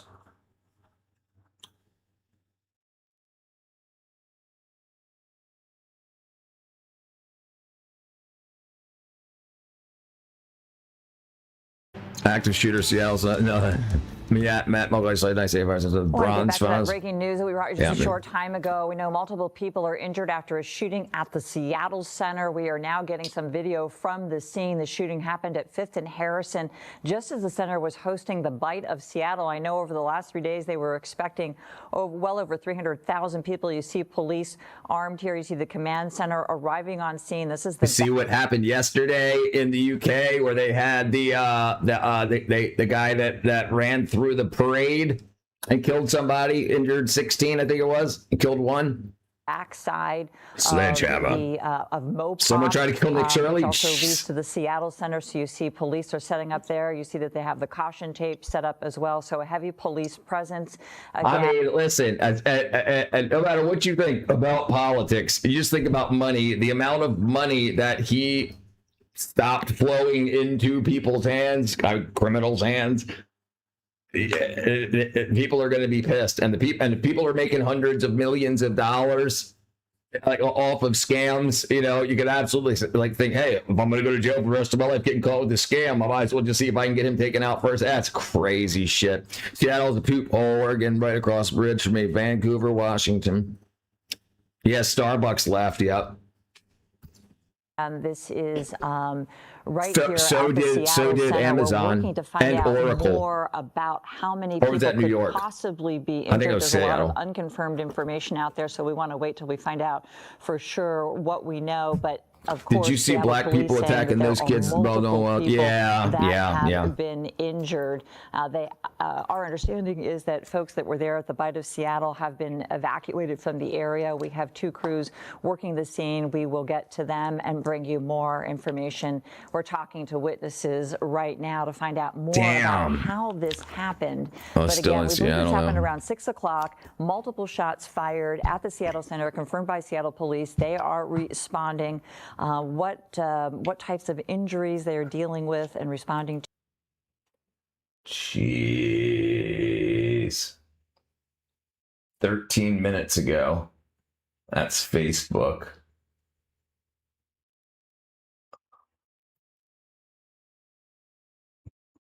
Oh, that's the same thing. Okay. Okay, let's see. R.I.P. Nolan. I mean, it's good kid. Yeah, and it sucks what's been done. It sucks what's been done. Like, listen, I mean, I don't know everything, obviously, but it seems like so what they put out was that it was a black guy with some white kids. The black guy died, and they started saying it was racist. Blah blah blah blah blah blah blah. Comes back, and it come to find out that none of that ended up being anywhere near true. There was hundreds of people. There was black and white people, Asian and Hispanic, and all kind of people partying on that island. He was 18, was drinking. He left to be with a girl, so he probably was getting a buzz on and was hoping to hang out with a lady, and decided to go swimming. Kurt Cobain, yep. Amazon has more than one headquarters. Seattle's the first. Yeah, that was their flagship. Do you recall last visit to the devil? I don't visit the damn devil. Yeah, and it's just crap. It's just crap because it's not. In order to be anti-racist, you have to be willing to be abused by black racists. That's gone a little too far. Hate's hate, plain and simple. And I'm tired of being told otherwise. If you hate people, don't freaking deal with your hate. Don't freaking try to go slapping innocent people because they're white. Bloodthirsty. I did a second autopsy, think he just drowned.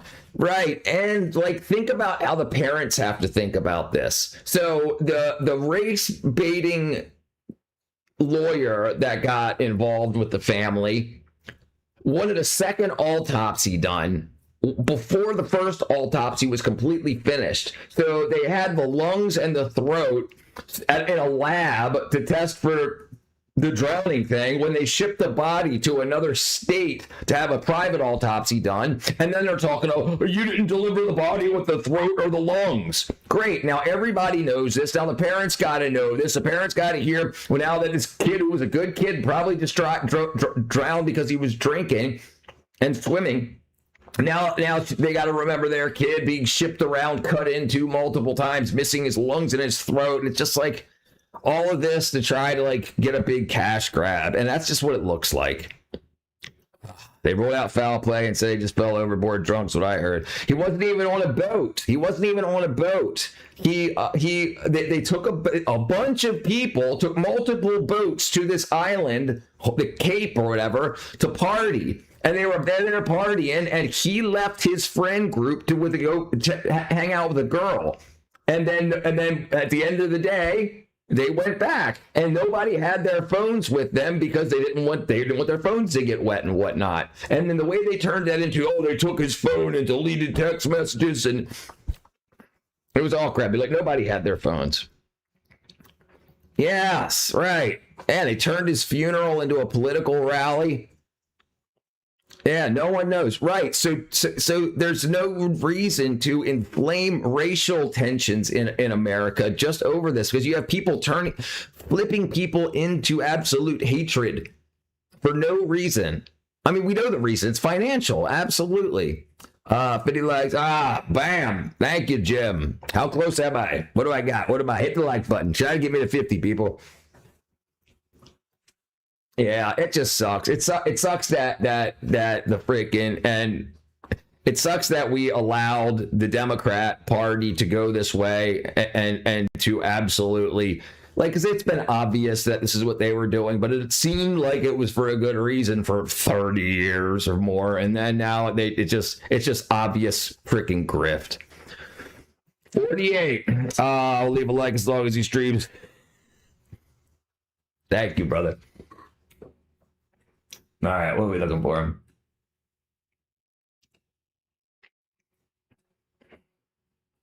Monopools. Holy crap. Arizona border's getting razor wire. I ain't getting no Caesar cut, you wackadoo.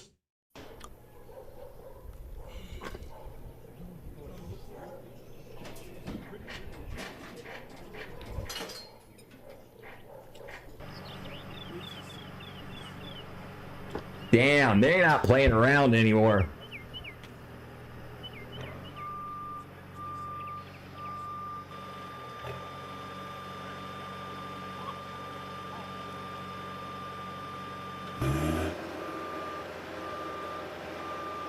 Jeez, man. Yeah, absolutely, Papa Bear, yeah. Same, I often jump on the stream just like it. Thank you, brother Jim. Thank you, Pape. No, I can't blame him. I can't blame him.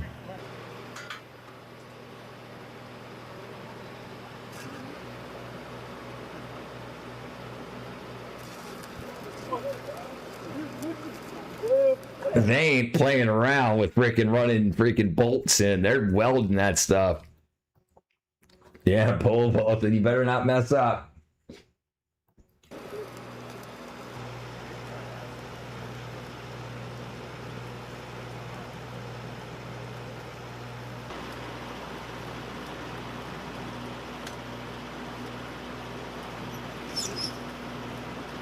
What's that, weed killer?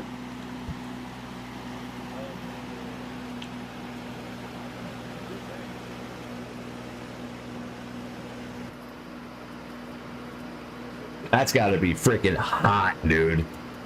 It's hot here in Georgia, and these guys are wearing freaking body armor and stuff. This is the Arizona border.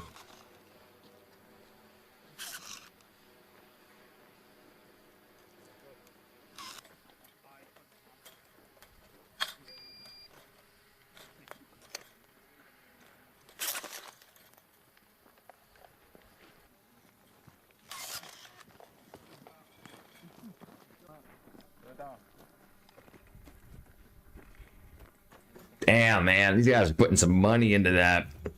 It looks like it sucks to deal with. I know Paris too. Uh-oh.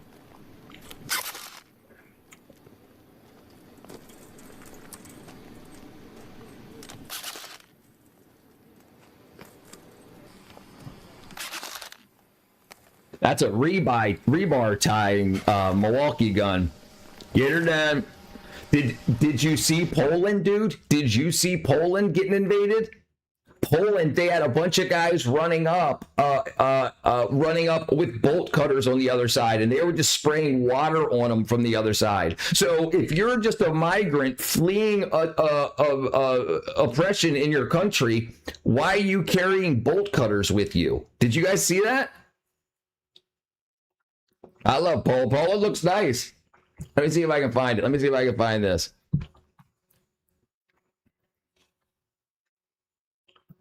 Poland border security sprays water on guys with bolt cutters.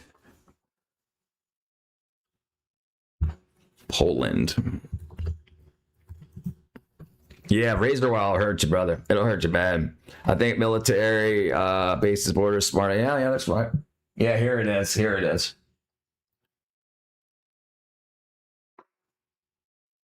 Is this it? Hold on.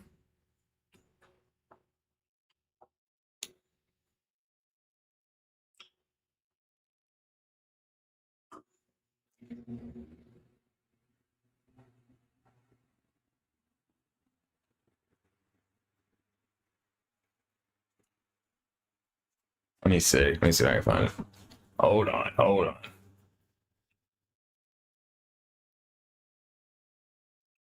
Okay, so here he doesn't have a bolt cutter. This guy's got an axe. This guy's got an axe.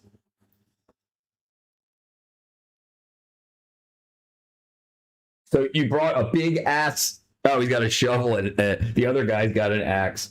So you brought a shovel and an axe with you to peacefully enter Poland. I think every country of those get now. Yeah, dude. Yeah, it's damn, that's some water pressure. There, look. He's got bolt cutters with him. Look, he's cutting down the concertina wire. What part of Georgia? I'm an hour north. I'm in Peachtree, well, just south of Peachtree City, right by Noonan. Too many Polacks and Polish. Throw Polak jokes. The riz of a Greek god. Yeah, but it's insane that they're bringing wire cutters, bolt cutters with them. Yeah, I've seen it before. Yeah. Like this stuff. I mean, if that wasn't Poland, they'd be getting bullets. I mean, and he gets sprayed and then goes back and cuts more wire and sprayed and cuts more wire. And they're trying to like shit, like that's not migration. Where are you at? North. Rome's about an hour away, hour and a half.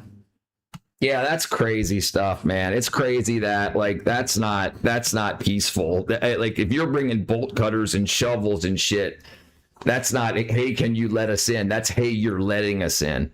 If that was Russia, they would have been shot. Definitely. Any other country. The reality doesn't add up with the story. No, it doesn't. About 2.5 hours away. So I mean, yeah, it doesn't make sense anymore. It doesn't make sense anymore. And I tell you what, the more you find out about how the water in the Middle East issue, a lot of people, I haven't heard it at all in the news. I haven't heard it at all in the news about like how bad. I mean, I don't watch the news. That's probably why. But I mean, I haven't even heard clips or anything about how the Middle East is running out of water. But if you like, I've always remember hearing when I was a kid that World War III will be about water, back in like the 90s and whatnot. What would happen if you were to peel an electric fence? Well, it could jock you. You ask my brother next time he's in the stream. Ask him about. Well, he sat cross-leg on top of an electric fence that we had when we worked at the zoo, and this was a big-time electric fence. This was for freaking big animals. I got shocked by one for elephants. I put both my arms across. We were putting up a big shade tarp in the elephant enclosure, and so each of us had to go up in pairs to go up in a personnel lift to like set the shade, the big tarp up so they could have shade. And it wasn't my turn. I'd come down, and then 2 more guys were going up, and I went to like lean against the fence to look up, and it pulses like once every like 5 seconds. And so I set my arms on it, and it went freaking right through my armpits, down my back, and it freaking got me good. Shocked that, yeah, they called him Sparky. They called my brother Sparky because he freaking was cross-legged, like sitting Indian style on top of it, and the wire that actually carries the voltage was going across top, and the woman was supposed to turn it off, but she just turned it down, not the voltage, but the pulse rate. So like you can have a pulse ding ding ding ding ding ding ding ding ding very quickly, or ding ding ding slower. Like, so especially if you hook it up to like a solar panel and a battery, then you don't want to waste that much power. So you only pulse it once every like couple of seconds. So she turned it down to minimum instead of off. So he was on there for a few minutes, and it pulsed, and it freaking kicked him off. Turn your sack black. I've been saying that for years now. They should use the same tech for borders like drones. I bet they are. I bet you they absolutely are. They're gonna have drones patrolling the border. Nothing I peed on them stream is solid and occurring. Yeah, so I've seen that like Mythbuster stuff where your stream isn't a solid stream. It's a bunch of like pulse droplets.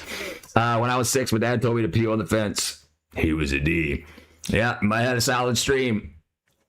Think. Yeah, that's so crazy. And these you wouldn't, and they even call them migrants. And like, that's not a, migrants don't show up with wire cutters. We move more cows around and make sure they felt the electric fence. Make sure they felt it. Yeah, they'll feel it if they get close to it. All right, let's see. All right.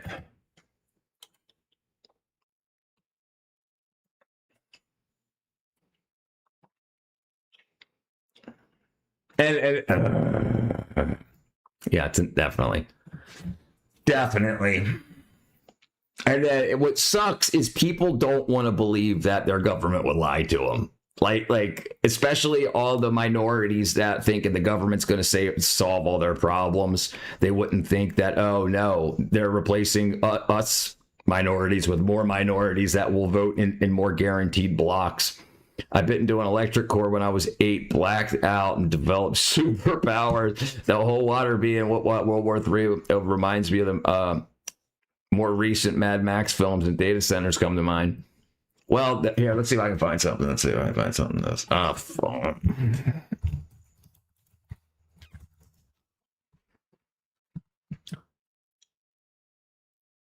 I think this is it.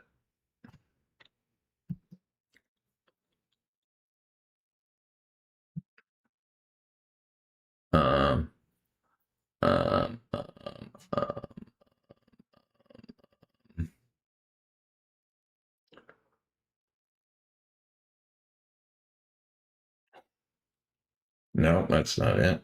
That's not it. That's not it. That's not it. Here it is. That zone could face something. Okay, here we go. My dad also told me to touch the spark plug. My dad did the same. My dad did the same with the spark plug. Yep. Yep, you gotta learn somehow. That's only about 10,000 volts. Yeah, data centers are rough. The actor that played Papagayo in The Road Warrior died the other day. He was the leader of the tribe at the gas refinery. Oh, yeah, I remember who he was. I remember it. I didn't know he died, but I remember who he was. I gotta pee. 50 degrees Celsius. That's not an oven setting. I think that's a temperature that more than one country in the Muslim region pushed past in the summer of 2024.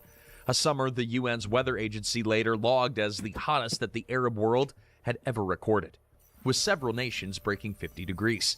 But that's not even the most terrifying part. Scientists who study heat have a number they call the survivability limit. It's the point where the human body can no longer cool itself, where a healthy adult sitting in the shade with water and rest has only a matter of hours before the heat kills them. For almost all of recorded history, no place on Earth ever crossed it. But now the hottest nations on the planet are walking straight toward that line, and they've bet their entire future on machines to hold it off. This is the story of the Middle East, North Africa, and the great arc of hot countries that stretches east into Pakistan and out to Indonesia. And the quiet, dawning realization that the threat that they should fear most, it isn't an army, a rival power, or a market crash. It's the air itself. For 50 years, the richest desert nations on Earth made one enormous bet. They bet that money could beat the climate. They built glass towers straight out of the sand. They air-conditioned entire cities, from the shopping malls down to the bus stops. They poured billions into desalination plants that could turn seawater into fresh water, and then used some of that water to grow green lawns and golf courses in the middle of the desert. Yeah, that was a bad idea. Indoor ski slopes while the air outside hit temperatures that would kill an unprotected person within a day. And for a while, it worked. The desert. This is ego. This is we have power over Mother Nature. We've got so much oil, so much money, we can do whatever we want. So they made this fertile land, became a tourist attraction, and bred themselves so deep, and now it's all running out. We got all this oil, but not all this water. You know what's crazy to think about? Watch the whole past 20 years, the Iran-Afghan war, all on YouTube. Yep, it's all on YouTube. Desert bloomed, the skylines glittered. The bet looked genius. But the desert is patient, and the data now says it's beginning to win. Here's the part that should stop you cold. Almost none of what follows is a forecast for the distant year of 2100. It's a description of summers that have already happened, that people have already died in by the thousand. Let's go back to June 2024, to the holiest gathering in the Muslim world. During the Hajj pilgrimage.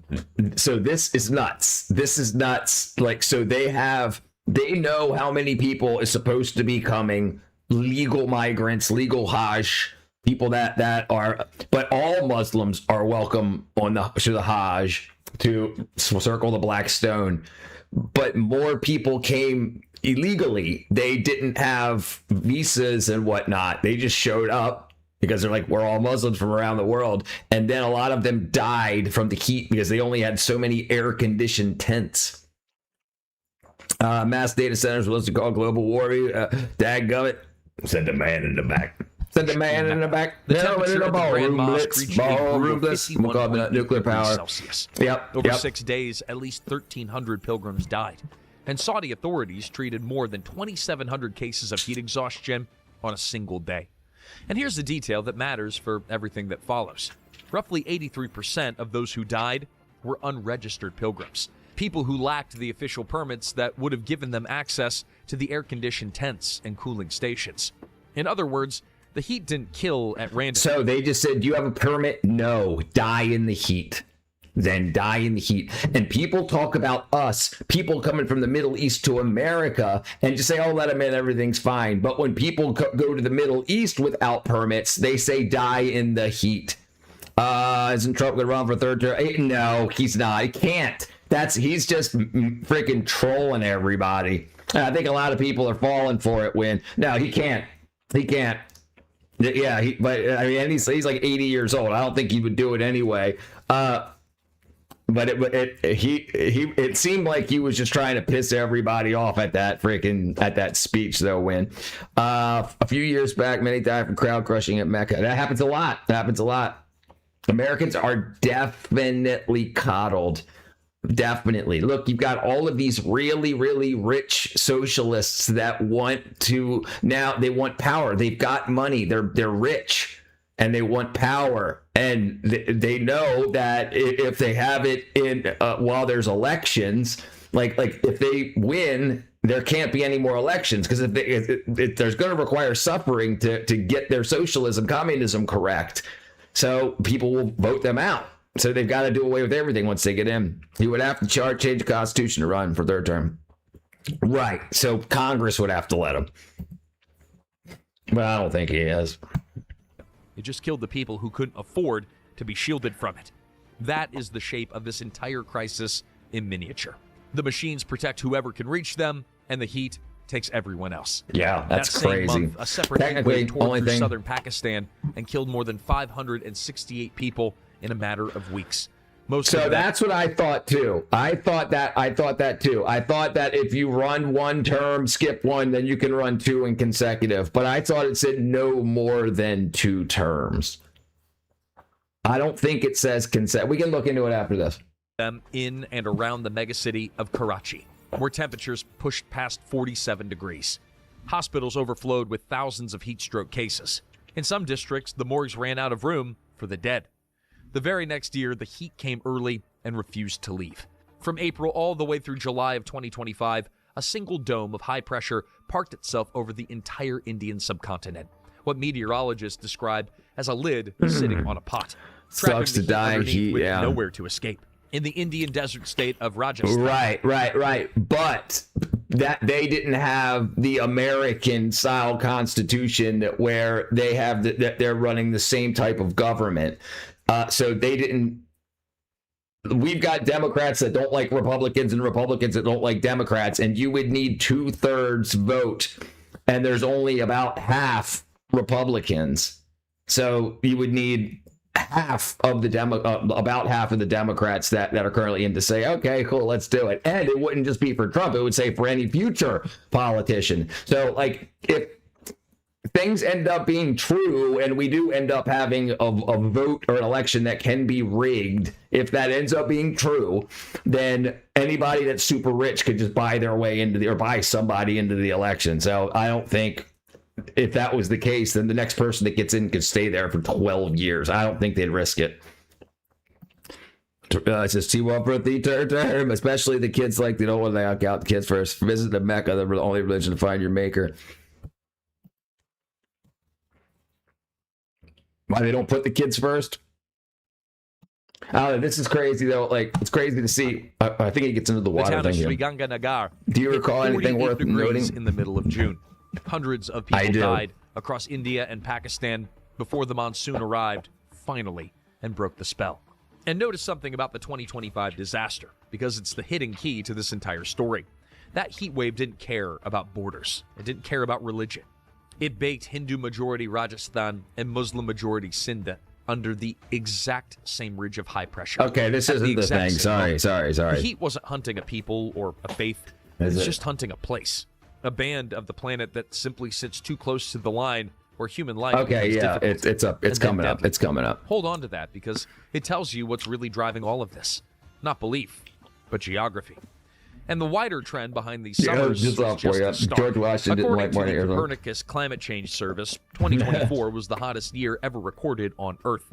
The first full year to push past 1.5 degrees of warming above pre-industrial levels. 2025 came in as the third hottest, and the 3 years from 2023 to 2025 became the first 3-year stretch in history to average more than 1.5 degrees of warming. 11 of the last 11 years are now the 11 warmest ever measured. The line on the graph isn't wobbling, it's climbing. So how hot is too hot? Well, that's where the numbers start to sound completely made up.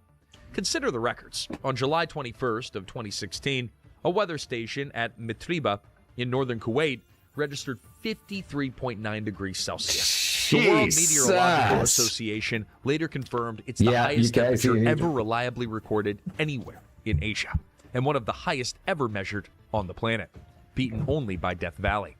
The very next day, Basra in southern Iraq matched it almost exactly.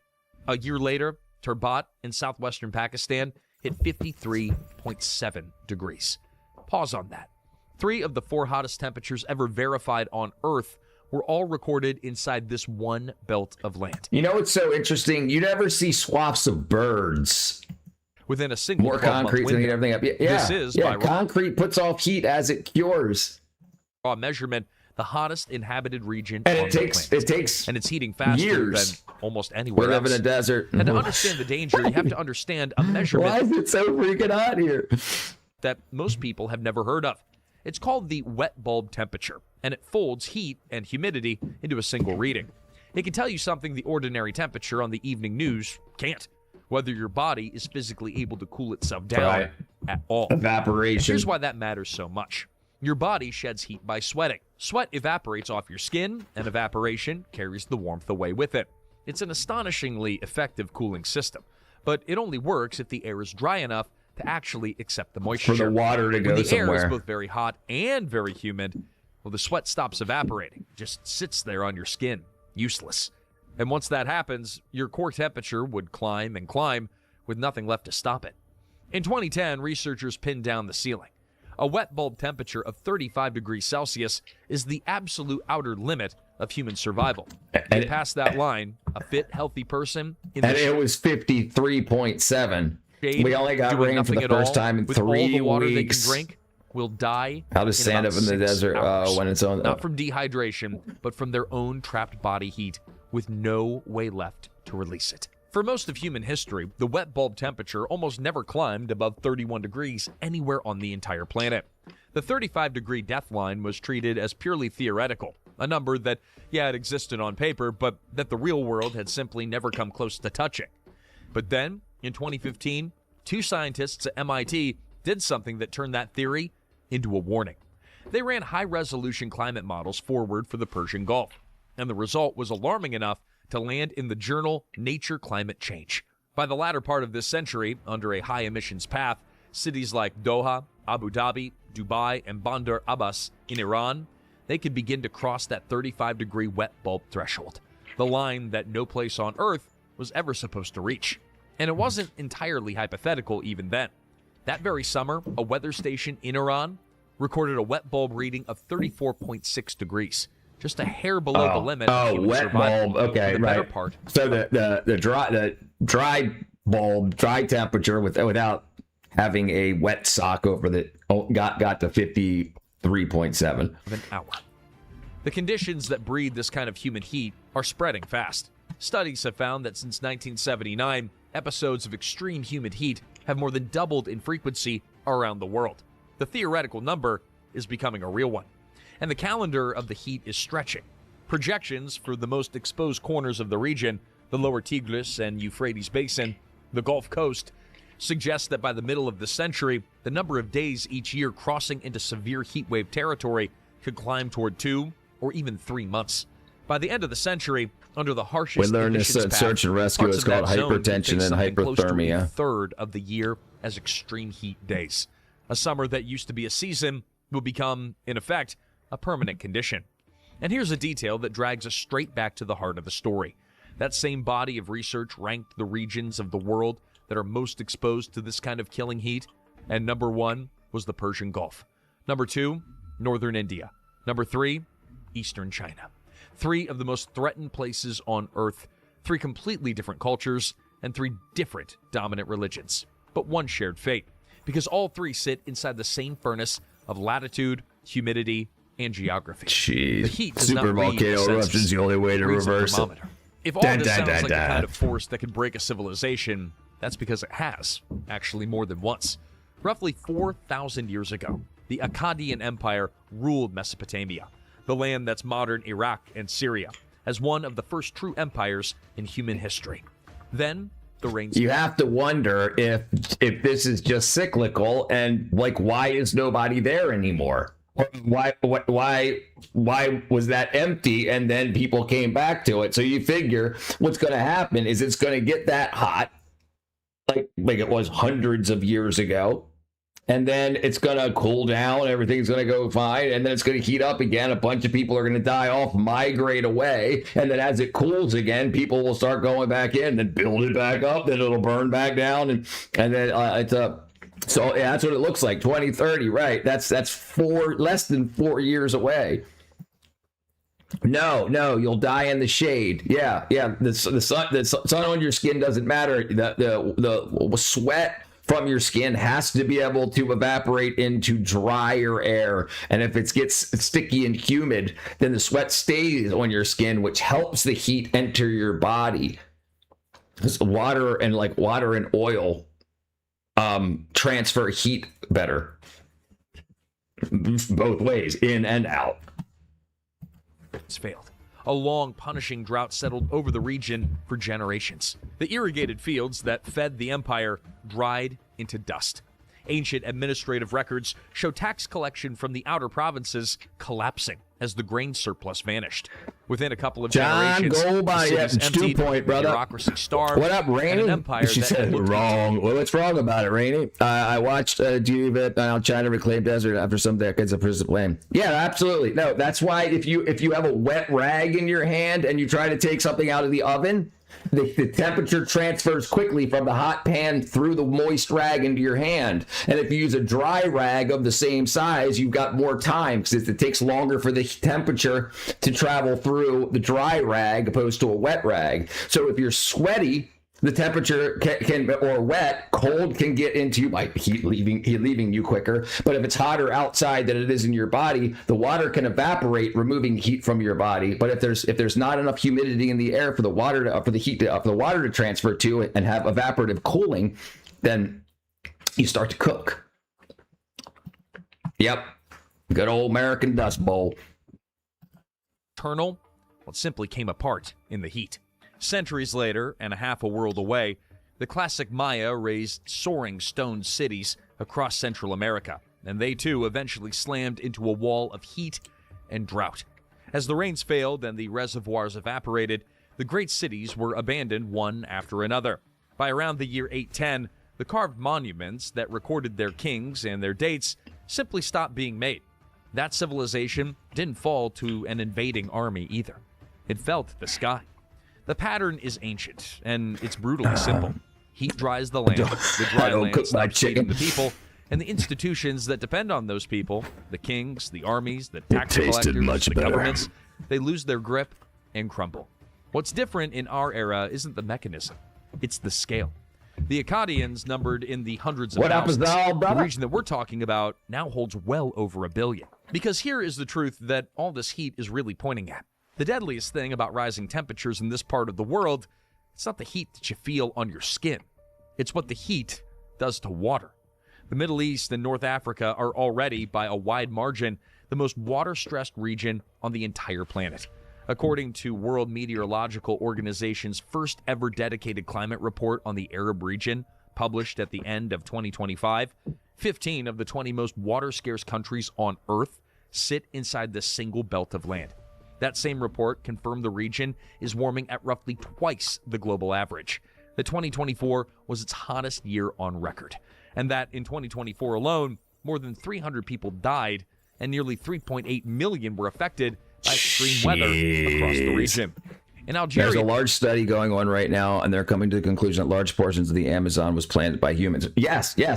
They've been talking about that since the 1980s. Yes, right. Like the rows and the styles that the rows and columns and the layouts do not seem random. They don't seem random like a bird pooped a seed here and there. It seems like it was laid out. Yeah, that's interesting stuff. Yeah, the average temperature for the year ran a full 1.64 degrees above the recent norm. Now, when you crank up the heat in a water-scarce region, you attack it from two directions at the same time. Hotter air pulls moisture out of reservoirs, rivers, and soil through faster evaporation. And simultaneously, people, farms, and power plants all start demanding far more water just to survive the heat. Supply shrinks at the exact moment 3.4 million affected. It's a vice. Probably that they left the area. Probably that they migrated away from the heat, I'm guessing. But I mean, it could either be that or 3.4 million got heat stroke but didn't die. Time not to live in the desert. Who'd have thought? God, go about it. It tightens every summer. The Gulf states thought they'd solve this with technology by building out some of the largest desalination operations on Earth, pulling drinking water straight out of the sea. But there's a trap hidden inside that solution. Desalination is enormously energy hungry. And in several Gulf states, these plants already swallow about a quarter of all the electricity that the country generates during the summer. So to make water, they burn fuel. Burning fuel drives the warming. And the warming makes them need even more water. 3.4 million sweated. I don't. They've built themselves a machine that helps create the very problem. I thought Chinese realm made them. Now John Bon Jovi going to give some memberships. Many of these nations depend on a they shouldn't have to reproduce so much. Keep us in Canada. Well, that so since 1960 to 2025, 1965 to 2025. In 1965, there was 3.4 million people in Saudi Arabia. Now there's 35 million people. So when they started getting handled on how to use the oil, how to start producing it, and get air conditioning and whatnot, and desalination, they blew up as a population. But that just means you use all those resources much quicker, because you have to use fresh water to water the plants and whatnot. But the problem is with spraying water is that a lot of it evaporates before it can get into the roots. If it evaporates in the air, when it hits the ground, it evaporates off before it gets into the soil and into the plants themselves. So like more than half of the water that's sprayed on the plants does not get to the plant. It's just wasted. They won't move out of the desert. They'll try to import water. Yeah, I mean, they're going to have to. And I think what's going to end up happening is we're going to have twice as many ships transporting water. It's the United States has got the most fresh water, so transporting water. Just how oil is leaving the Middle East, coming to other places, and they'll have money going from the other places back to the Middle East full of water. I want to play a video. You're going to talk over again. Sorry, brother. For nearly all of their fresh water, there's no backup, and those lifelines are visibly thinning. There's a darker edge to that terrorization, too. Yeah. When your survival flows down one river. We've interacted actually government ships have to wait to reset. Also with daily maximum gifts and super chats. I have a problem. John, go body. Upstream is holding a knife. Egypt and Ethiopia have spent years locked in tension over that giant dam on the Nile. Iraq and Syria watch nervously as Turkey, which sits upstream on both the Tigris and the Euphrates, builds dams that can throttle the flow heading south. Water in this region has quietly become a weapon, and as the heat dries everything out, the value of that weapon only climbs. The next generation of conflicts here might not be fought over oil or borders or ideology at all. They may be fought over who gets to drink. Which raises a question that should keep every government in the region awake at night. Right. If the water is running out, what happens to the food? The answer is already on full display in the country that leans on a river more heavily than almost any nation on earth. Egypt. Egypt is home to more than 100 million people, and nearly every one of them is packed into the thin green ribbon of the Nile Valley. With desert stretching empty on either side. One time, the country draws around 97%. That's still it. They're still talking about that. That's still something they're talking about doing, towing icebergs. towing chunks, using blasting to break off hunks of the Arctic. And it's quietly become the single largest wheat importer in the entire world. Scientists predict 2027 to be the warmest because of El 10 million Nino. tons a year, because it can only grow about half of the wheat its people actually eat. Sit with what that really means. A nation of 100 million people in one of the fastest warming regions on the planet that cannot feed itself and is running short of water at the very same time. Egypt's per-person water supply has been sliding toward what hydrologists... Well, that's what they did in the past, underground cities. Yes, yeah, they only have 10% of it left, Jim. It's bluntly called we haven't probably gotten there yet. Scarcity. And just upstream, Ethiopia's enormous new dam on the Nile has turned the river into a flashpoint for international conflict. Because when your whole civilization runs on a single river, whoever controls the water upstream controls your future. It's the same grim arithmetic in Pakistan, where the mighty Indus I went to Egypt and we had a shit where in a debt payments hole. already eat up a punishing share of the national budget. And where As the I grew up with a farm with irrigation river, went for irrigation crops lake. across the bread baskets of Punjab. You want that lake water? A country of more than you don't know who's shitting in it right north of you. 250 million people Or hit upstream. by heat from one side and water stress from the other, with very little financial room left to absorb the shock. And it's a different but equally dangerous version of the story out in Indonesia, the most populous Muslim-majority nation in the world, where extreme heat and drought during El Nino years dry the vast peatlands until they catch fire. El Nino. The 2025 fire season alone cost the country an estimated $16 billion, according to the World Bank, and unleashed a toxic haze that researchers later linked to roughly 100,000 premature deaths across Southeast Asia. Same underlying enemy, they do. Heat Yes, they and do. drought, just wearing a mask of fire instead of a bare thermometer reading. You can see the pyramids through the window of the KFC. We'll get to where all of this is heading, but if this breakdown Do you call the last is teaching you woman you were something thinking that hadn't quite pieced together before, It's been a do us while. a favor. It's been Hit subscribe probably 20 years. to Fall of Nations, because the part we're about to walk through is the piece that almost nobody sees coming. Not the heat, not even the hunger. What comes That's after. God born in the Because best a lot country. didn't, Yep, just at the right time, register brother. Just as at the a right high time. number on a screen, it rewrites daily life. Outdoor work shuts down, so wages stop. Schools close. Hospitals fill with the elderly, the sick, and the poor. The people without reliable air conditioning. Livestock collapse in the open fields. Purple haze, Roads baby. soften and Purple rail lines haze. warp. And the demand for power to run all those air conditioners spikes at the precise moment the grid is most likely to fail, which means the cooling cuts out exactly when people need it most. For a few days, a city can endure this. For a few weeks, it starts to break, and the heat domes are lasting longer Damn. every decade. I noticed And then you Egyptians have have a very second, quieter thin legs killer to hidden pour inside them into all their of this. bodies. The night. Now, we tend to think of heat as a daytime problem, something that the evening can relieve. But across these cities, nighttime temperatures have been climbing even faster than daytime ones, partly because all that concrete and asphalt soaks up heat by day and then radiates it back after dark. When the night never cools below the mid-30s, Celsius again, remember, the body gets no chance to recover. The damage compounds, hour after hour, with no reset. That is how a heat wave quietly turns from uncomfortable into lethal. So let's name the danger zone directly, not as a religion, but as a map you can actually point to. Let's start in the Gulf. Saudi Arabia, the United Arab Emirates, Qatar, Kuwait, Bahrain, and Oman. This is the wet bulb front line, the stretch of coast where searing heat and ocean humidity combine most violently, and the exact region those MIT models flagged first. These are also the nations that have bet 89% of wars engineering with their resources, way out of water, and oil. physics. Saudi Arabia's Vision 2030, with its trillion-dollar mega projects and the parallel building boom in the UAE, are essentially enormous wagers that you can just construct a futuristic, livable civilization in a place that's rapidly approaching the edge of human tolerance. Much of that construction is done, brick by brick, by armies of outdoor laborers who already lose enormous chunks of the working day whenever the summer heat That was the plan with the line. Yeah, unsafe. Mudbutters. The Gulf's answer has been to pour tens of The most fresh water is in the Great Lakes, right? The years 2015 to 2020, China used more concrete than the entire history of the USA. billions more I think the Great Lakes, brother Butters. cooling and water systems. But there's a hard ceiling on that strategy. I mean, unless you count the frozen stuff. Siberia? I could have swore it was the Great Lakes. Yeah, I guess Siberia frozen then. And everyone building toward it can feel that ceiling getting lower.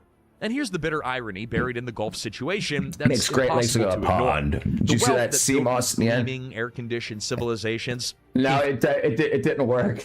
The stuff that I got, I guess, was way too dried out. It swelled up and then never reproduced or anything. From oil and gas, the very fuels whose emissions are driving the warming that now threatens them. The Gulf states got rich selling the world the thing that's heating their own backyard past the point of habitability. They are, in a sense, both the arsonists and the first house on the block to catch The Salt fire. Lake has more. It's not a moral lecture. It's a structural trap. The single product being their nice economies were built on is the same product We got accelerating loads the of fresh threat water up here in to their Denmark, survival, Scandinavia. which means the easy money and the long-term danger are bolted together. Yeah, pay And paradise, holding them put up a apart is parking the lot. hardest problem that any of these governments Watch will and ever wonder. face. Move north to Iraq, where Basra and Baghdad routinely bake above 50 degrees, and the electricity grid buckles under the load of an entire population running air conditioning at the same moment, triggering blackouts in the exact hours when losing power can be fatal. In a heat wave, a failed power grid, it isn't an inconvenience.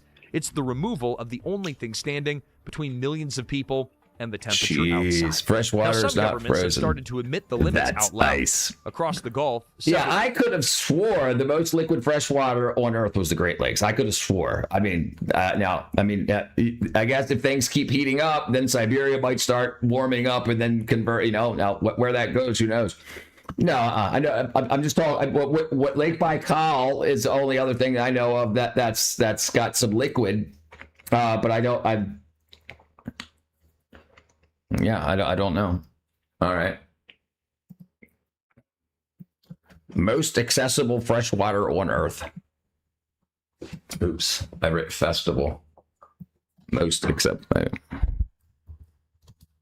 just wrote most fresh water on Earth. Okay, let's see. Brazil has the most, 13.2.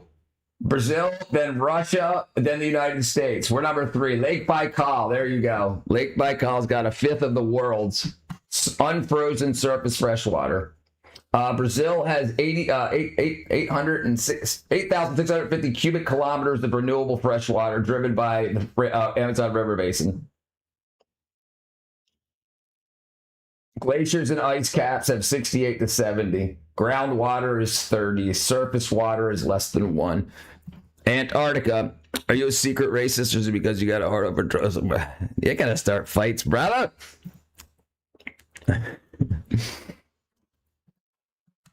States now legally ban outdoor work during the hottest midday hours of summer. A quiet official acknowledgement that for part of the year, the open air is simply too dangerous for a human body to function in. That's an adaptation, but it's also a confession. When a country has to pass a law forbidding people from being outside in the afternoon, saves us. the heat has already won a piece of the argument. We'll see. And each year, that forbidden window grows a little bit wider. Now move west to Egypt, with its 100 million people and a single shrinking river. Push east to Pakistan, with 250 million people and its earlier, fiercer heat waves. Then down to Indonesia, where the threat wears the mask of fire and choking haze instead of dry desert heat, but lands on the population just as hard. Trace the danger zone on a map. The danger and it forms zone. a single More like continuous Mad belt Max. It gets across cold the here. hottest, most crowded latitudes. I was wearing on shorts. Earth. Answer the Now here's question. the Please question that ties the whole house map together. It's the question that governments fear more than any invasion. When a place becomes physically harder to live in, what do the people there actually do? They leave. That isn't speculation. It's one of the oldest reflexes in human history. When the land can no longer support life, people move toward land that still can. The Akkadians did it, the Maya did it, and the scale on which it could happen now is what makes Everybody's it so dangerous. all right. Everybody's We're not fine. talking about a village or even a single province. The International Labor Organization estimates that heat stress will erase the equivalent of 80 million full-time jobs worldwide by the year 2030. And that the single hardest hit region on the entire planet will be South Asia. He's been all right, when Dakota. outdoor work becomes physically impossible. He's been all for right months here. at a Where is the stretch. world's largest The place people of who fresh do water? that work. It was Brazil. It was Brazil. Brazil's got the world's in the Amazon River Basin, then Russia, and then United States. I don't know. Maybe there's multiple mud butters. lose a day's wages. They lose the reason to stay where they are. Think about what that looks like for one family. A man spends his life farming a small plot, the way that his father and grandfather did, and then the well runs dry. The heat scorches 2 harvests in a row, and that river that fed his fields, well, that's being held back by a dam in another country. He can't work outside in the summer without risking his life, and there's no work indoors. His children are hungry, so he does the only rational thing left. He packs up, leaves the land his family held for generations, and then heads for the nearest city. And when that city has nothing for him either, he looks further still. Yeah, that's rough. Multiply Let's that one colonize family by Brazil. tens of millions across the entire belt of the planet.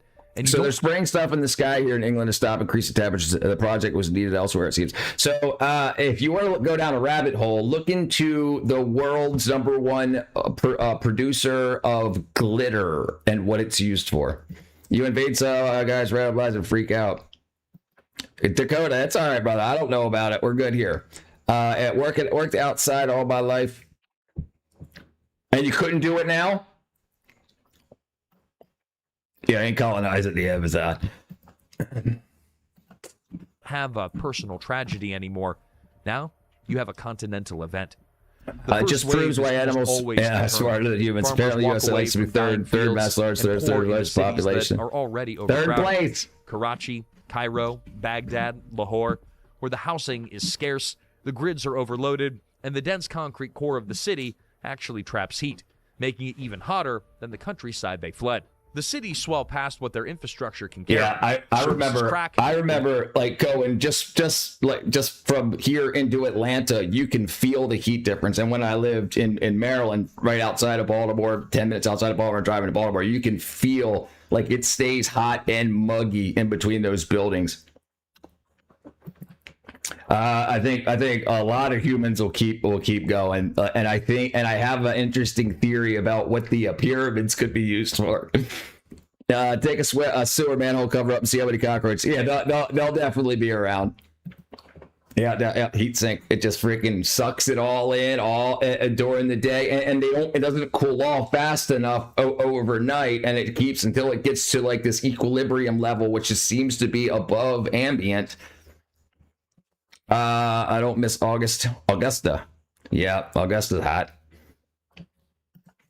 Water and power that were already stretched thin get stretched to the snapping point, and the pressure keeps building. Maryland's the second hot. wave looks outward across borders, and this is the moment a regional heat crisis quietly becomes a global political one. Because the migration pressures that reshape European elections and dominate news cycles for years on end don't actually begin at Europe's borders. They begin much further upstream, in a wheat field that stopped producing, in a town that ran out of water, in a summer that simply became too hot to work through. The politics of migration are, underneath everything, the politics of climate. Most people just haven't connected the two yet. And this is the part that makes the entire crisis so dangerously easy to underestimate. When we picture a nation failing, we tend to expect something sudden and cinematic. I just remember that you can be respectful and like some random guy collapses overnight while crowds storm the streets. But that's simply not how heat Not takes here, a country brother. apart. It doesn't come for you in a single dramatic afternoon. It comes 1 degree at a time. A few more days above 50 degrees each summer, a reservoir sitting a little lower each year, a wheat harvest coming in a little thinner, and a power grid that fails a little more often for a little longer. A few thousand more families abandoning the countryside. All right. Every single one Iceland of those has steps the most is fresh water per survivable on its person. own. You can easily explain it away. I'm sure. That's small population. Iowa's a steam room right now. The humidity has windows glazing over. I hate when that starts to happen, dude. Imagine what must be like being morbidly obese. Overweight. Yeah. Listen, I can't imagine it. I'm freaking 168 pounds, and I can't stand the heat. I can handle some cold, and I've done a lot of work in the cold. I can like skiing and snowboarding, at least I used to when I was younger. But yeah, I can't stand the heat. I can't stand like 100+ degrees. The mass destruction of the Ukrainian crop fields will be felt in about 10 years. That's war, brother. The truth will survive. The truth will set you free. Easy to patch over for one more season, one more budget cycle. That's precisely what makes it so lethal. By the time the damage becomes impossible to ignore, the foundations underneath have already been quietly hollowed out. Less water, less food, more migration. More strain on governments that were already stretched to their Ukrainian limits. wheat. And eventually, That's because you aren't exposing the left like some that no guy policy, no army, Yeah, no that's amount Dakota. of money can fully negotiate away.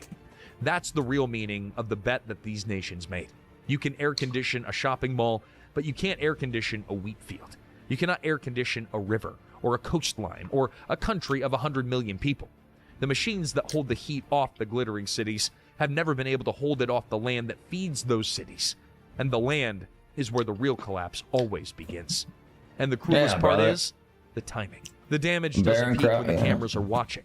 Rather, it peaks quietly, years later, when the migration has already scattered, the farmland has already gone fallow, and the institutions have already lost the tax base that they needed to respond. By then, the heat dome that started it all is just a line in an touching old on a weather hot day. report. And the country is Mine still trying don't. I'm to figure out skinny. why it can no longer hold itself together. The Middle East spent decades and trillions of dollars bracing for threats it could see coming. Yeah, I can't imagine. I couldn't imagine having being 260, 100 more pounds. I couldn't imagine. I mean, I guess the body does amazing things to help cool itself. Go Ukraine! The armies massing at the border, the rival powers, market crashes, the political enemies plotting in the capitals. But the threat that may matter most of all doesn't come with a flag or a face. It comes from the sky, and it does not negotiate. Yeah, you can't sanction it. You can't deter We call it monkey butt. I'm not pissed. I'm not pissed. Just call it out butt butters. I think it's funny how he freaks out and Trump's war life. Be reshaped by it. That's all right. It ain't For 50 here, brother. years, the richest desert nations on Earth bet that money. We don't need to upset the apple cart. Nature Right now, we're having a good So what do time. you I'm think? skinny Can too, engineering laying and down oil like money that. actually hold the line against raw physics, or are we watching the slow opening act of the largest human displacement of the century? All right, let's see if I can find this real quick. Boom, boom.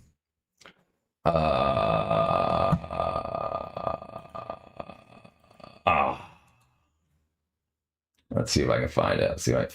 Scene. No. No.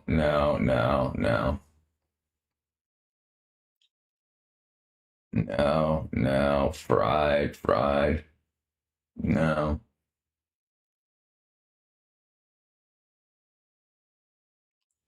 Dang it. Cognitive collapse. Doomed. All right, let's see if I can find this. Close. At least. Ukraine should concede, take the L. Brother, did you see any of the videos that are coming out? They're in open cockpitted planes, flying prop planes around, shooting drones out of the sky with freaking machine guns, leaning out of the open cockpit planes. Like they seem like they got some fight in them. Solar panels, shaded soil. Yep. That's it's not necessarily kick ass. Especially the amount of power they get from that, and the panels heat up. The rain hits the panels. It evaporates quickly, so you don't have as much water shedding onto the ground. It can be wackadoo. You saw them? Yeah, that's crazy stuff. Okay, let's see. Water bankruptcy. That's 3 years ago. That's okay. All right, I think maybe this is it. Okay, I wanted to see one. The Muslim world isn't falling to Louis Theroux. All right, let's see what he looks like.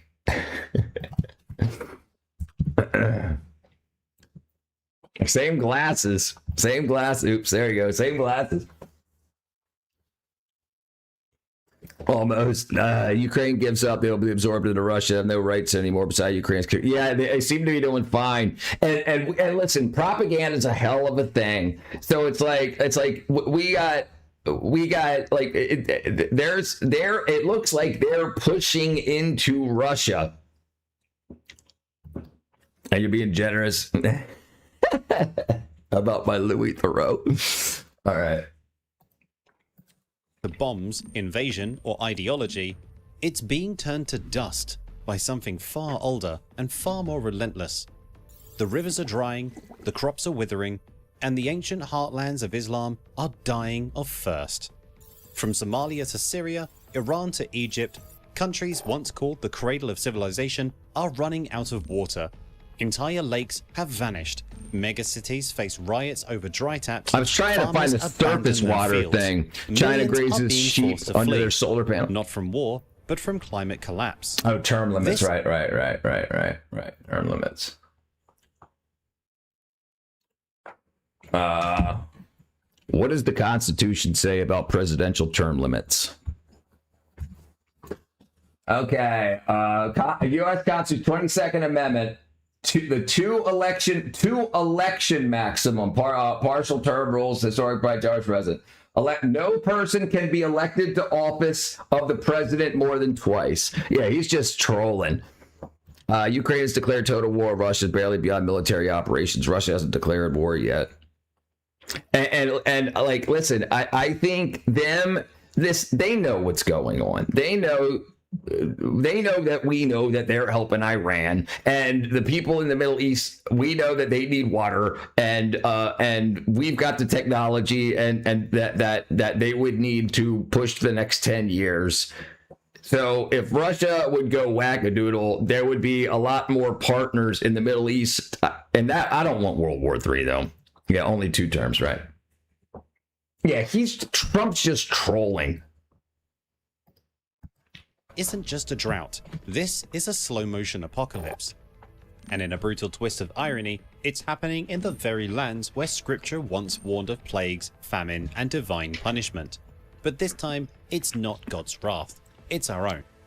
I just want people to stop dying, dude. Listen, and if NATO wasn't so wackadoo and there wasn't all this crap about don't join NATO, yes, join NATO, and it doesn't seem like it would have happened.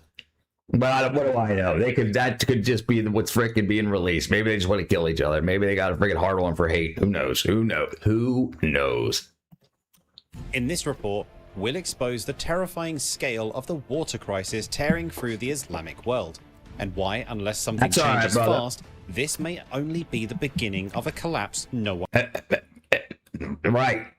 And also, they got ego involved now. Zelensky ain't going to want to lose, and Putin ain't going to want to lose. You know, so it's like the fight's already started. It's, you know, that's where there's a problem. They're going to have to cook up a script to make it seem like that they came to a draw of some sort. Imagine how much further we would get working together rather than wasting a lot of resources. I agree. Yes, I know who the vegan teacher is. I know I look like her. I made a video. I made a short, acted like her. A year ago. One could stop. Let's start with a fact that should shake you. All 10 of the driest countries on Earth are Muslim majority nations. Egypt tops the list. It averages just 18 millimeters of rainfall per year. To put that in perspective, London gets around 600. New York gets around 1,200. Egypt gets 18. Libya follows at 56 millimeters. Saudi Arabia isn't far behind. Qatar receives about 74 millimeters annually. The UAE, 78. Bahrain, just 83. These aren't outliers, they're the norm. Jordan, Algeria, Mauritania, Kuwait, all hovering around or below 100. Russia better start fighting because they have lost 500 million men, a lot of tank oil production facilities. It's been going on for 4 years. It's 20 millimeters a year.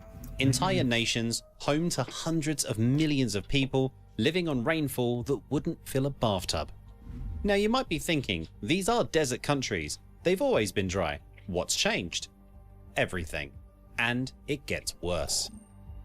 The Middle East and North Africa region, MENA, is officially the most water-stressed region on the planet. According to the World Resources Institute, 16 of the 25 most water-stressed countries on Earth are in this region. That means these nations are consuming I was in Palm Springs in 77. I was born in 77. I haven't seen rain in the high desert for 7 years. I never said, yeah, right. H8 res 29. might happen to Trump is the third term of fast war. If it passes, right. If she has lived now, you want to talk about saving out? She's lived now. I don't want to talk to her. Not interested. She's crazy. She's look, and I don't even know if she's serious. I think she's just a rage baiter. I think because I think she knows what she's doing to get her money. I don't, and like, it doesn't seem like somebody that wants to talk.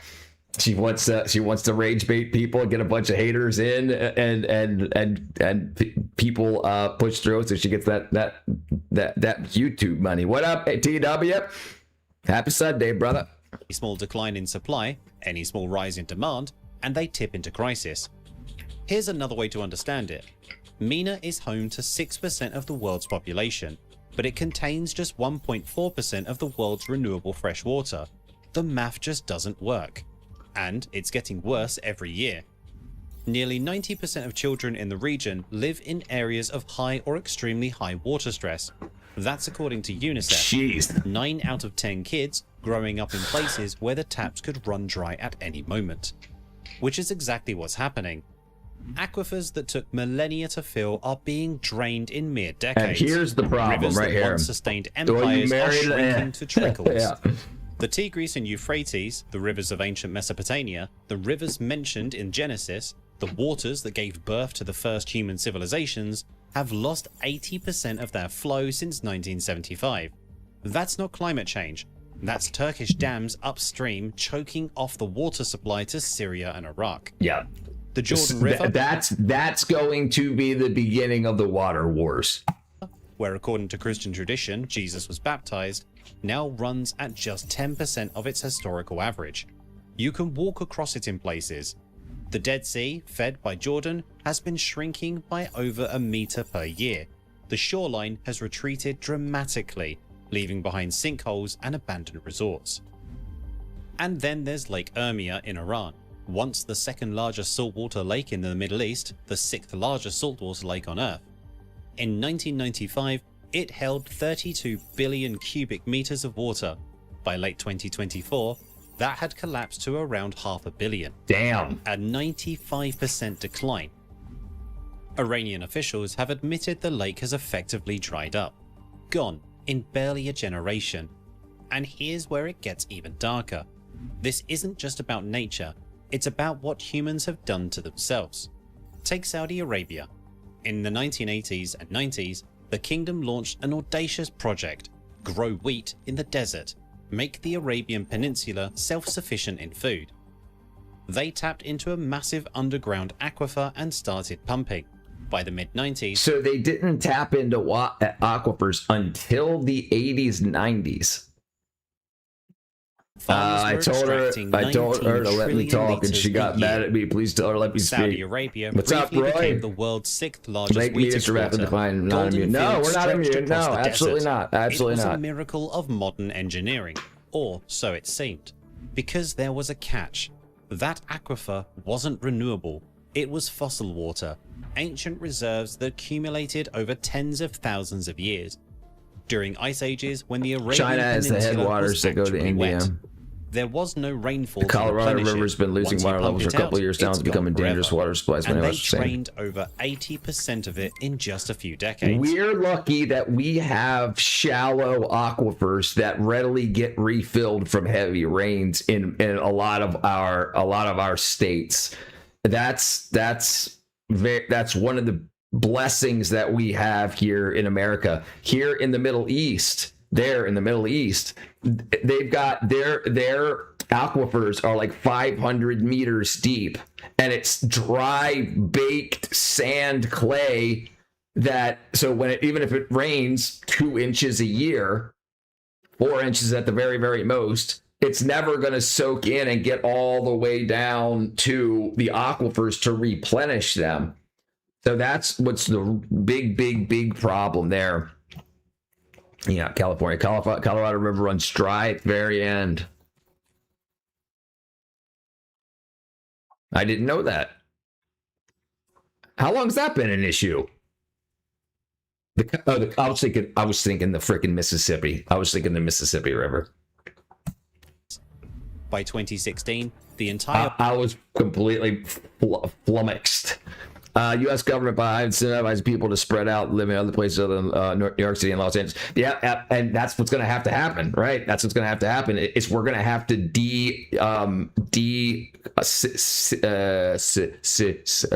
what's it called? De-cityize? It's not the term. De-urbanize. A wheat program collapsed. The government quietly ended it. Today, Saudi Arabia imports virtually every grain of wheat it consumes. They turned water into wheat, and then they had it. neither. It was suicide in slow motion, and they're not alone. Iran tells a similar story, maybe even worse. Over 70% of the country's water goes to agriculture.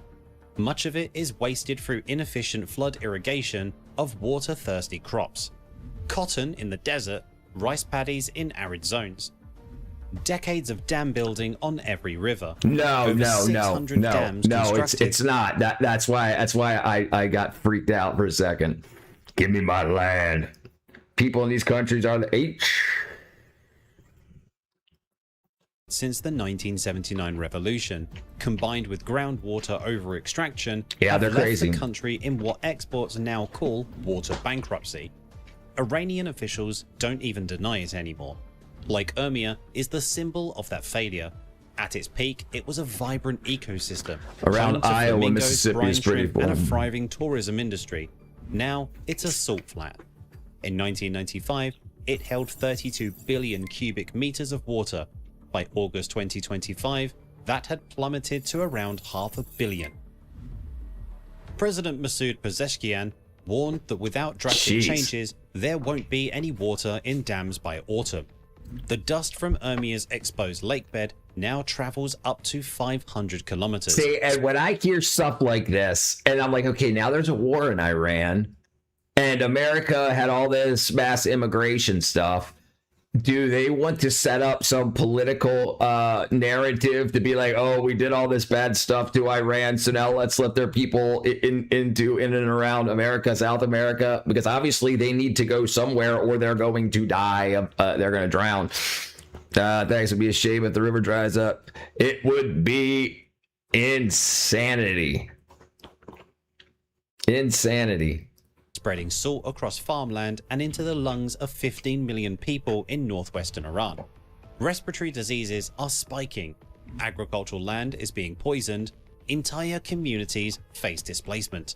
And the worst part, this hadn't happened in 12,000 years. People in these countries are also like the most hairy. Lake Urmia has never... I went 11 of these girls some years ago, and I'm still pulling pubic hair from between my teeth and shower.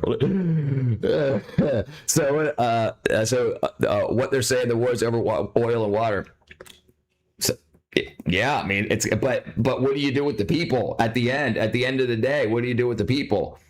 I mean, is it obvious that they're not taking care? They're not good stewards of their natural resources. So, I mean, the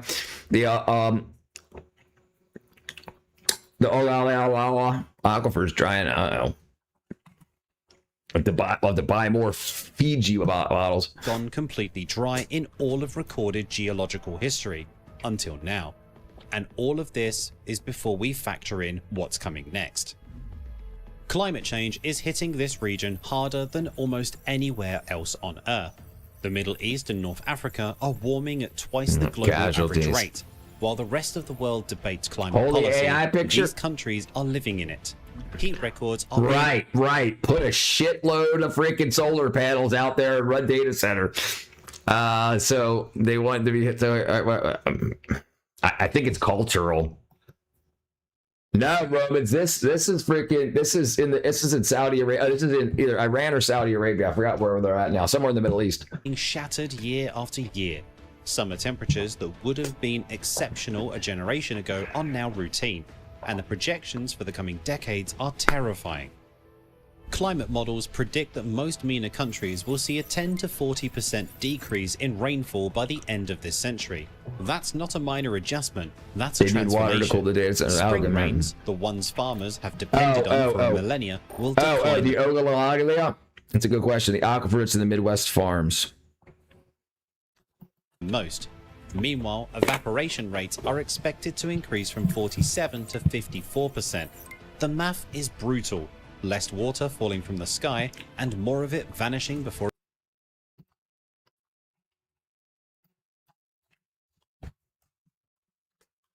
Oh, it's a freaking big one. Wyoming, Nebraska, South Dakota, Kansas, Colorado, Texas, Oklahoma. Yeah, it looks like it, Trevor, brother. I understand cultural, but it's natural. So the spotlight, yeah. Or it can even be used. By 2050, water available for irrigation could drop by 13 to 28% across the Middle East.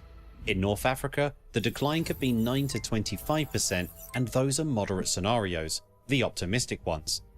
If global temperatures rise by 2 degrees Celsius above pre-industrial levels, a threshold we could hit by the mid-century, the Middle East would lose over 15% of its already scarce water. Texas has been subsidizing because the warming, which is aquifer entirely depletion. possible by century's end if emissions continue unchecked, the region's water availability could collapse by 45%. Let that sink in. Nearly half of the water gone. Farming as we know it, impossible. Cities of millions, unsustainable.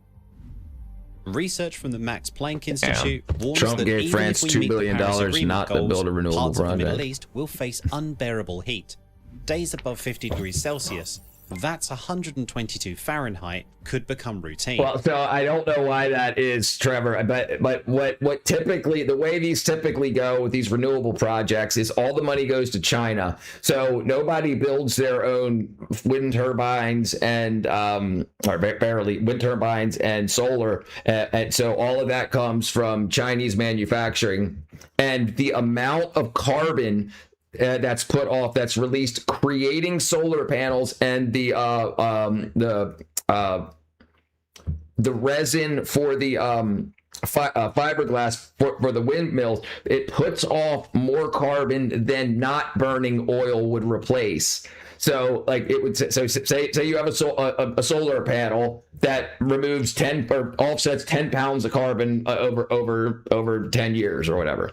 Well, it takes more than 10 pounds of carbon to make that, just to produce the solar panel. So in the global equation, it's got to make sense. It seems like that. And if you got to keep people alive, that's a big issue. Like, then again, like when the wind doesn't blow and the sun's not shining, sounds like a disaster waiting to happen. Yeah, I'm right. $2 billion is pretty nuts. Yeah, they're throwing that stuff around. They use a bunch of stuff. They use silicon to make the panels, silicon, silver, phosphorus, boron, and lithium. Yeah, for the batteries. Not exceptional, routine. Well, now they're looking at sodium-ion batteries. Some Gulf cities could see temperatures that exceed the survivability threshold for humans. This is measured by something called wet bulb temperature, a combination of heat and humidity. When wet bulb temperatures exceed 35 degrees Celsius, the human body cannot cool itself through sweating. Even in the shade, with unlimited water, with fans blowing directly on you, your core temperature rises uncontrollably. You simply die. One study concluded that with just 2 degrees of warming, the supposed safe target, large parts of the Middle East and North Africa could become effectively uninhabitable. Outdoor work like farming would be perilous for months each year. Air conditioning wouldn't be a luxury, it would be a survival requirement. And who do you think won't have air conditioning when the grid fails? The poor and the elderly. When the power goes out? When the state collapses. This isn't some distant science fiction scenario, it's physics, it's happening. And the timeline is measured in years and decades, not centuries. But the climate is only part of the story. The heat and drought don't kill people on their own. What kills people is what happens next, when desperate communities run out of options. Chaos. In Somalia between 2022 and 2024, Jeez, Russia an probably the estimated winner of the global warming, I 71,000 guess. people Yeah, died no, from yeah, drought-related yeah. causes. That's according to a joint study by UNICEF and WHO, and researchers from the London School of Hygiene and Tropical Medicine. The majority of these deaths were children under 5. 71,000 people dead. Not from war, from drought. The 2020-2023 drought, the worst in 4 decades, affected over 8 million Somalis. That's nearly half of the country's population. In 2023 alone, climate shocks displaced 2.9 million people. Wells dried up, livestock died by the millions. Entire villages found themselves with no water to drink, no food to eat. When I bought a Tesla 6 years ago, people would congratulate me for caring about the environment. Unfortunately, it had nothing to do with respect for the planet. It was the blistering acceleration. Yeah, that's what most people get it for. Trekked for They're days fast. across barren They're landscapes fast. in search of humanitarian aid. Many didn't make it. Camps for displaced persons swelled with climate refugees, people who had lost everything, not to bombs, but to empty wells and failed harvests. This wasn't war, this was first, and Somalia is far from alone. In Syria, the link between drought and catastrophe has already been written in blood. From 2006 to 2010, Syria experienced its worst drought in the instrumental record. The worst drought in the entire Fertile Crescent in at least 900 years. 900 years. Rainfall collapsed. How much is fast charging? Nearly 2/3 of farms failed. Groundwater, which farmers had been pumping aggressively for years, ran out. The northeastern breadbasket region, the area that had produced 65% of Syria's wheat, was devastated. Crop yields plummeted, livestock died, rural livelihoods collapsed, and then came the migration. An estimated 1 to 1.5 million people abandoned their land and moved to cities like Aleppo, Damascus, and Homs. Entire extended families, not just young men looking for work, but grandparents, children, everyone. Electric cars have crazy power, wheel response, crazy RPM, all this better stuff. Drive my bombs. Already strained by population. Yeah, they got instant torque. Those things are freaking quick. Too bad Trump doesn't believe in global warming because it's making it easier to mine coal again and burn it in factories. Great how the climate heats up even more now. Thanks, Donald. Well, so he's not the only one, though. That, to be fair, Bill Gates and the scientific consensus now says that global warming is no longer a technological issue and we should concentrate on poverty. That's actually from Bill Gates Foundation. Libra, we have loads of chargers all over the country. Workplaces don't bother charging at home. So, and also, if we know what happened 600 years ago, and when we find these abandoned old places where people used to live, abandoned civilizations, and they have the records, the tax records and whatnot, you can tell by the tax records that it got very hot, and taxes, like the wheat taxes, started slowing down because you couldn't grow stuff there, and then people would migrate away. So is this cyclical? Is it 100%? Is it definite that? So is it human climate change is the thing? Is the problem that what humans are doing is affecting the temperature, or is this cyclical and we just have to find safe places to live?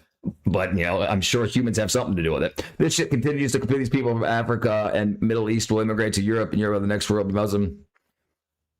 I mean, they're going to have to figure it out. They're going to die. It's hot. Bill Gates hates the poor Epstein file. It's confirmed. Yep, sure does. What do you think about Ariana Grande? That girl needs a sandwich, brother. She needs a sandwich. Or 16. Growth and the recent influx of Iraqi refugees fleeing their own war. By 2010, internally displaced people and refugees... I think this is why you don't see Muslim countries taking Muslim migrants. It typically, why you have a lot of them going to the Scandinavian countries, the UK and the US. They don't have enough resources. They're already drying out. And if you had millions more people come into a place that's already dry, what are you going to do with them? A contract means we pay $100 a month for unlimited electric. I've had the same contract for about 5 years.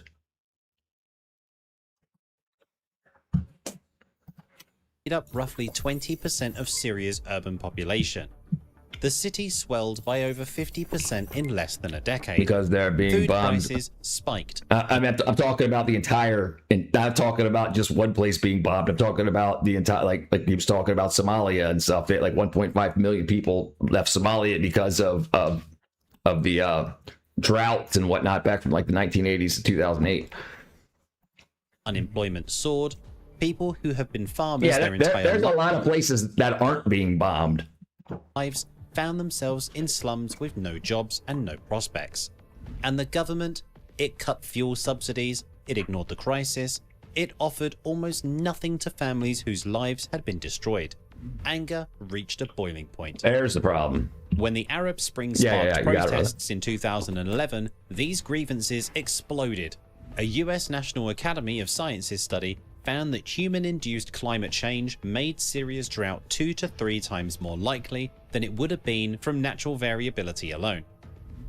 The drought's victims became the regime's opponents. Rural frustration became urban rage. Peaceful protests became civil war. Right. And the rest is history.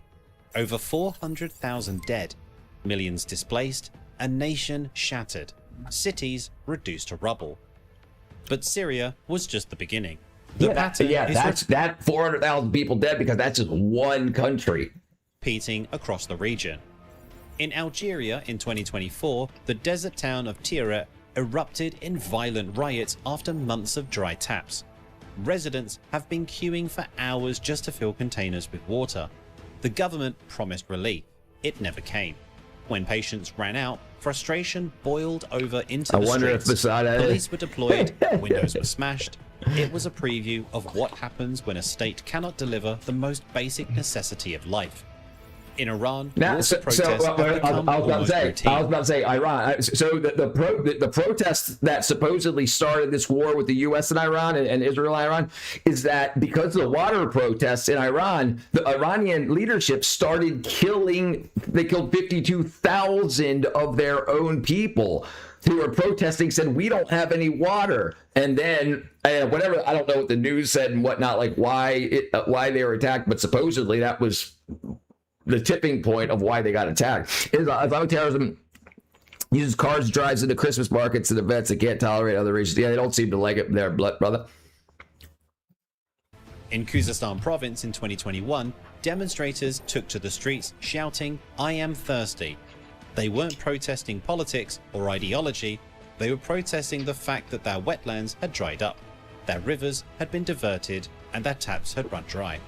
I had a lot of Somali working for me, and they're quite comical. And share appreciation of self-creative. Died demanding water. I think you're a smart guy, but you seem to be propagandist. Check the carbon dioxide per kilowatt. Civil wars. Hey, listen, I'm just repeating what I said. I'm just repeating what was said. You can talk about all the carbon dioxide you want, but carbon dioxide also leads to a more fertile areas. It also leads to, it's also in the past, it's led to more human flourishing, more plants that can absorb more carbon dioxide. There's lots of consensus. There's not just the scientific consensus. There's multiple scientific consensuses.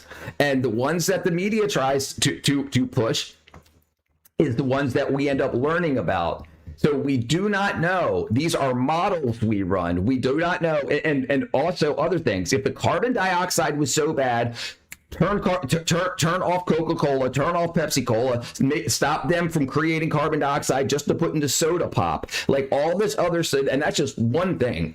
Stop using carbon dioxide in carbonated soda all around the world. Anything that we could do to stop the carbonation, and they don't. The companies don't do it. They tell us to take the hit. They tell us when the companies don't do anything at all to reduce theirs. They don't do anything. And so this is why it didn't seem like it was that big of a deal. The industrialized carbon dioxide industry did not take a hit. They made more.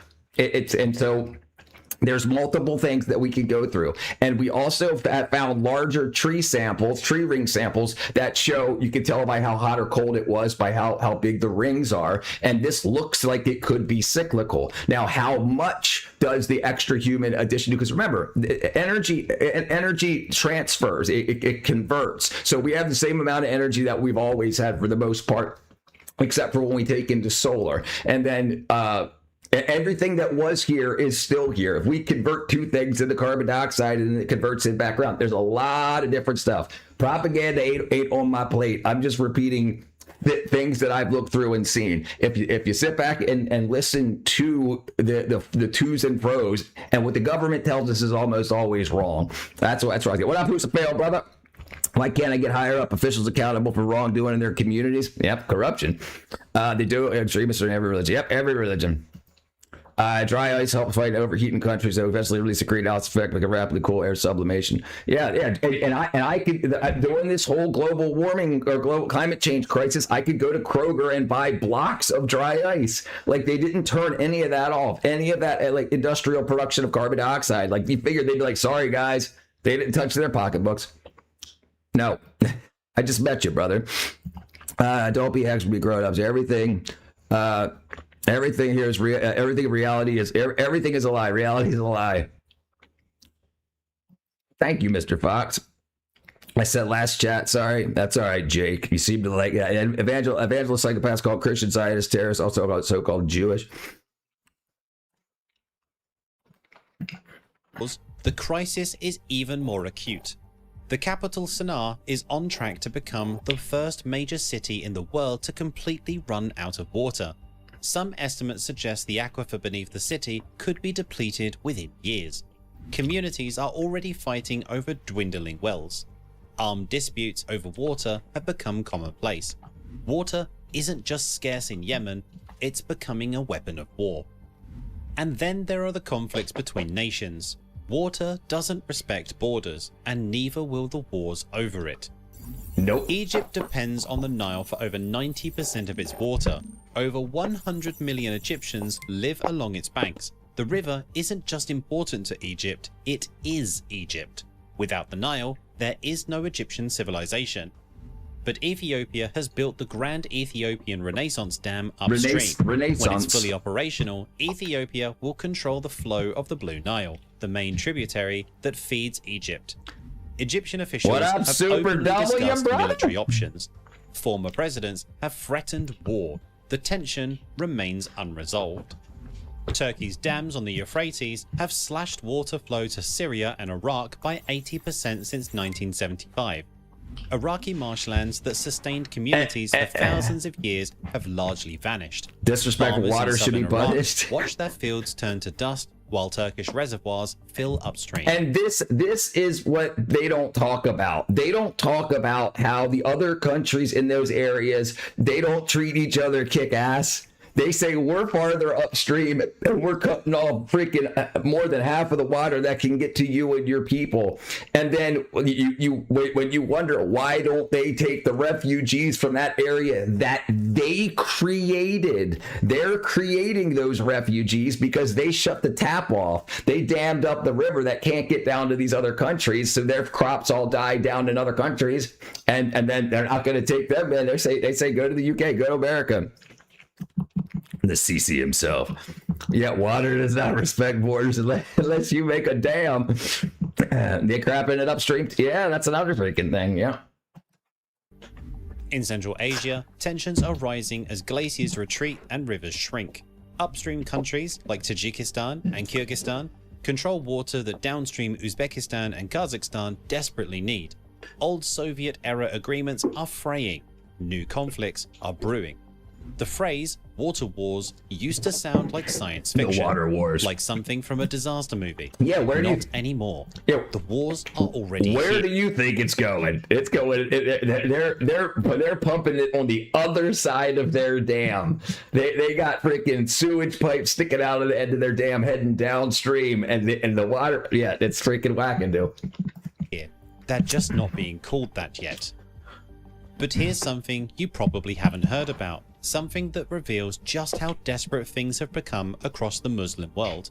Millions are turning to the heavens. In late 2024 and into 2025, as the Middle East braced for yet another dry winter, country after country organized mass prayers for rain. This is exactly. Yep. You know what's going on. Special Islamic prayer for divine intervention. I saw a video with the sewage truck pouring it straight into the river and someone washing it down. Yeah, I seen those too, brother. Yeah. Drought. It dates back to the Prophet Muhammad's time and is one of the most sacred communal rituals in Islam. Saudi Arabia's King Salman personally called for nationwide rain prayers, urging every capable person to attend mosques and beg God for relief. Across the kingdom, from Riyadh to Jeddah to the smallest desert towns, mosques filled with worshippers in early morning hours. Their voices rose together, united in a single plea: send us water. Kuwait held 125 simultaneous mosque prayers on a single day. The UAE organised mass supplications. Even Iran, where the government bears significant responsibility for the crisis through decades of mismanagement, saw officials and clerics imploring people to ask Allah for rain. In some cases, worshippers followed ancient tradition and wore their clothes inside out, symbolising a humble plea to reverse their harsh fate. It's countries that have historically been very dry and manage themselves quite well: Ethiopia, Somalia, and Eritrea, Kenya, further north, suffering because of are haunting. Interference. Entire nations on their knees, looking to the sky, asking for water. It's a poignant cultural response, a beautiful expression of faith and community solidarity. But it also underscores a devastating truth: human solutions have failed. Critics point out that while prayer brings communities together, it doesn't refill aquifers. It doesn't stop governments from draining rivers. It doesn't reverse decades of mismanagement. When the prayers end and people look to the sky, there's an uncomfortable question hanging in the air. If the clouds don't come, what then? So the Egyptians went through the same thing.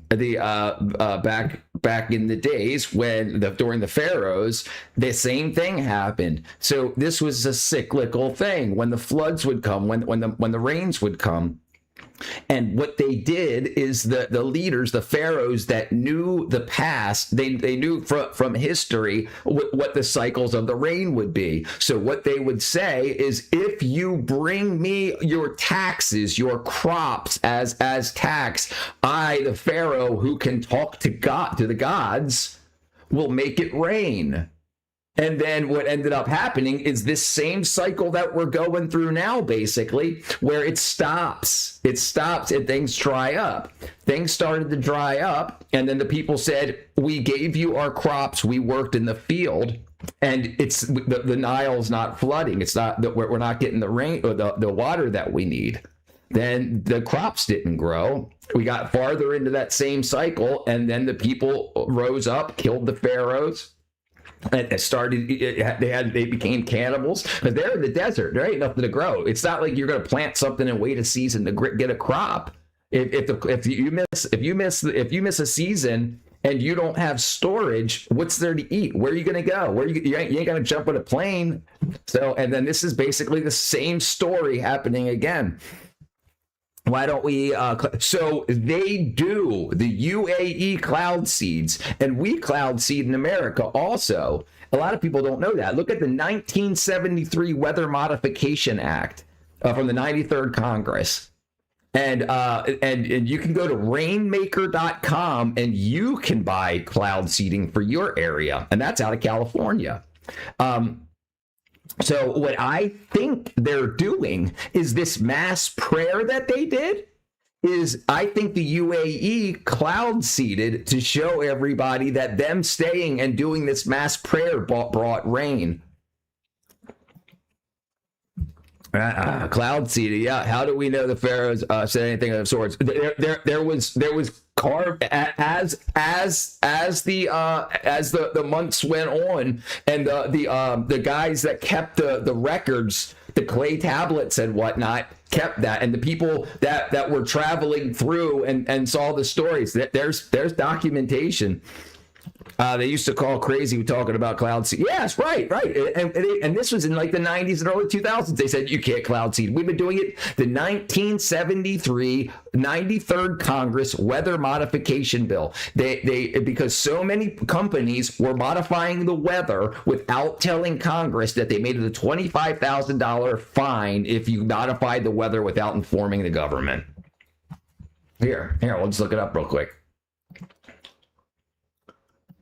93rd Congress Weather Modification Act.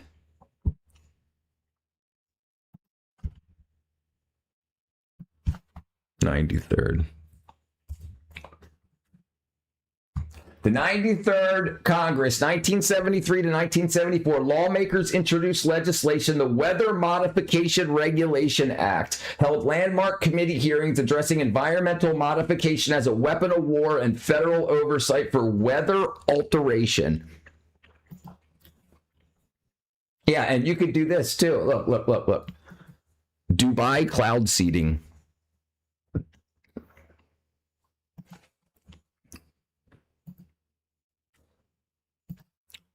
Is it gonna rain in Dubai today? Just so I know. I have to drive back from Abu Dhabi to Dubai. No. It's not raining. It's a sunny day. The UAE government invested more than $20 million in research to start a process called cloud seeding. The UAE performs around 1,000 hours of cloud seeding a year, and it's all controlled by this building in the National Center of Meteorology in Abu Dhabi, where they track the whole process. We met with a cloud seeding expert to explain how the seeding process works. We wait the forecast. When we have a good, chance for a cloud, we send the aircraft to that location. Go under the cloud. No, brother. Documentation by nothing more than ancient South Park script runner here in South Carolina. See something? That's true. Shalom. Updraft, of course, it will go I'm not Jewish. inside the cloud. The droplets will become bigger and start to rain. The center manufactures a salt substance that helps enhance rainfall. They put them in what they call flares. So, yeah, bam, there you go. So you have all the people that aren't aware of any of this stuff, and you have them do all this stuff and say, if you listen to your leaders, we'll save you all. We'll make it rain. And then they make it rain. Are we doing the cloud seeding here? We've been doing cloud seeding Morocco since the 80s. That's all right, Nick, brother. You're good. You're good, brother. Their answers may be the largest migration event since World War II.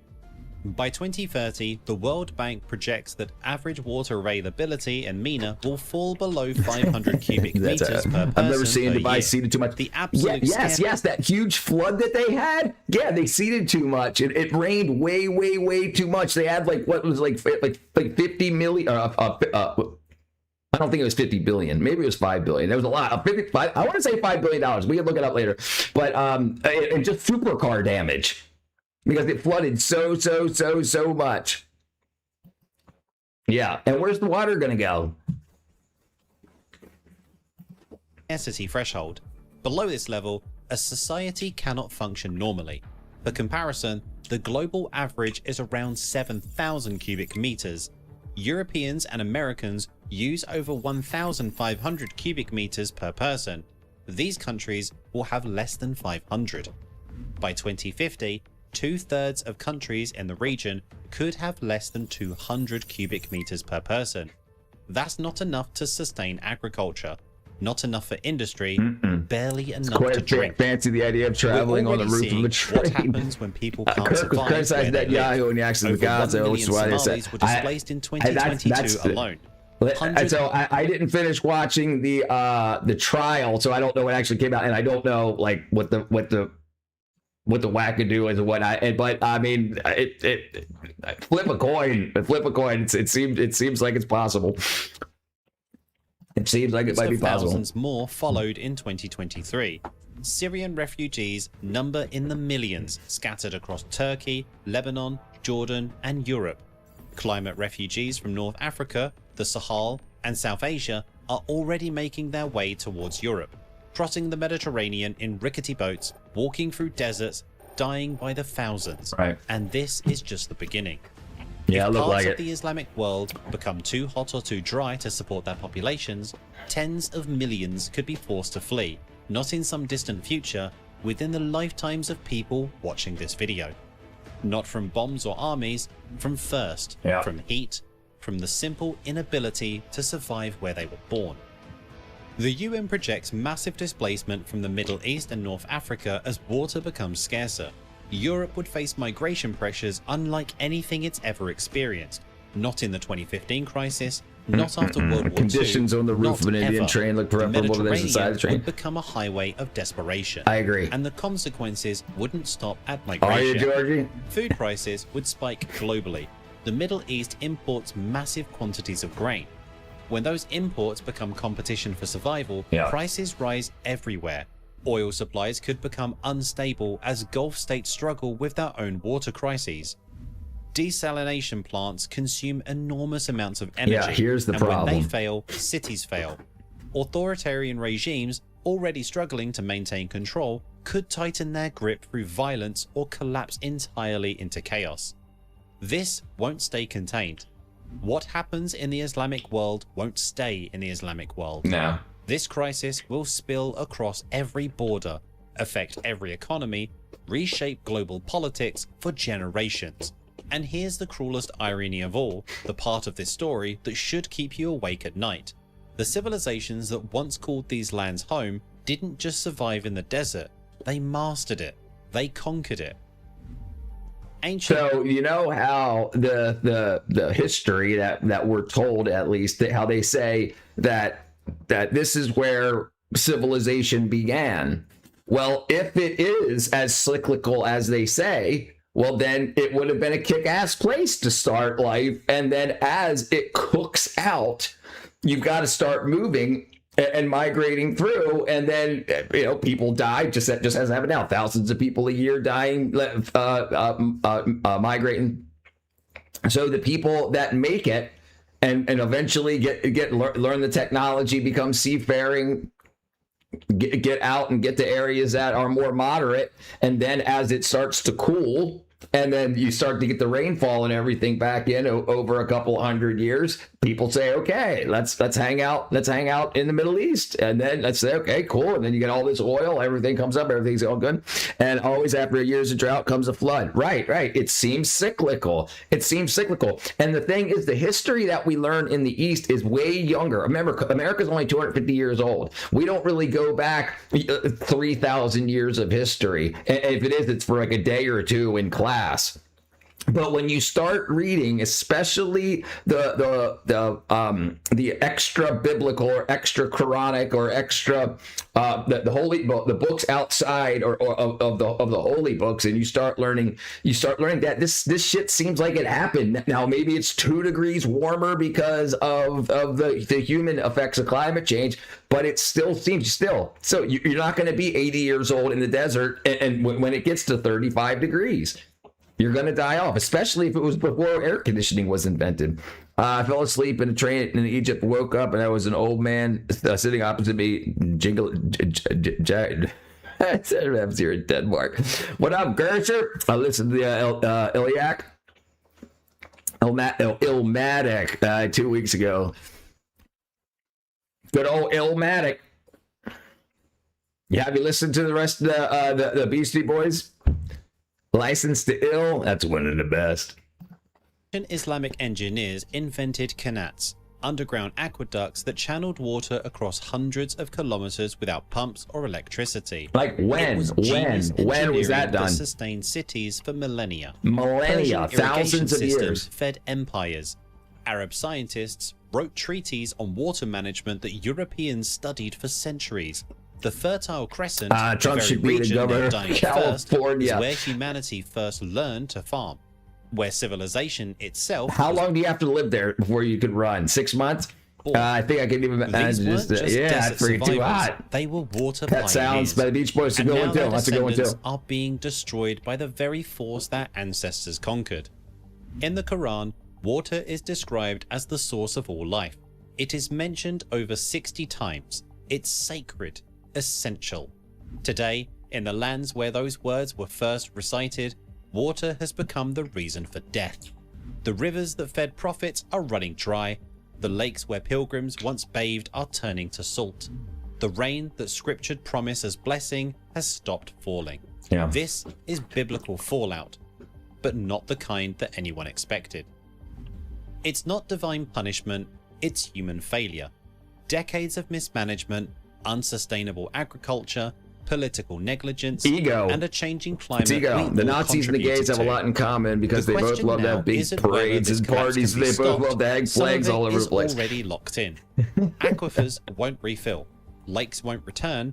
Heat will keep rising. It's true. The question is whether anyone will act before entire nations are emptied, before ancient cities become ghost towns, before the cradle of civilization turns to dust. Because right now, we're watching a slow motion apocalypse unfold, and the world is barely paying attention. So, here's what we want to know from you. Is the crisis getting the attention it deserves? Can anything stop the collapse? Or are we witnessing the beginning of something that will reshape the entire world? Drop your thoughts in the comments. And if this report... it's interesting that in the rich areas, they'll do the cloud seeding and whatnot and bring rains, make rain happen. And do you think that's what they're doing is like, because you only have so much cloud structure, right? So if the clouds are going west to east, right? And then whoever is to the west of you seeds those clouds and drains that water, then those clouds, you don't have any clouds to seed. So the countries to your west are going to get the rainfall that they're going to seed out of those clouds, and then you don't have any. We have cloud generation engines in America. We can make clouds and then seed those clouds. If Trump had a heart attack and it was pay-per-view, I think a lot of people would. The wind turbines, he liked the wind turbines. Anunnaki would have human species in Egypt if it was going by, right? Bring on the Anunnaki. Check this out. Check out these cloud generation engines. That's what I was thinking. I was thinking it's going to be like Rubio Trump or JD Vance Trump. All right, look. Cloud. Check this out.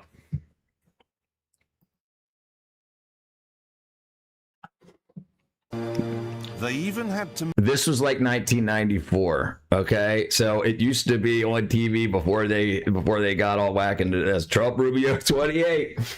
Move 5 cemeteries because the noise they were planning on making would wake the dead.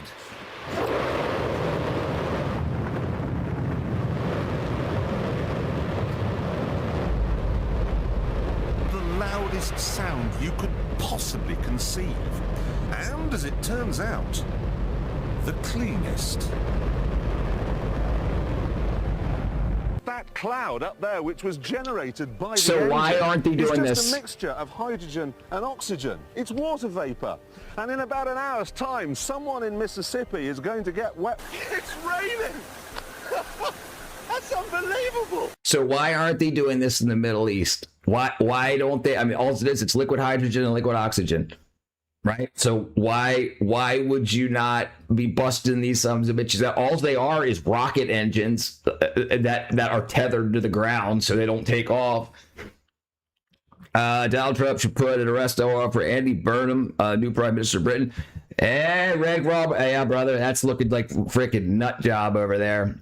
I looked for this video for 6 months, I couldn't find it. What's it titled? NASA's cloud making engine. I'll put the link in the chat for you, brother Bull.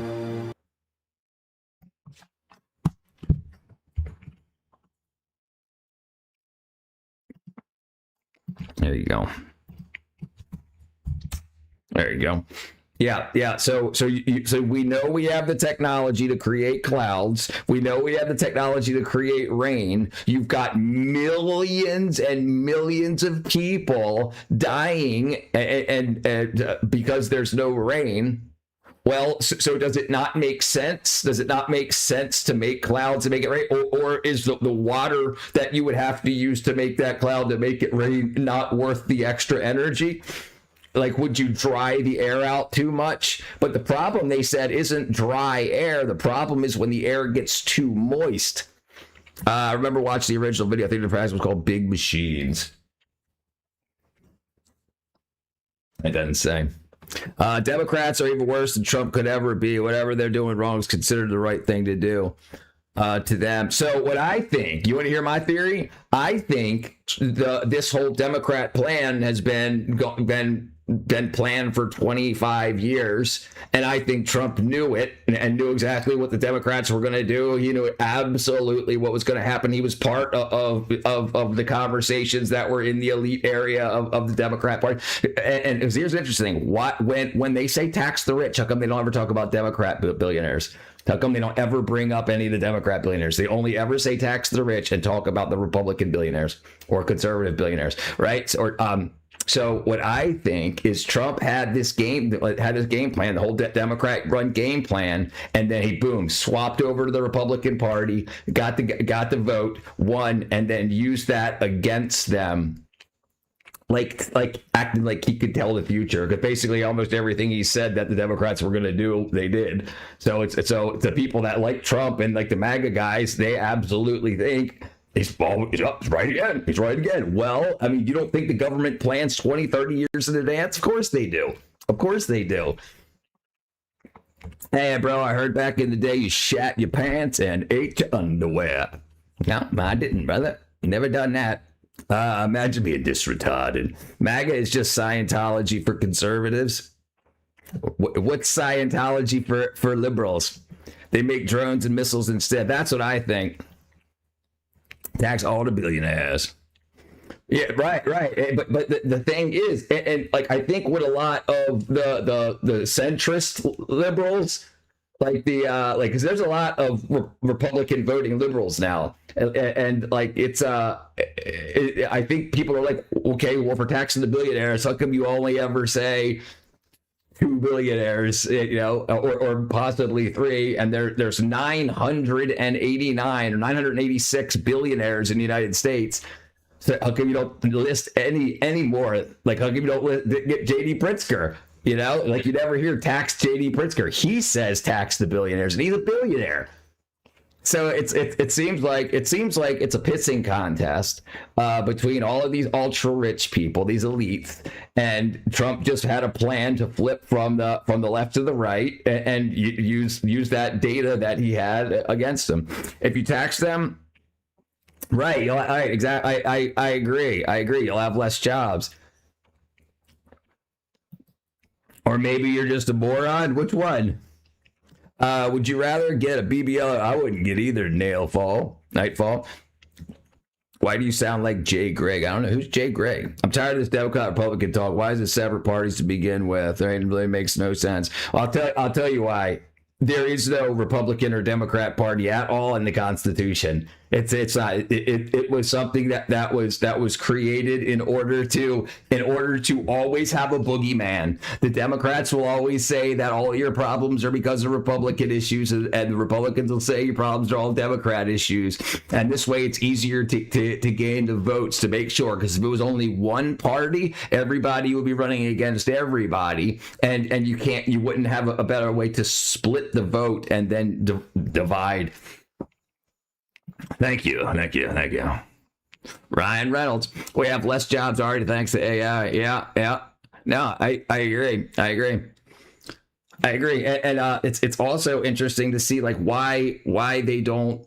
Well, we don't have to get into that right now. But if we end up having self-driving cars, self-driving taxi cab cars, robo-taxis, where you get one for $30,000, and you could get one and it could make the money to pay for itself. So think about it. Your car usually sits in your driveway or the parking lot at work all day. You spend a half hour in it getting to work in the morning, a half hour getting home, maybe use it for a couple minutes to run here and there, but it just sits still. If you could robo taxi, your car's ready when you have to leave for work in the morning, it pulls up, takes you to work, and then it goes out and makes you money.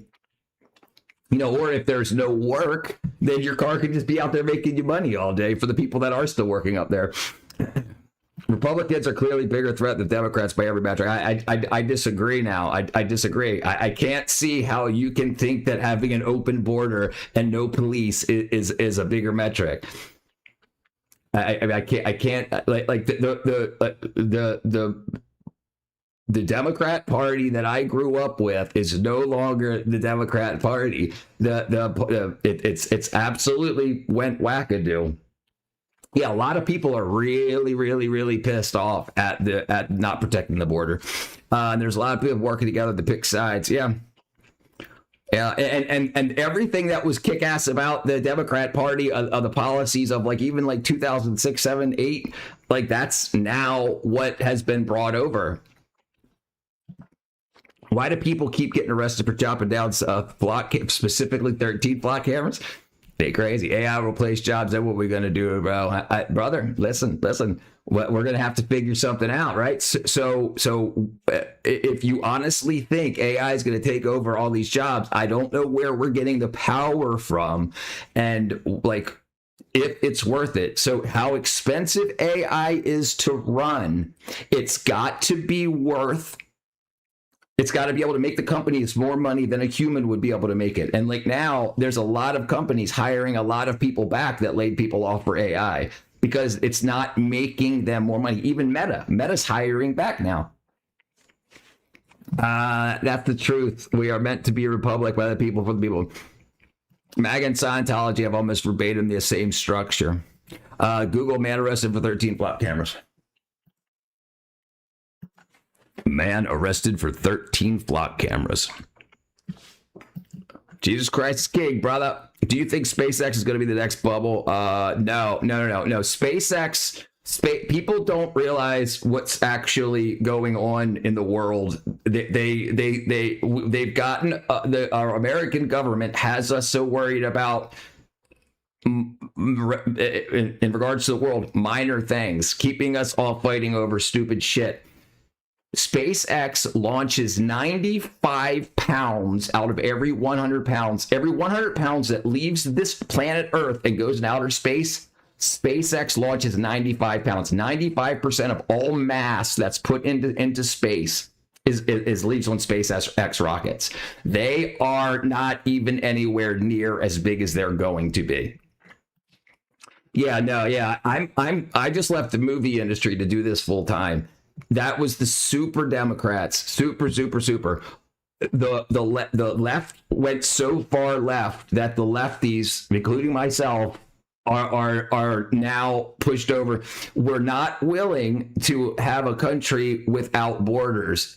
Absolutely not. We'll probably have to have some universal income that road. Yeah, listen, and so that's something that's actually happening. So Alaska has what's called a sovereign fund. All the money that's made from oil and stuff in Alaska goes into a fund, and then everybody gets a check. Well, that's what they're doing with AI. They're all the money that AI makes for the world. And everything is 10% of that is going to go into a sovereign fund and that's what appears to be going on. That's going to be distributed amongst the residents. Okay, sorry. Seems like they weren't as bothered by them right now. Yeah. Do you think U.S. needs communism instead of democracy like China's grow fast? China isn't communist anymore. China is a free market pseudo-communist country. So they've got billionaires, they've got property sales now, and they look like they're going to be selling. You'll be able to have outsiders and developers will be able to buy into China now too. So the people live like pseudo-communists, but they're not operating their economy like communists anymore. There's too much money. There's too much money in the world to not be part of it, not have part of it. And even like the other pseudo socialist nations, like in the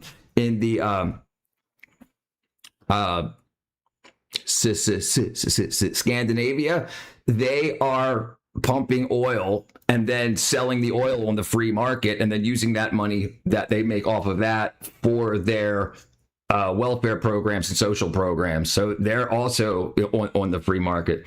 Yeah, right. Well, this is the theory. So that, right. This was the Democrats' idea. So Trump took those things that the Democrats planned out, what the Democrats did, and then brought it over. So if you don't get mad and just read, listen to what they're doing. Now we won't be able to spend more money on school than those college courses will be able to make us. We're going to have a more solid, less people getting sick, which means less people need health care, which means cheaper health care. Then we'll have that. So yes, we are getting a dabble, but we're not going full communist.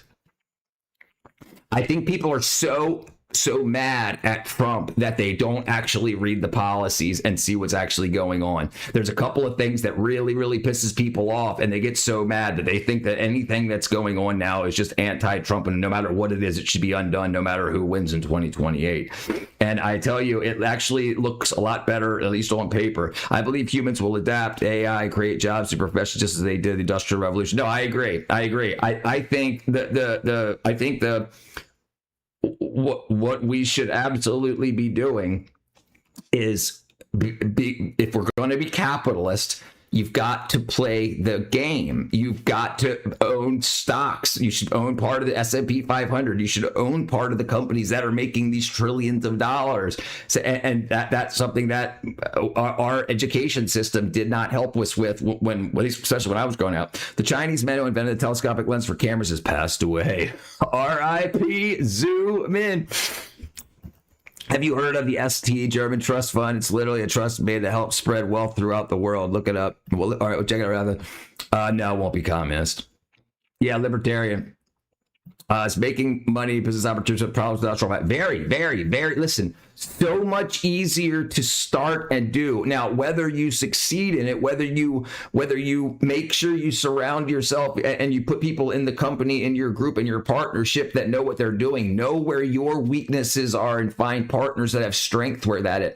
But you should be spending a couple of hours this next week on SBA.gov, smallbusinessadministration.gov, and read through the paperwork. Look what setting up a business actually looks like. Look what a business plan actually looks like, so you can start getting that. Yeah, no, you can, and it's easy, especially in America. It's easy to get funding if you have a good business plan. If you put the business plan together and it looks like it's got projections for profitability, there's a lot of money available, more money available than it was ever available. I doubt Russia ever saw it coming either, right? But it's deeply concerned, like China country who follows communism or going faster, dictatorship countries. Right, but they're not actually running it like a communist country anymore, because they have to be on the free market, and they need free exchange with other nations, especially financially. They're running themselves like a pseudo-capitalist, pseudo-socialist, even though they're calling themselves the CCP. It's interesting to look into. All right, let me look at this. I started LLC when I was 26, made great money, too much work. I think that's what a lot of people do. Yes. No money can make big money. Yes, listen, there is a saying, it takes money to make money. And that almost has exclusively to do with marketing and advertising. You work, get a job at McDonald's, sweep the floor, pick up dog poop, mow lawns, whatever you need to do. If you've got a company, a small company online, that's possible to make money. People need to know it exists. Use Google, use AdSense, and get ads, buy ads to get people to your website / product or whatever. Absolutely. You can do it for cheap, as low as starting at $50. Controlling the means of production, right? It's true socialism, right? I'm not with Elon Musk, work 16 hours a day. No. Yeah, but he's also a trillionaire, so to speak. I worked in the movie industry for the past 15 years. I just left to do YouTube full time. I do this for a living, and I'm a handyman. So when I left the movie industry last January 2025, I went around to all my neighbors and I said, anything you would pay someone else for, call me first and let me give you a quote. And anything I got to do. And now I'm monetized, so I get paid through YouTube. So there's you can use AI. You can come in here and say, hey, Richard, I'm trying to build a website to do this. Do you know anybody that can help me out? Making websites is very, very easy. You can ask ChatGPT to give you structure. The easiest way, though, is to look up website templates. So it's basically the code of the website, and you can change out pictures and whatnot. It's pretty necessary nowadays. It's very easy though. Listen, you can learn how to start making websites, especially with free tools in an hour. What are the best entry-level jobs? The best entry-level jobs are the ones that you can get,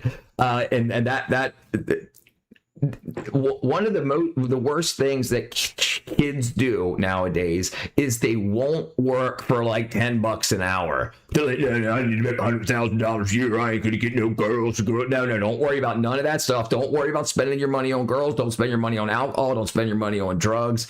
Spend your money on getting a business going or getting your investments going. We are going to be doing very well as a country in the next couple of years, and the lot of new companies are going to be joining on to the S&P 500 and other funds, and having investments in that can grow and compound over the years is something that you definitely want to look into doing.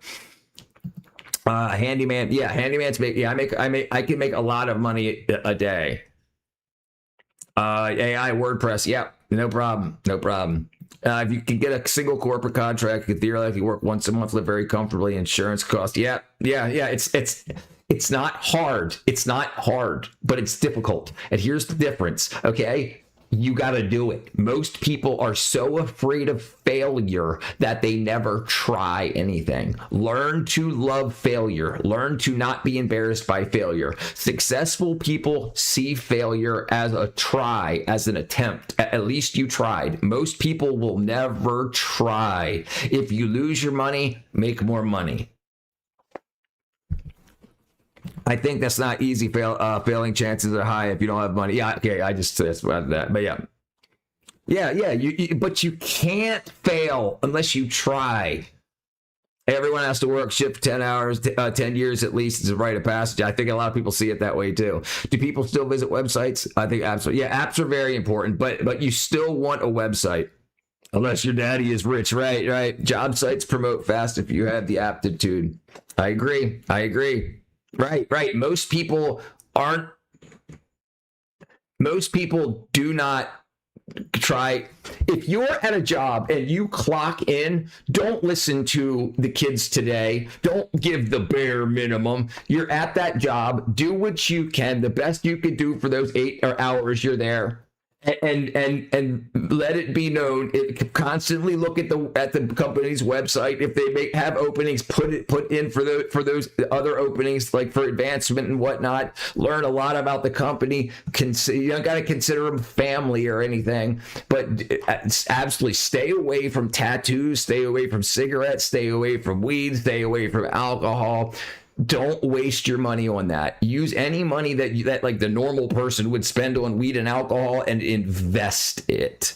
You'll be fine if you can get a hold of that quick. Grocery store chains, there's a lot of money. Listen, people work at grocery stores for their main job. You got single mothers, you got husbands work at a grocery store 8 hours a day, and they got their mom, their wife and kid at home not working, and they bring in enough money. There's a lot of jobs available, and when you get hired, just don't stare at your watch and be like, okay, 4:59, okay, 6 o'clock, right, just be, hey, okay, and people will tell you to not do that. Do that.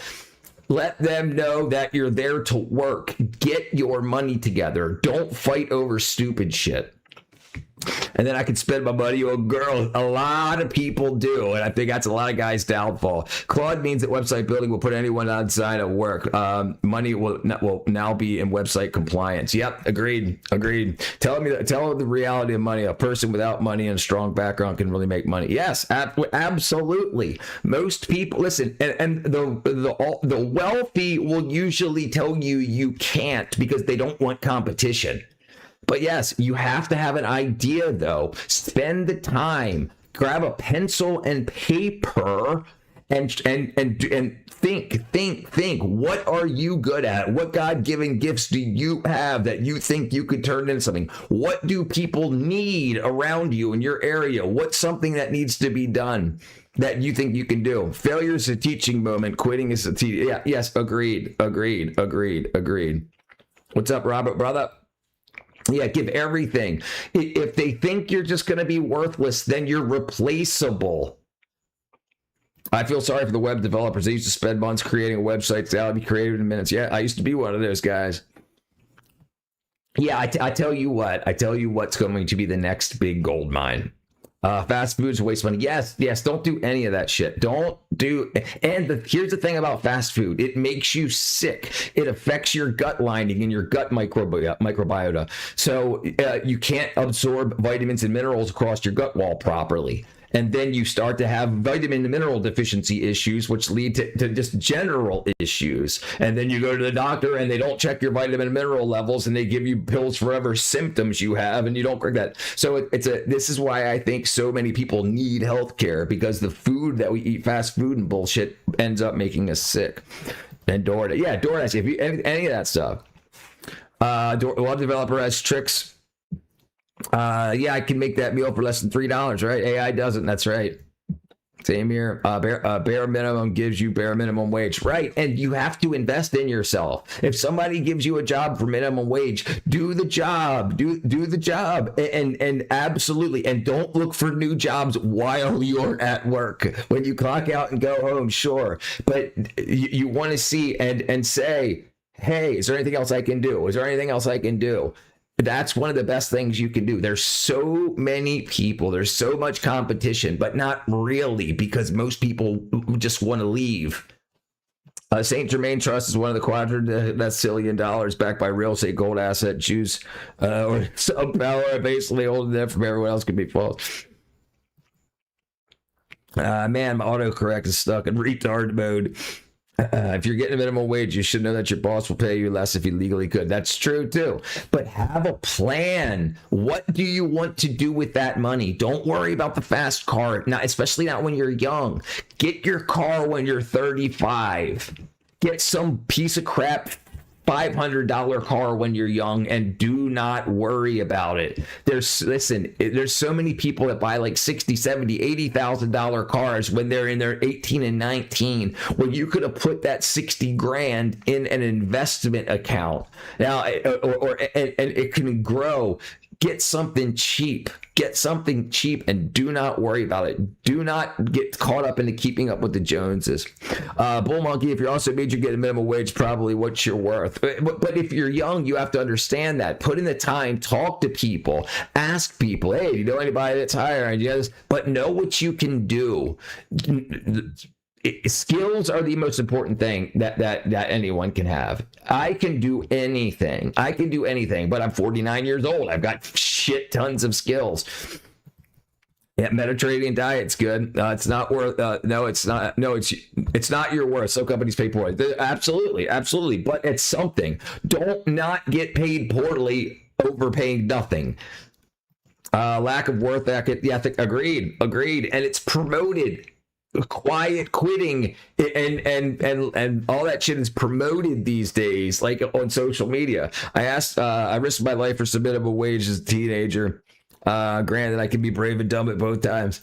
Changes your job and actually find one that you're good at. Yeah, and don't worry about now. Plan for the future. Where do you want to be in 10 years? Then every day, as you see your bank account getting bigger and you get closer and closer to it, you can see yourself approaching your goal rather than always feeling lost. Feeling lost is almost always a lack of a goal, a long-term goal, years in the future. Not just, I win this car because you're straight girl, she's so hot, and if I had a month, no, don't do that. Don't do that. And don't date girls you wouldn't marry. So between now and that trust issue, also why I was risking my life for age 16 for $7.25 an hour. The world has become chip fest and job circus. Agreed. Most teens don't have experience. Right. Yeah. Do whatever you can. Work at McDonald's. Do not worry about the bullshit. Just get your money in so that if you on your downtime, think about how can this money make me money? Not how can I spend this money? If you have the how can I spend this money outlook on life, you're never going to go anywhere. You have to learn how to invest in yourself as early as possible. True, the minimum wage is outstripped by inflation a long time ago. Now 1 in 5 people receive minimum wage. 2000, it was 1 in 20. Oh, in the UK, I was about to say it's 1% here, or less than 1% in the US. Most retail corporations will let bleed out from floor. Yeah, that's true. Yep, same here. Mechanical, electrical, structural, chemical engineer, understand diagnostic fields. Yep, that's good. That's great. I was very lucky. I started computer programming as a very young kid, got into electrical arts, electrical engineering. So I had a rework station. I got a soldering iron. I can program microcontrollers.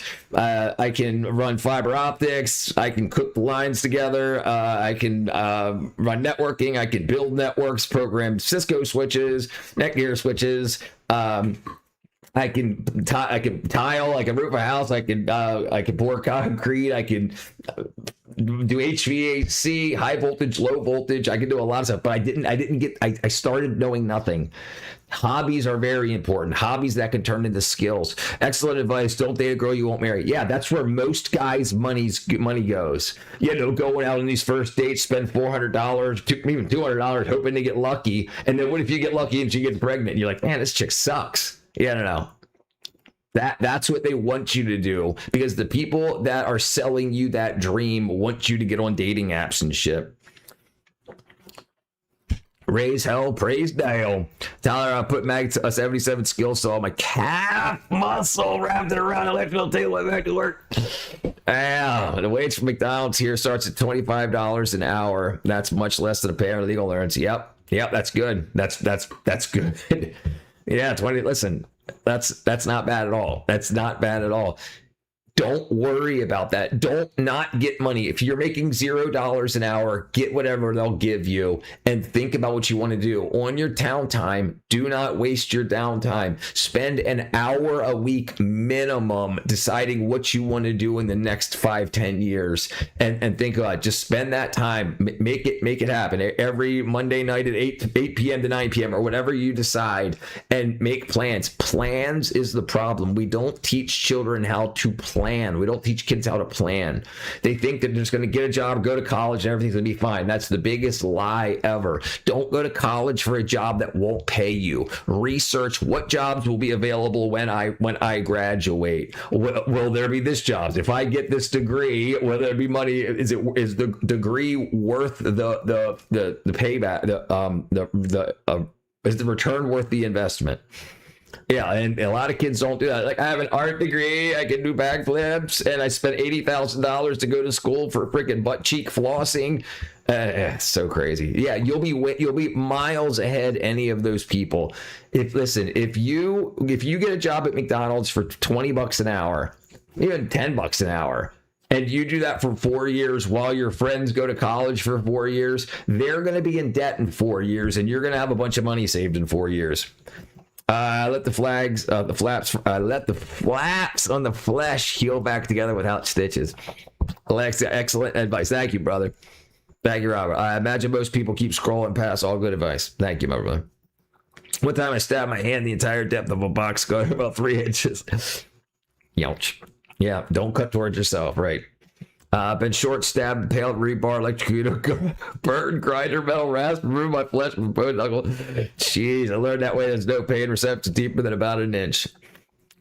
Don't forget the influencers. They have damaged the minds of young people and made them believe in easy money. Yeah, they're liars. The internet is not true. Social media is not the truth. You're not far behind. You're not far. These people that show you stuff online, influencers, are liars. A lot of times what they show you is not their everyday. It's one moment in time. And a lot of people will go to a restaurant, will save up a couple $100, go to a restaurant, order an appetizer, take pictures, say I'm here with the appetizer, go change clothes in the bathroom, come back out, or order the soup, and then act like they're at that same expensive restaurant again. And then they post them a few days apart from each other, like, I'm always going out, $500, and they don't. They just break it up. It's all marketing.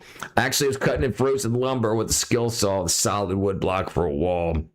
I've been shot, stabbed twice. If you get the choice, choose the shooting. It was much less painful. Yeah, much better story. Yeah, dude, I've had a lot of kickbacks. So what I just left the movie industry as a prop maker. So I did a lot of carpentry. I also, the fella brushes once was cut the core of the staph infection out of my own neck. The doctor requested antibiotics. Doctor had a very dazed look on his face. I'm telling you how they make money. You need to have a skill that someone's worth paying for. You need a skill that someone's worth paying for. That someone's willing to pay for. That's absolutely the most important thing. And if you don't have those skills, start putting skills together. It might take you 5 years, but have a 5-year plan. I soaked my hand over for an hour in lemon scented bleach with ice while I drink beer. It's my marine. My daughter was 13. Yeah, dude. Yeah, staff's rough stuff. Rough stuff. Bam. Yeah, that's it. That shit's what you call wackadoo. Wackadoo. And actually, I got I got wackadoo hats and shirts, 110thgrade.com. Bam, baby. Bam. Nice.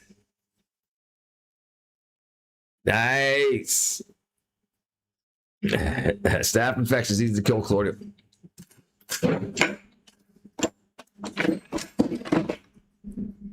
Oh, look, my head's on her shirt.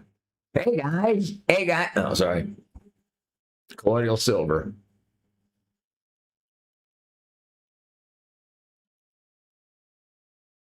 Yep, I agree. I almost cut my index finger in an accident with an angle grinder. A couple of days later, I got adverts on Facebook for which prosthetic fingers. Yeah, that stuff's definitely listening. That stuff's definitely listening. Yeah, go body, brother. Yeah, I tried my best, my friend. I tried my best. All right, it's 1 o'clock in the morning. 1 o'clock in the morning. All right, I'm going to go ahead and call it a night, everyone. I appreciate y'all hanging out. If you can give me a like, please, on the way out. And subscribe if you haven't. And I'll see you guys tomorrow. Every day. Every day. All right, love y'all.